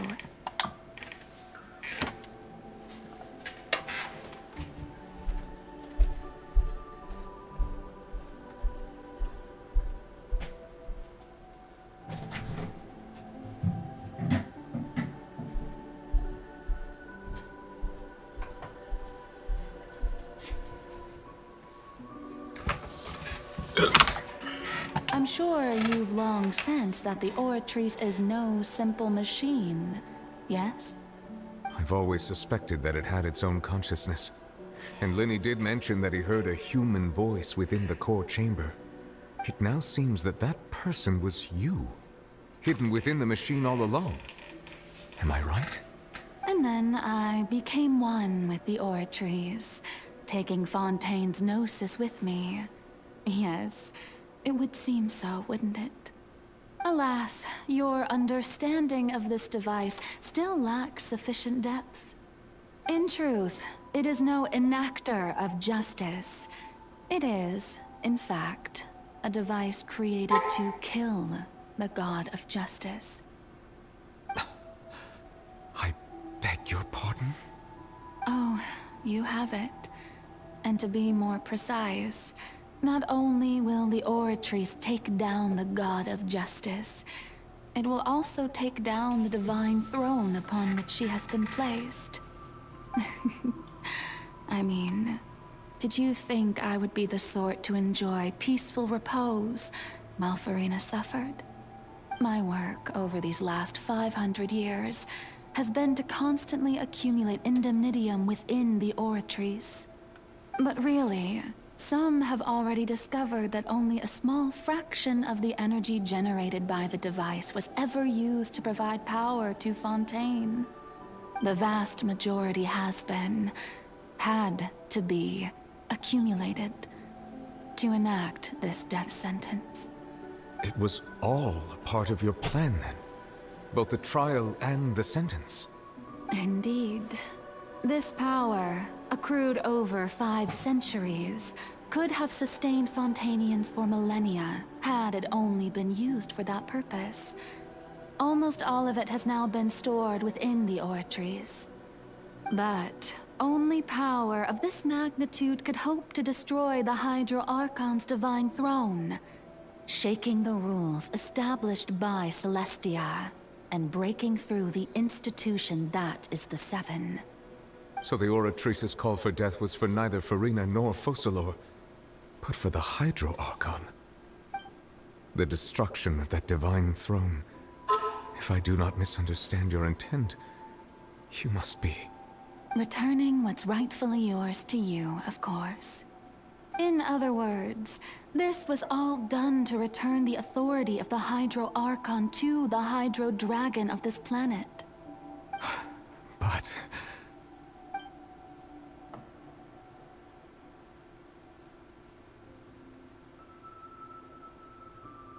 Oh, what? Getting sad again, are we? The authority of the ancient dragons shall soon be yours once more, O Hydro Dragon Sovereign. And this is the face you make. All you've done throughout the years is just so you can sacrifice yourself at the very end. I've never quite seen it that way, you know. Even now, I'm quite pleased at how well my deception worked.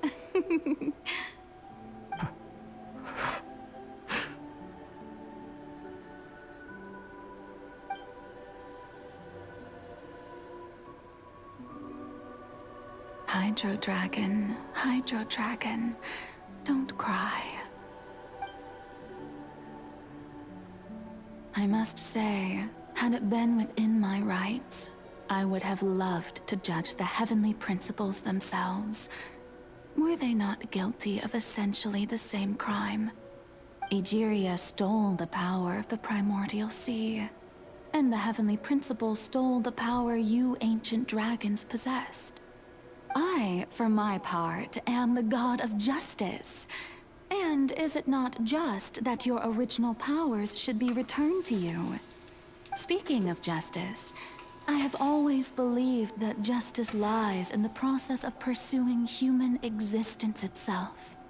So, if the theft of the primordial sea's might was Fontaine's original sin, then leaving matters of procedural right and wrong aside, the descent of the Fontanians as humans and their right to exist in this world would be Fontaine's original justice.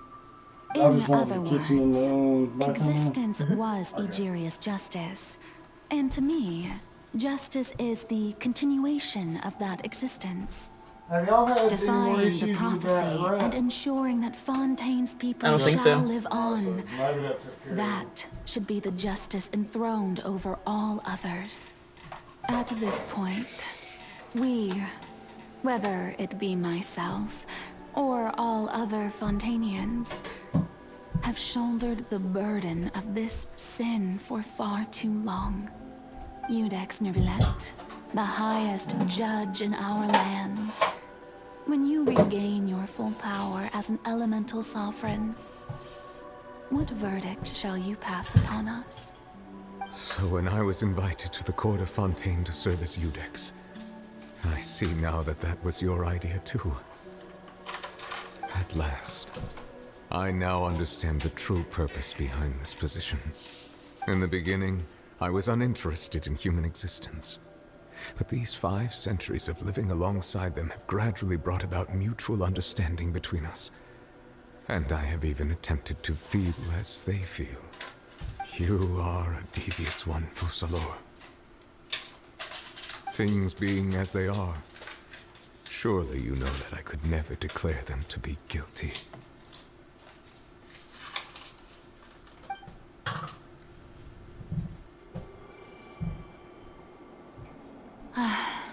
The hour of my execution is almost here. For the sinner, the curtain call has come. I know I may not sound it, but faced with death, I find myself a little afraid. Perhaps this is one thing both gods and humans have in common.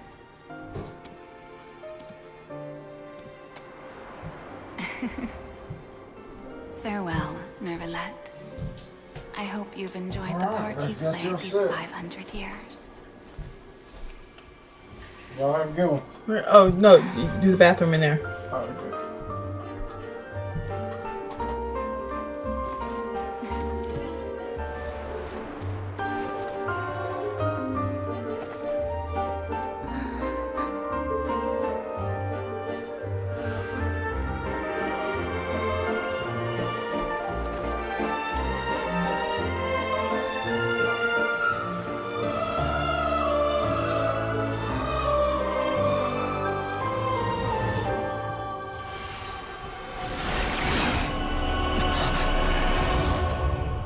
Thank you.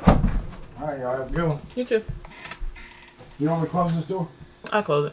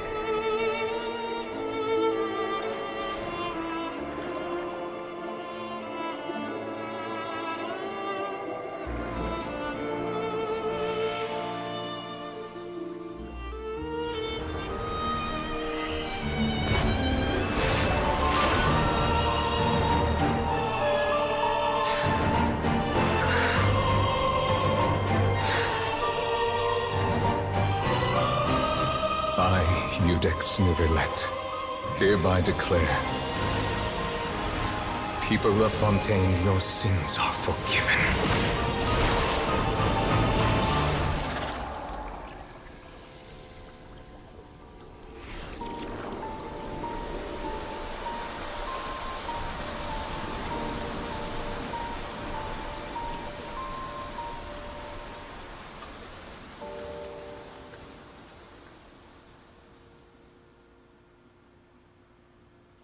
Every journey.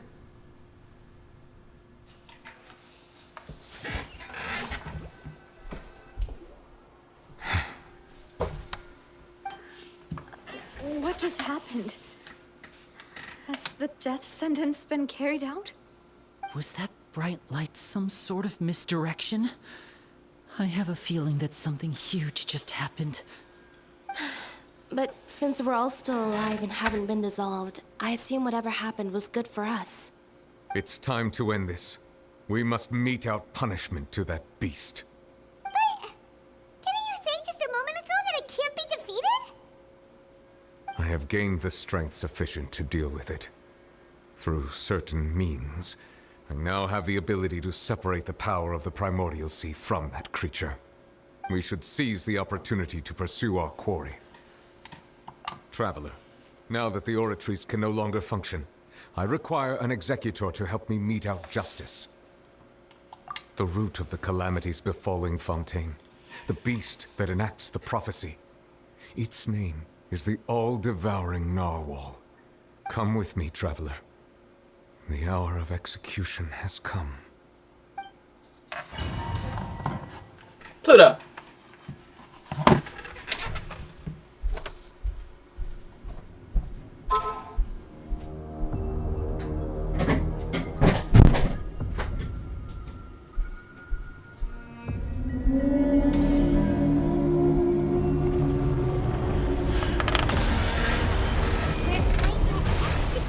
Oh. But how are we going to do that? It's huge! I've already done my best to separate the power of the Primordial Sea from the way. Considering the size of the beast, I cannot reach the power source. Unless we can find a way to attack it from within. I shall share a part of the ancient dragon's power with you. We shall look for an opening together.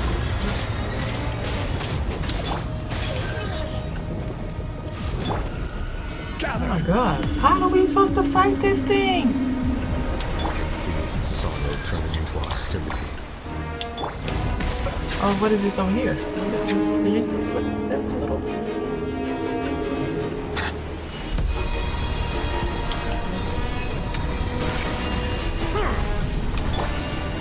Solidified! Illusion shattered! The all-devouring Narwhal cannot resist its instinct to devour. Continue to trigger its hostility. Chance will present itself. Shine down! Bow your head.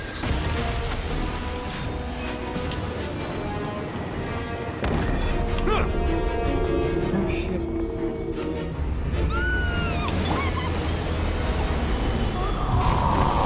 Lord have mercy. What's that holding thingy over there? It's scary!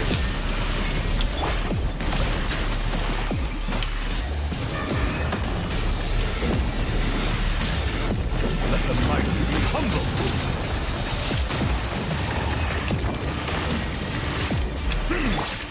Stabilize! I have granted you my protection. Do not fear. Seize the moment and use my power to suppress its root from within.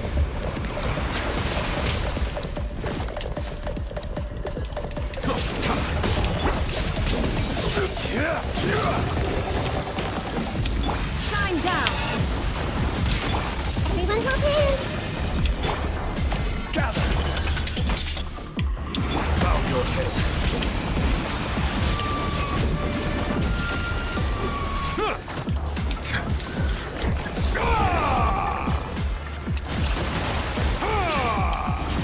Settle down. Stabilize. Grow!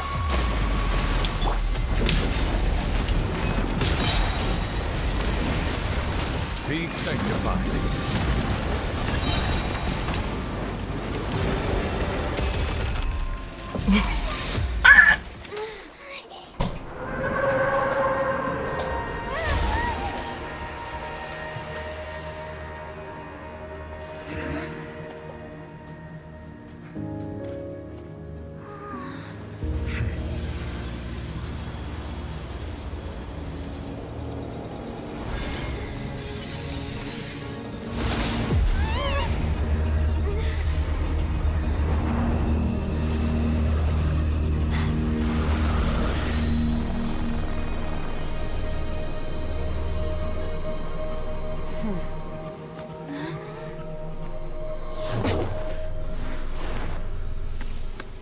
Oh shit, what is she doing?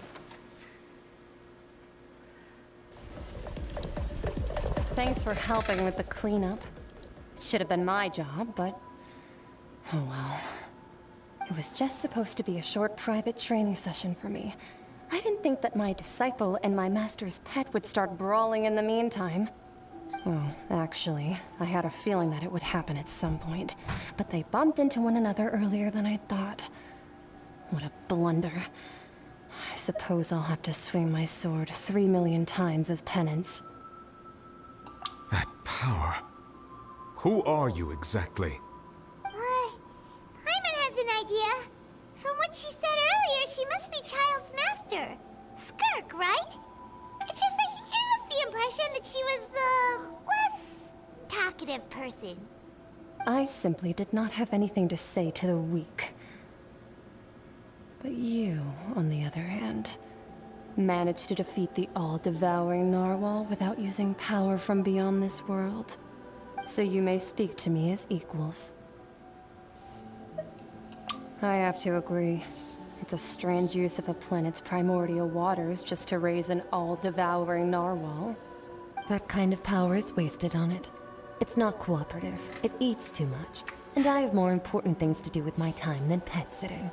The only thing that creature has going for it is its looks. All in all, it fails as a pet. Miss Skirk? I think you might have missed the point. The point being? Well, being that this pet almost destroyed an entire nation. So what sort of person is your master? Well, Child's master's master. Wait, is that right? Oh, right. So you don't know him. Sorry, I assumed you did. His name is Sertologi. Huh? I am unfamiliar with that name. Huh. So Master isn't sufficiently famous. How should I describe him then? Have you heard of the name The Fowl? The Fowl?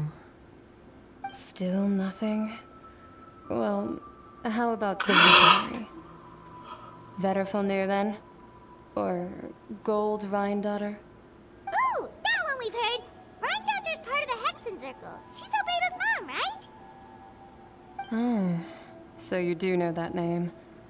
To be honest, I also heard all of those names and titles from my master. I don't actually know them either. But I suppose you understand now, yes? My master is likely a similar sort to Rhindaughter. They are both pursuing some form of perfection. Wait! Didn't you also mention a visionary person? Hyman didn't quite catch their name. Actually, never mind that. I believe it expedient to inform you that the all-devouring narwhal used up nearly all its strength fighting you. Such roiling hydro energies will prove difficult for the planet's deep seas to digest. As such, the Fontaine back on the surface has most likely been thrown into chaos. In other words, the prophecy that you've been fretting over should now be in full swing. What?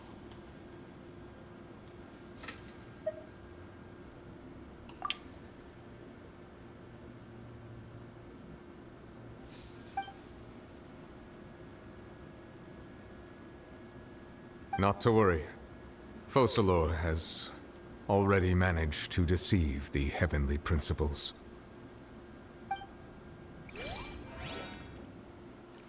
In the end, the people will all be dissolved into the waters. and only Furina will remain, weeping on her throne.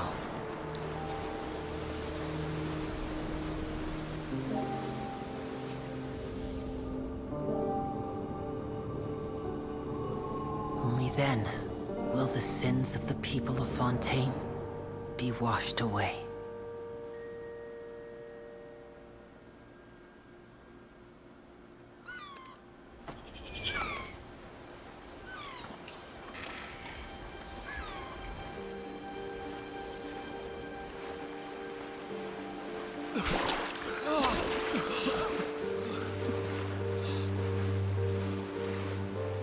Hey!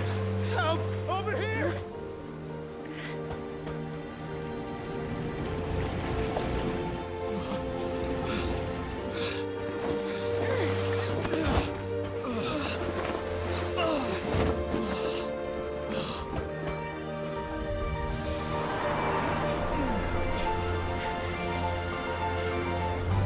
Save the people.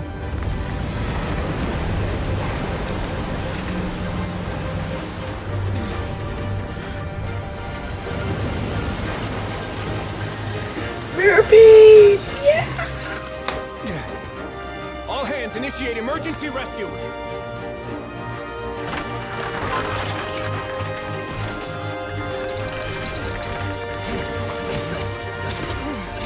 Hurry!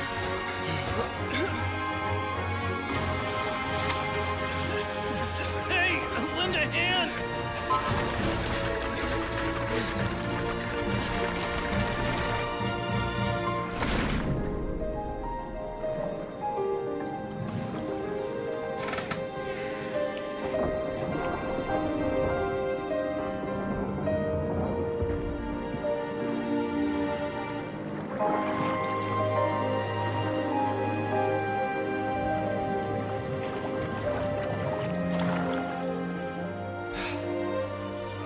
Look! The water's receding!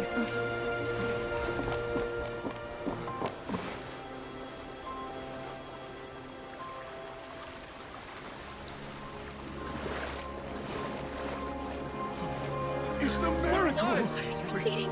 We didn't dissolve. The prophecy was wrong! The prophecy was wrong!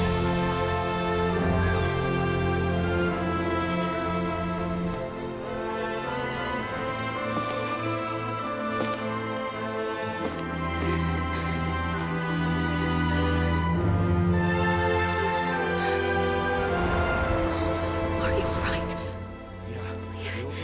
We're saved. The prophecy was wrong.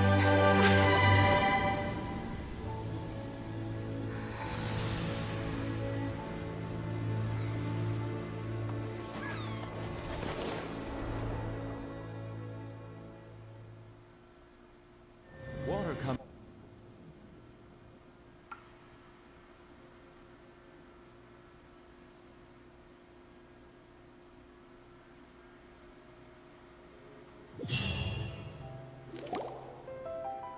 The Soil renewed. The Spina di Rosula talks post-disaster rebuilding. I recently visited Poisson to meet with Miss Navia, spokesperson of the Spina di Rosula, and we spoke about Poisson's present and future. Old soil can still give birth to new bloom, Miss Navia stated. Hope is like seeing a small cookie when you're starving late at night. You just need a little of it. Skyship Winglet, lunar brain of the Fontaine Research Institute. The various disputes that have arisen on account of Mr. Edwin have suddenly become a shield over the Institute, with Jurier turning out to be a once overlooked hidden gem. People always call the first researcher mad, but few know what to call the second. And should that latter person achieve a miracle, they would find it all the harder to find a word with which to classify him and his team. Wow! Paimon barely recognizes the people in the reports. Are those really Jurier and Navia? They sound like real big shots. What do you think? Pretty enthralling, huh? The Steambird's idea was pretty simple. With the disaster just having passed, we would print a free edition packed to the margins with good news to calm people down. The value for these big scoops lies in their inevitable follow-ups. We'll publish further reports and go into the stories behind those people. Edwin's assistant, Jurier, created a true flying ship, while Navia is leading people in the reconstruction of their home. I'm sure that these stories could draw even your well-traveled eye. Pyron's curious too! Wait a minute. Didn't we watch everything happen from start to finish? What's there to be curious about? And that's exactly why I'd like you to come conduct interviews with me. You're the best incubators of news, if you haven't noticed. And also, with you around, I'm sure I'll get to see that Duke. Are you sure? Hasn't he turned you down several times already? Oh, this time will be different. Come on, let's head to Poisson first, and then make a trip to the fortress. There are some things you'll only know when you get there.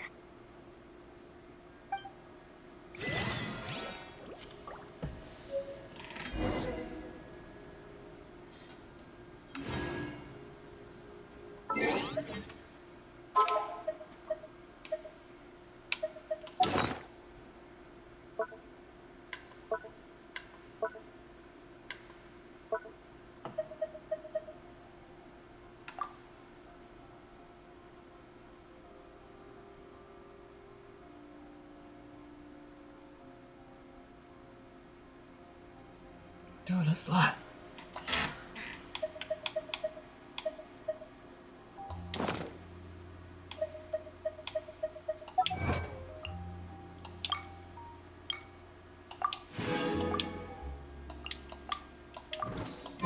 Melusines are beautiful creatures. They are the pride of Fontaine. Be sure.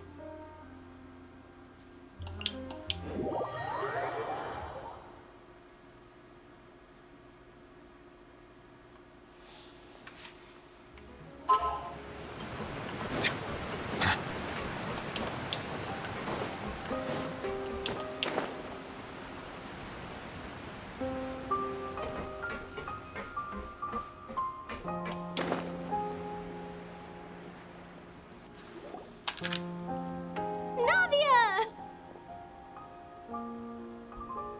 Oh, it's you. What brings you all here? Hey, we're just having a look around. I'm here to update myself on how things are going here. Oh, the Fatui are here too. Let me introduce you. This is Mr. Garunt Snezhevich. He represented the Knave in sending us a large amount of supplies, and is helping with our work. Our residents are hard at work as well. Thanks to everyone, work is progressing nicely.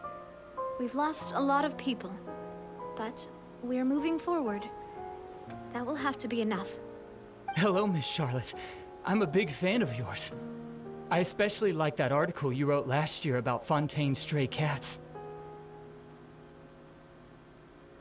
But if you don't mind, could you not emphasize our role too much in your report? It's not charity we're doing here. We just happen to share the same interests as the Spina. I get where you're coming from. I'll keep it as simple as possible. Or would you be willing to feature as friendly neighbors? That would be fine. Thanks. Oh, you're back too. How are things? We finished laying down the construction materials. It'll be another hour before the workers are able to go over there. Huh? You're here too, Clorinde? Well, her reputation's greatly risen after that whole duel business with Miss Farina. So she's here in Poisson to wait out the heat. All right. She really came here to help me out. There's too much to consider in the reconstruction of Poisson. The Spina has need of more decision-makers. And, well, I do already happen to be connected to Mr. Callis. Oh, wait just a moment. Do you mind me asking a few questions? You know, about how you felt before the duel, about what it was like facing down a god. There's lots of exciting material there, I bet. Forget it. I'm sure you can find a better theme than that, Miss Charlotte. I see you're the same as always. Couldn't you do me a favor, for Navia's sake? Well, if we're talking about doing things for my sake, you might as well just take a few more photos of me. Or of the Traveler. It's better than wasting time persuading Clorinde, at any rate. Of course I will. I'm not gonna let her off that easy. All right, then everyone who wants to be in the photo, gather up and smile.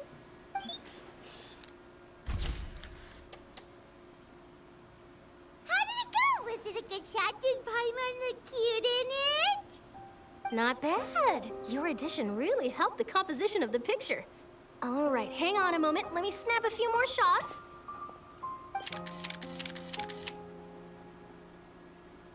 All right, that should do it. I'll be back here later anyway, so let's call it a day.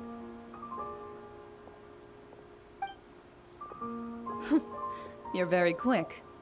Speed is of the essence when it comes to the news, and freshness is the key. Also, not to brag, but I'm pretty good at building connections. Who knows? I might eventually get that interview with you after all, Miss Clarand. Wow, you really do have that never say die spirit. I'm impressed. I'll hazard a guess that this is how you got that interview at the Fortress of Meropide.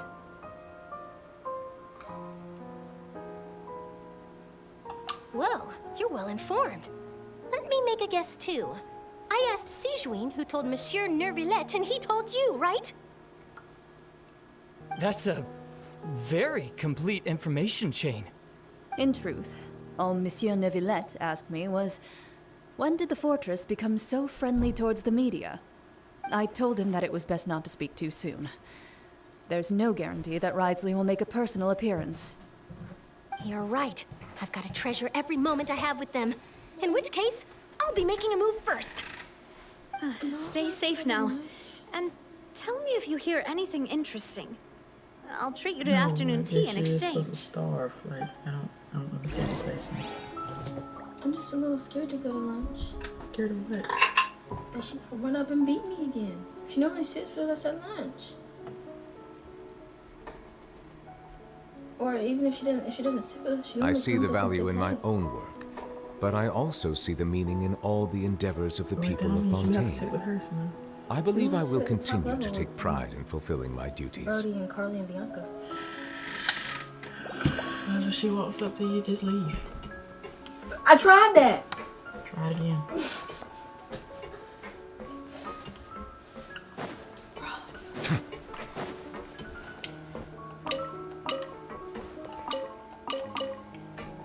Why do you look like that? You look weird. I feel like I dropped you as a child. Why is it so good? Is it though? Yes, but I do want to let you know something though, Mama. That now that I have this book with the sprayed edges, you have to get me the first book with the sprayed edges. The thing about the first book with the sprayed edges is that there was only like a handful of them made, so they go for about $300 a piece.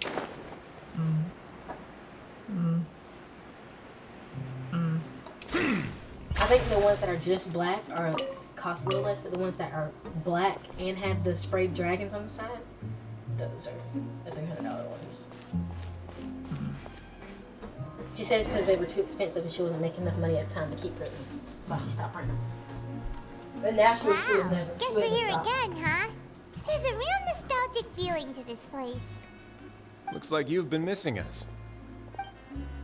Duke! Did you come all the way to the entrance to greet us? Of course. I'm here to welcome you and our dear Miss Charlotte, whom our good head nurse recommended to me. It's an honor to finally meet the much-rumored Duke. Thank you for consenting to my visit to the fortress, sir. No need to thank me. But that said, I shouldn't be the focus of your interview. I trust you recall our agreement? Of course, of course. All right then, this way.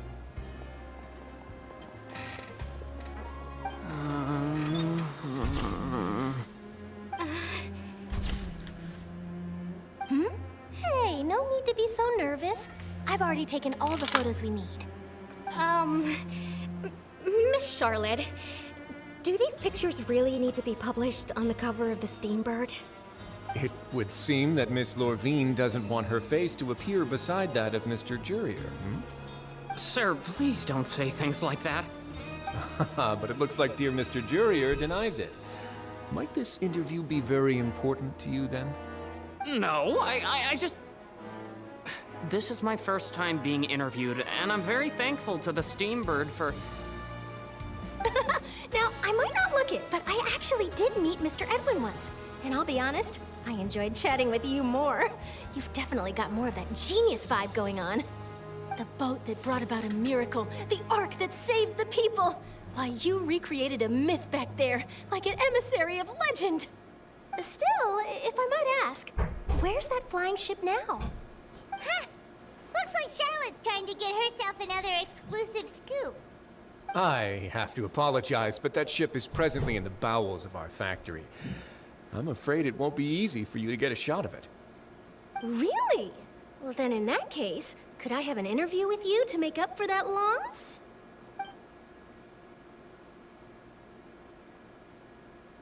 You already know my answer, I'm afraid. Best you interview our head nurse instead. Or perhaps you'd like to take another photo of this couple of researchers? Did you really have to use the word couple? Well, then, 2 solo photos will do. Is my hair messed up? Please, someone help me have a look. Things sure are getting pretty lively here. We've seen this kind of thing before. Oh, seems like everyone's here. Would any of you like to try this new drink I came up with? Ah, Sigewinne. Hey, Miss Charlotte. Why don't you, take some pretty photos of our head nurse? Sure. Come on, Miss Sigewinne. Over this way. Let's find a brighter spot.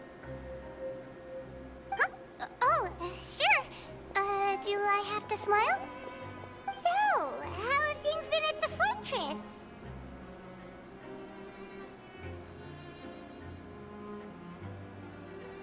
Same old, as you can see. Fontaine's undergone some changes, but this place is still more or less the same. Other than that flying ship, it got a tad too much attention, I think. That's why I decided to let the interview go through. We should direct more public opinions toward the behind-the-scenes heroes. Am I right, Mr. Jurier? Miss Lurvine? You're too kind, sir. I believe that you too should have your day in the sun. Not that you would want that, which is a pity. I'll just leave the spotlight to you two.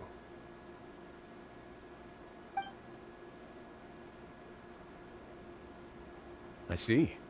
Lots of things happened that day, huh? Anyway, regarding that Harbinger, I'm not sure you remember, but his 3 young followers are still waiting for his return. He sure did win them over, huh?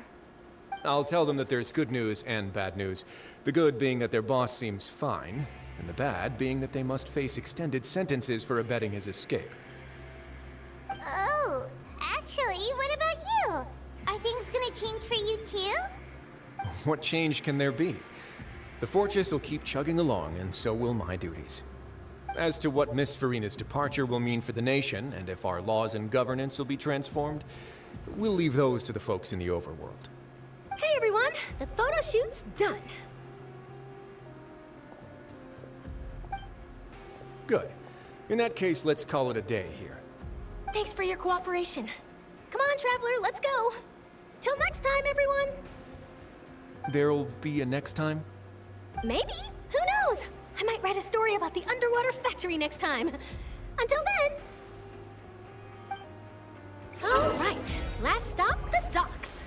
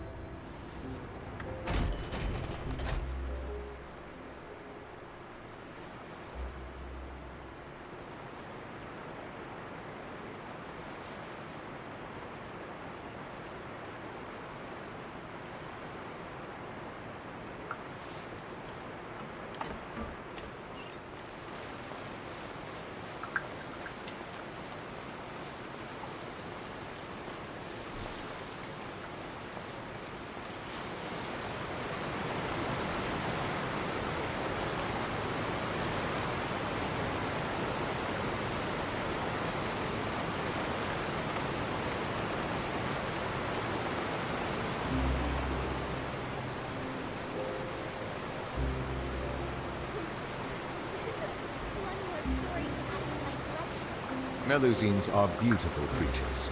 They are the pride of Fontaine. Be sure to befriend them and cause them no harm.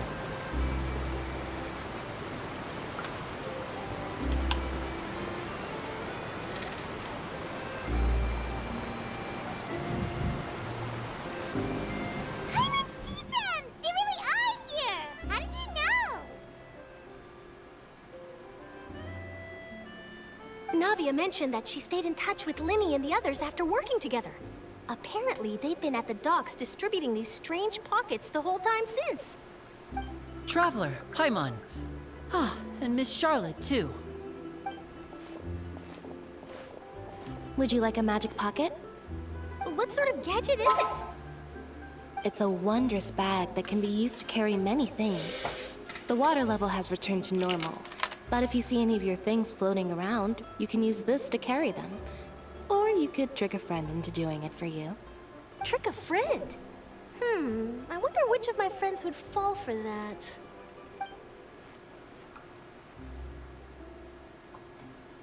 You could just make a friend like Fremine here. Isn't that right, Fremine?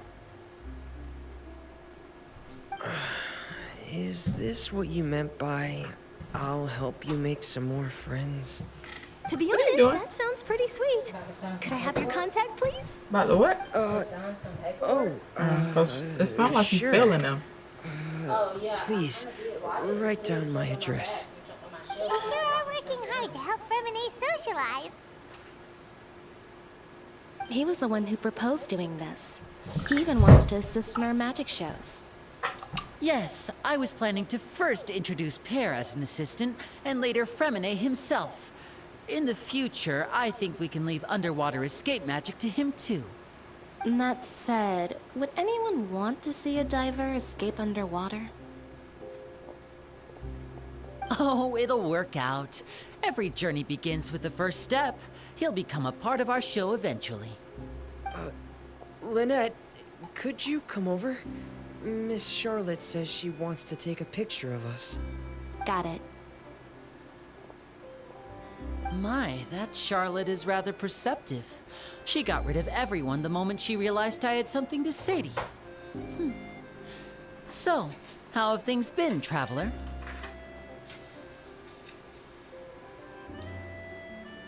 Father says that you did a great deal during the latest events.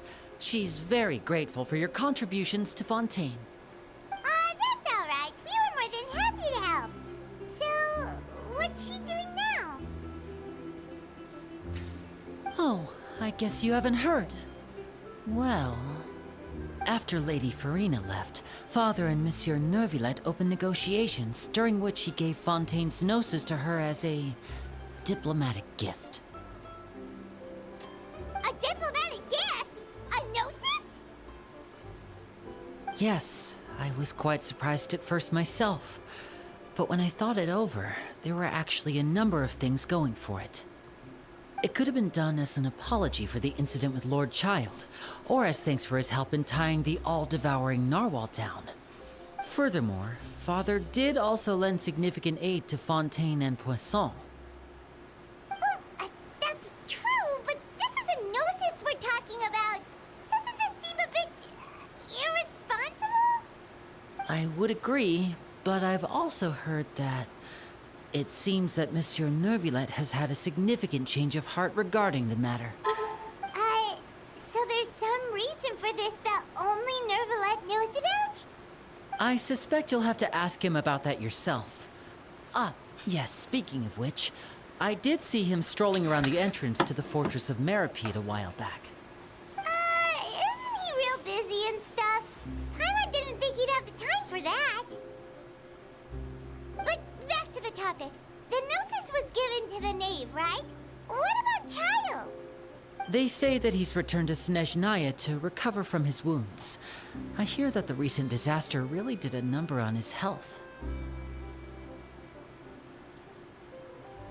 That's true. When you think about it, we've had loads of run-ins with the Fatui. To think we'd be allied with them this time. So shocked by such a simple switching of sides? Hey, I'm not sure sure whose name is supposed to go here. Is that Father? Father. My fucking ear. Well, well, what do you know? Come to the docks to see how my children are doing and meet the traveler by chance. Spoiler, ma'am. Please do not pay Hey, my why did you look at this accomplishments in paper? I'm not sure Fontaine if your name's too supposed to go much there or my mind. name. I would have done It them says good. I, the parent guardian. So, do I print it or do I sign it? That is our duty as harbingers. I need you to read. Don't be too preoccupied with sides. The goal of the Fatui concerns not a single place or person, but the entire world. With such a grand goal in mind, it is inevitable that we must wear many masks. Switching my masks is something I've always done. Well, that depends on many things. No one truly knows what the future holds. What good is honesty if you can't rely on it forever? As for you, I very much look forward to our next collaboration. Good things cannot be achieved alone, and you've proved yourselves to be great partners.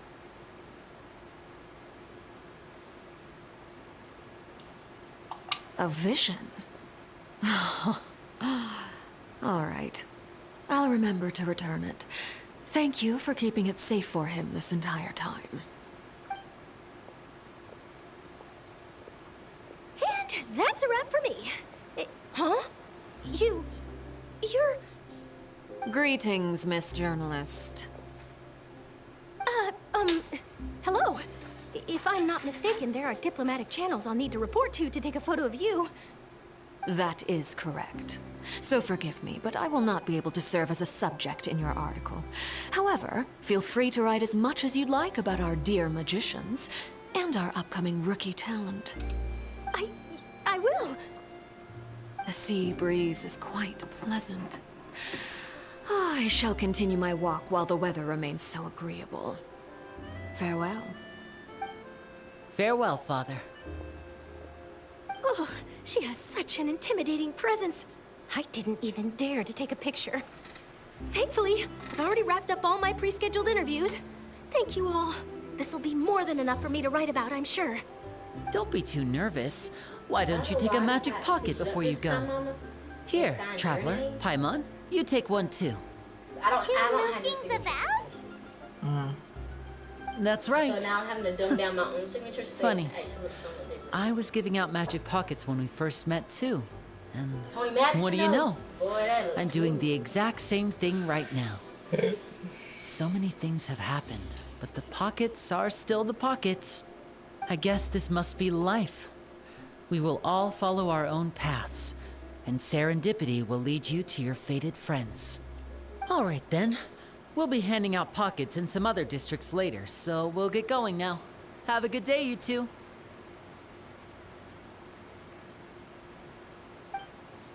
Well, guess we sent Charlotte off. Shall we go see what Neverlette's doing? As long as he's not so busy that he doesn't have time to chat anyway.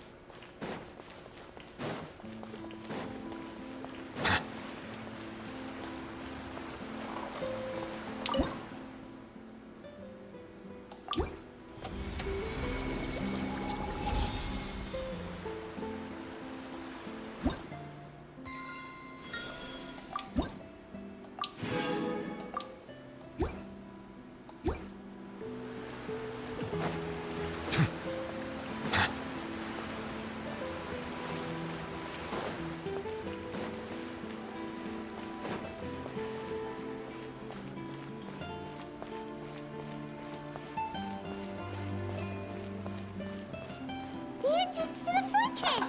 Ooh, he really is there!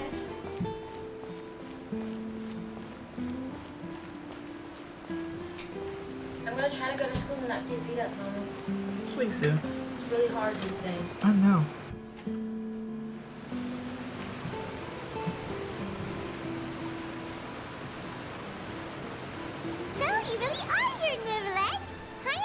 you were going to have free time this hour of the day. Really? Oh, I suppose you must have met Mr. Linney.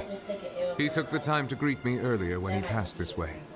In any case, you came at a good time. I was just considering reaching out to you to set up a meeting, so I may explain some things that I haven't had the time to before. Aw, Paimon's glad that you remembered. Thank you for keeping us on your mind, what with you being busy and all. Alright, let's have it then. How was Fontaine actually saved? The whole business is still quite a mystery to us. It is strange how words can often leave a bitter taste in the mouth when it finally comes time to say them out loud.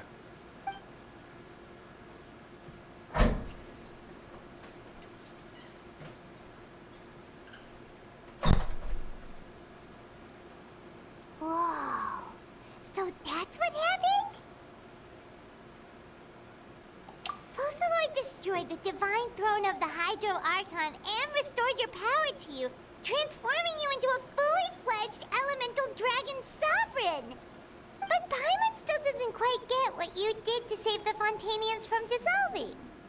For me, the authority of the ancient dragons refers to absolute control over the hydro element. Fontainians were incomplete humans born of Egeria's use of the power of the primordial sea, with constitutions similar to that of mimics.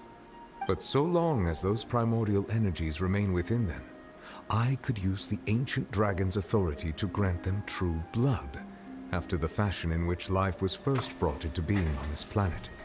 In other words, when I gave my verdict, Fontainians became true humans, and thus would naturally no longer be dissolved by water from the primordial sea. Focalor must have counted on you to make that decision as well. Your verdict was the key to making the prophecy appear to have come true while saving everyone. Yeah, and in a manner of speaking, Focalor finally managed to fulfill the original Hydro Archon's wish to turn Oceanids into real people too! It seems from your expressions that you still have more things you wish to ask. Ask away. I will tell you the truth as I know it.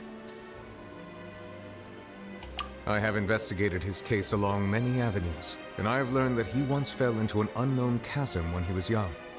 There, by chance, he awakened the all-devouring narwhal.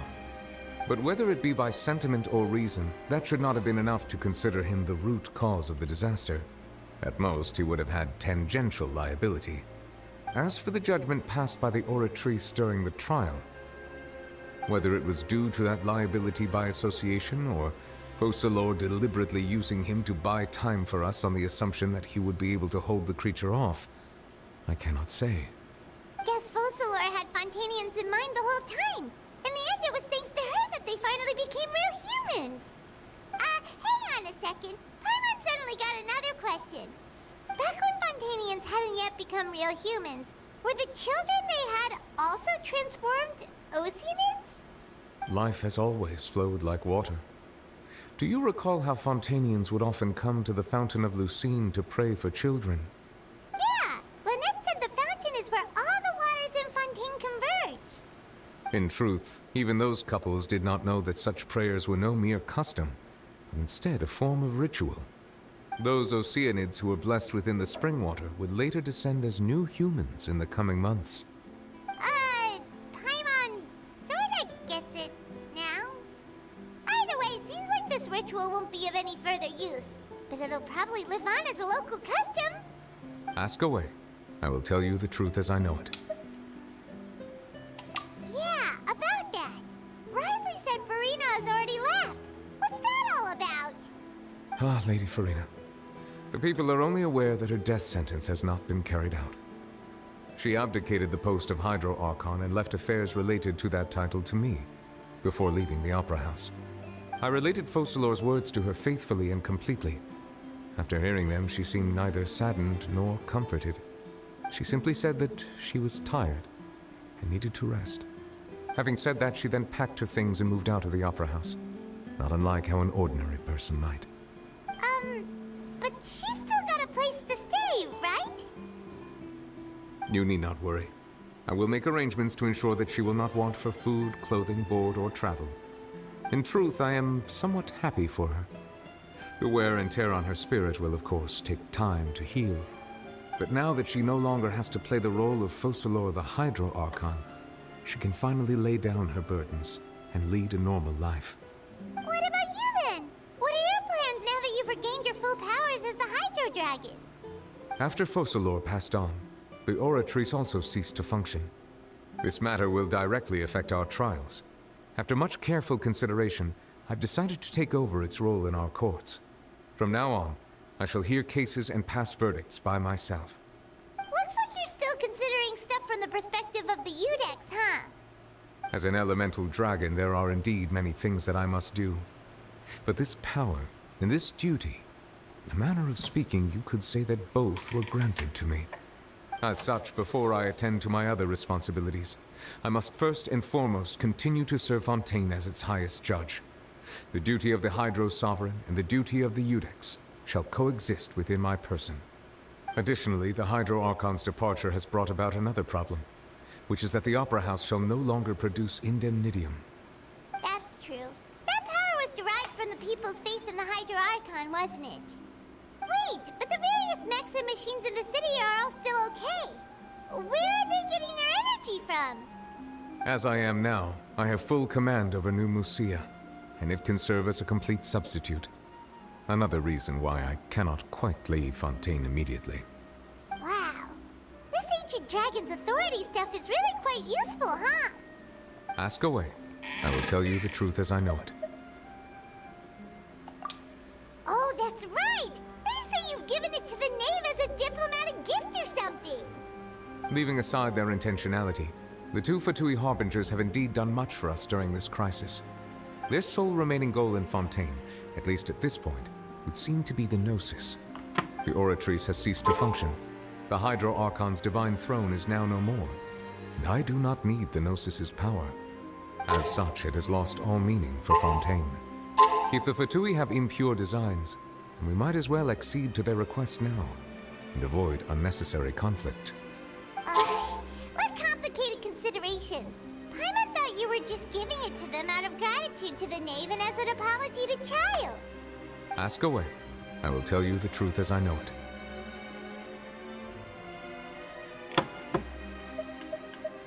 You will soon be heading to Natlan, I presume? I'm afraid that I have little talent as a travel guide, so all I can do is tell you what I know about that land. As far as I'm aware, Natlan can be said to be a nation of dragons. A nation of dragons? You mean like you?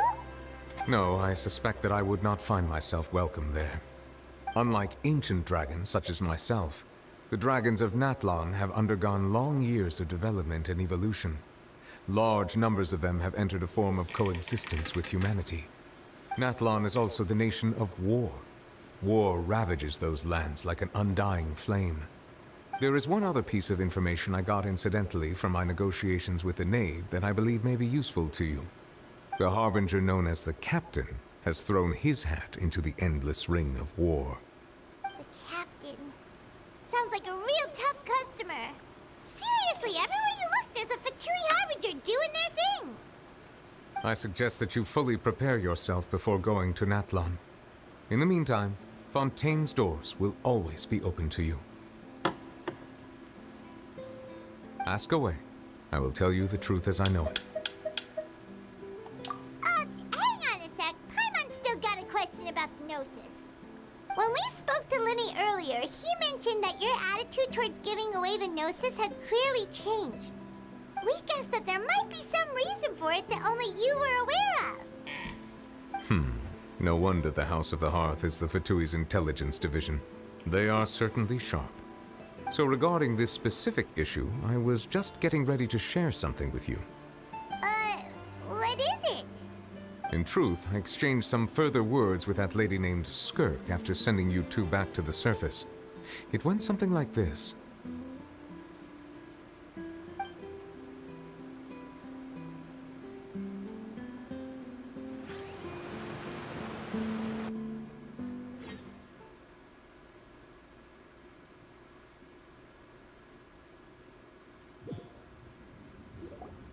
Well, we're going to head topside to see what's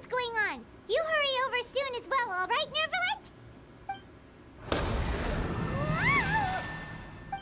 What next? The all-devouring narwhal isn't here, so I'm no longer getting any interference. I can finally catch the scent of your power, what it's made of. It is the authority of the planet's primordial dragons, but with something very similar to a god's curse mixed in. It's quite a novel blend. I'm sure I've encountered something like this before. What was it again? I do not know what you speak of. Ah, of course. How could I forget? You should have the remains of the third Descender on your person, yes? Remains? I've never heard of any such thing. Huh. According to your parlance, I believe it may be called a gnosis. Well, that much is true. After Focalor's divinity faded, she handed her gnosis to me. But I fear I have never heard of it described in the manner that you just did. I've been training with my master, the Foul, ever since I was young, and I have never returned to the surface since.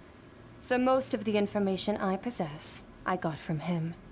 It is only natural for those who are greater than humanity to possess a different sort of common sense, which is why there are so many problems in our attempts to communicate with humans. Regardless, you should probably get rid of objects of misfortune to prevent any disasters from befalling you. To live in itself is a blessing. But once a person dies, the bonds he once had with this world shall all turn to curses. What do you mean by that? No need to fret. These are just my personal thoughts. And my reason for no longer wishing to return to the surface. This third Descender you refer to, who are they? And when did they die? Master never mentioned them to me. Perhaps it just wasn't that important for me to know. If you're interested, though, I could ask him. I'll be sure to pass the answer on to you next time. Next time? You believe we will meet again? I do. Wait. I have a disciple of my own, don't I? He can be the messenger then.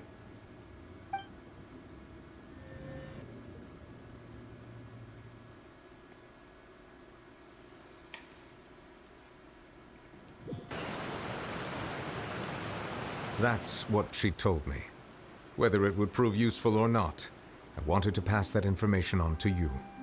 The remains of the third Descender? So that's what the Gnosis actually are. Paimon just thought they looked like chess pieces. How could they be a person's remains? All the same, assuming that there was no misunderstanding or special metaphor at play, that is what she meant to say. And she said that it would bring misfortune and that you should check it, which is why you gave it to the Fatui. If she speaks the truth, then I would simply be putting Fontaine at unnecessary risk by keeping it here.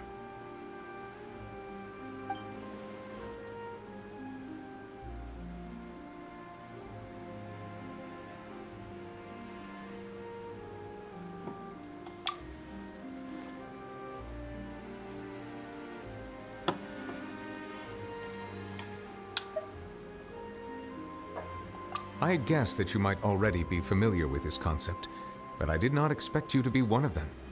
That means that the Gnosis, which are exceedingly element-compatible and can even enhance elemental abilities, do indeed come from the third Descender. I wonder, does your body also possess similar properties? Like being able to use elemental powers without a vision. That does sort of count as special compatibility, right? No, let's not think about this stuff right now. It just feels creepy. Comparing the Traveler to the dead third Descender and all. That's what you say, but this topic still feels like bad luck. Once Child recovers, let's get some more answers out of him. Or go look for his master and get the answers that way. I too believe it unwise to make too many blind guesses when information is lacking. The same is true of being at court.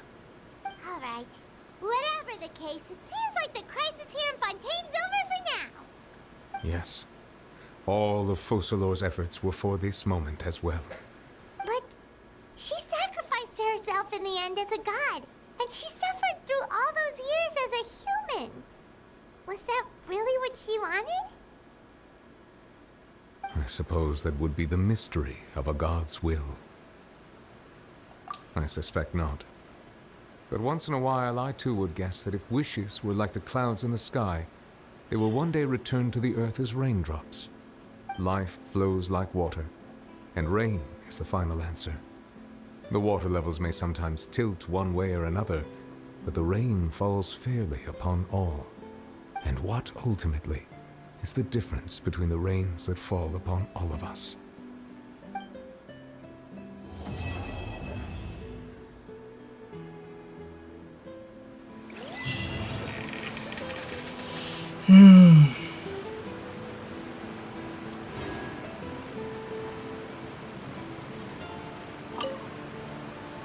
It seems from your expressions that you still have more. Ask away. I will tell you the truth as I know it. I suggest that you fully prepare yourself before going to Nat.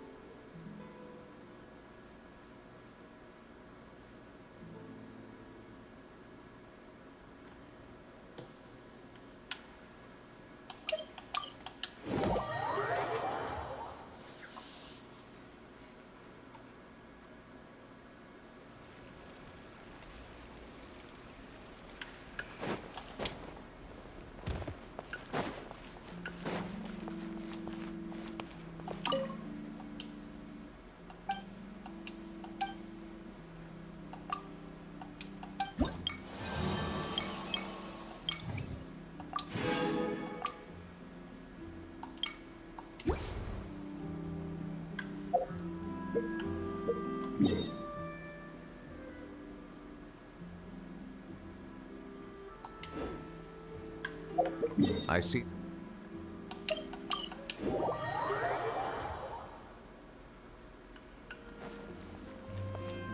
Ad Astra Ab. Thank you for completing.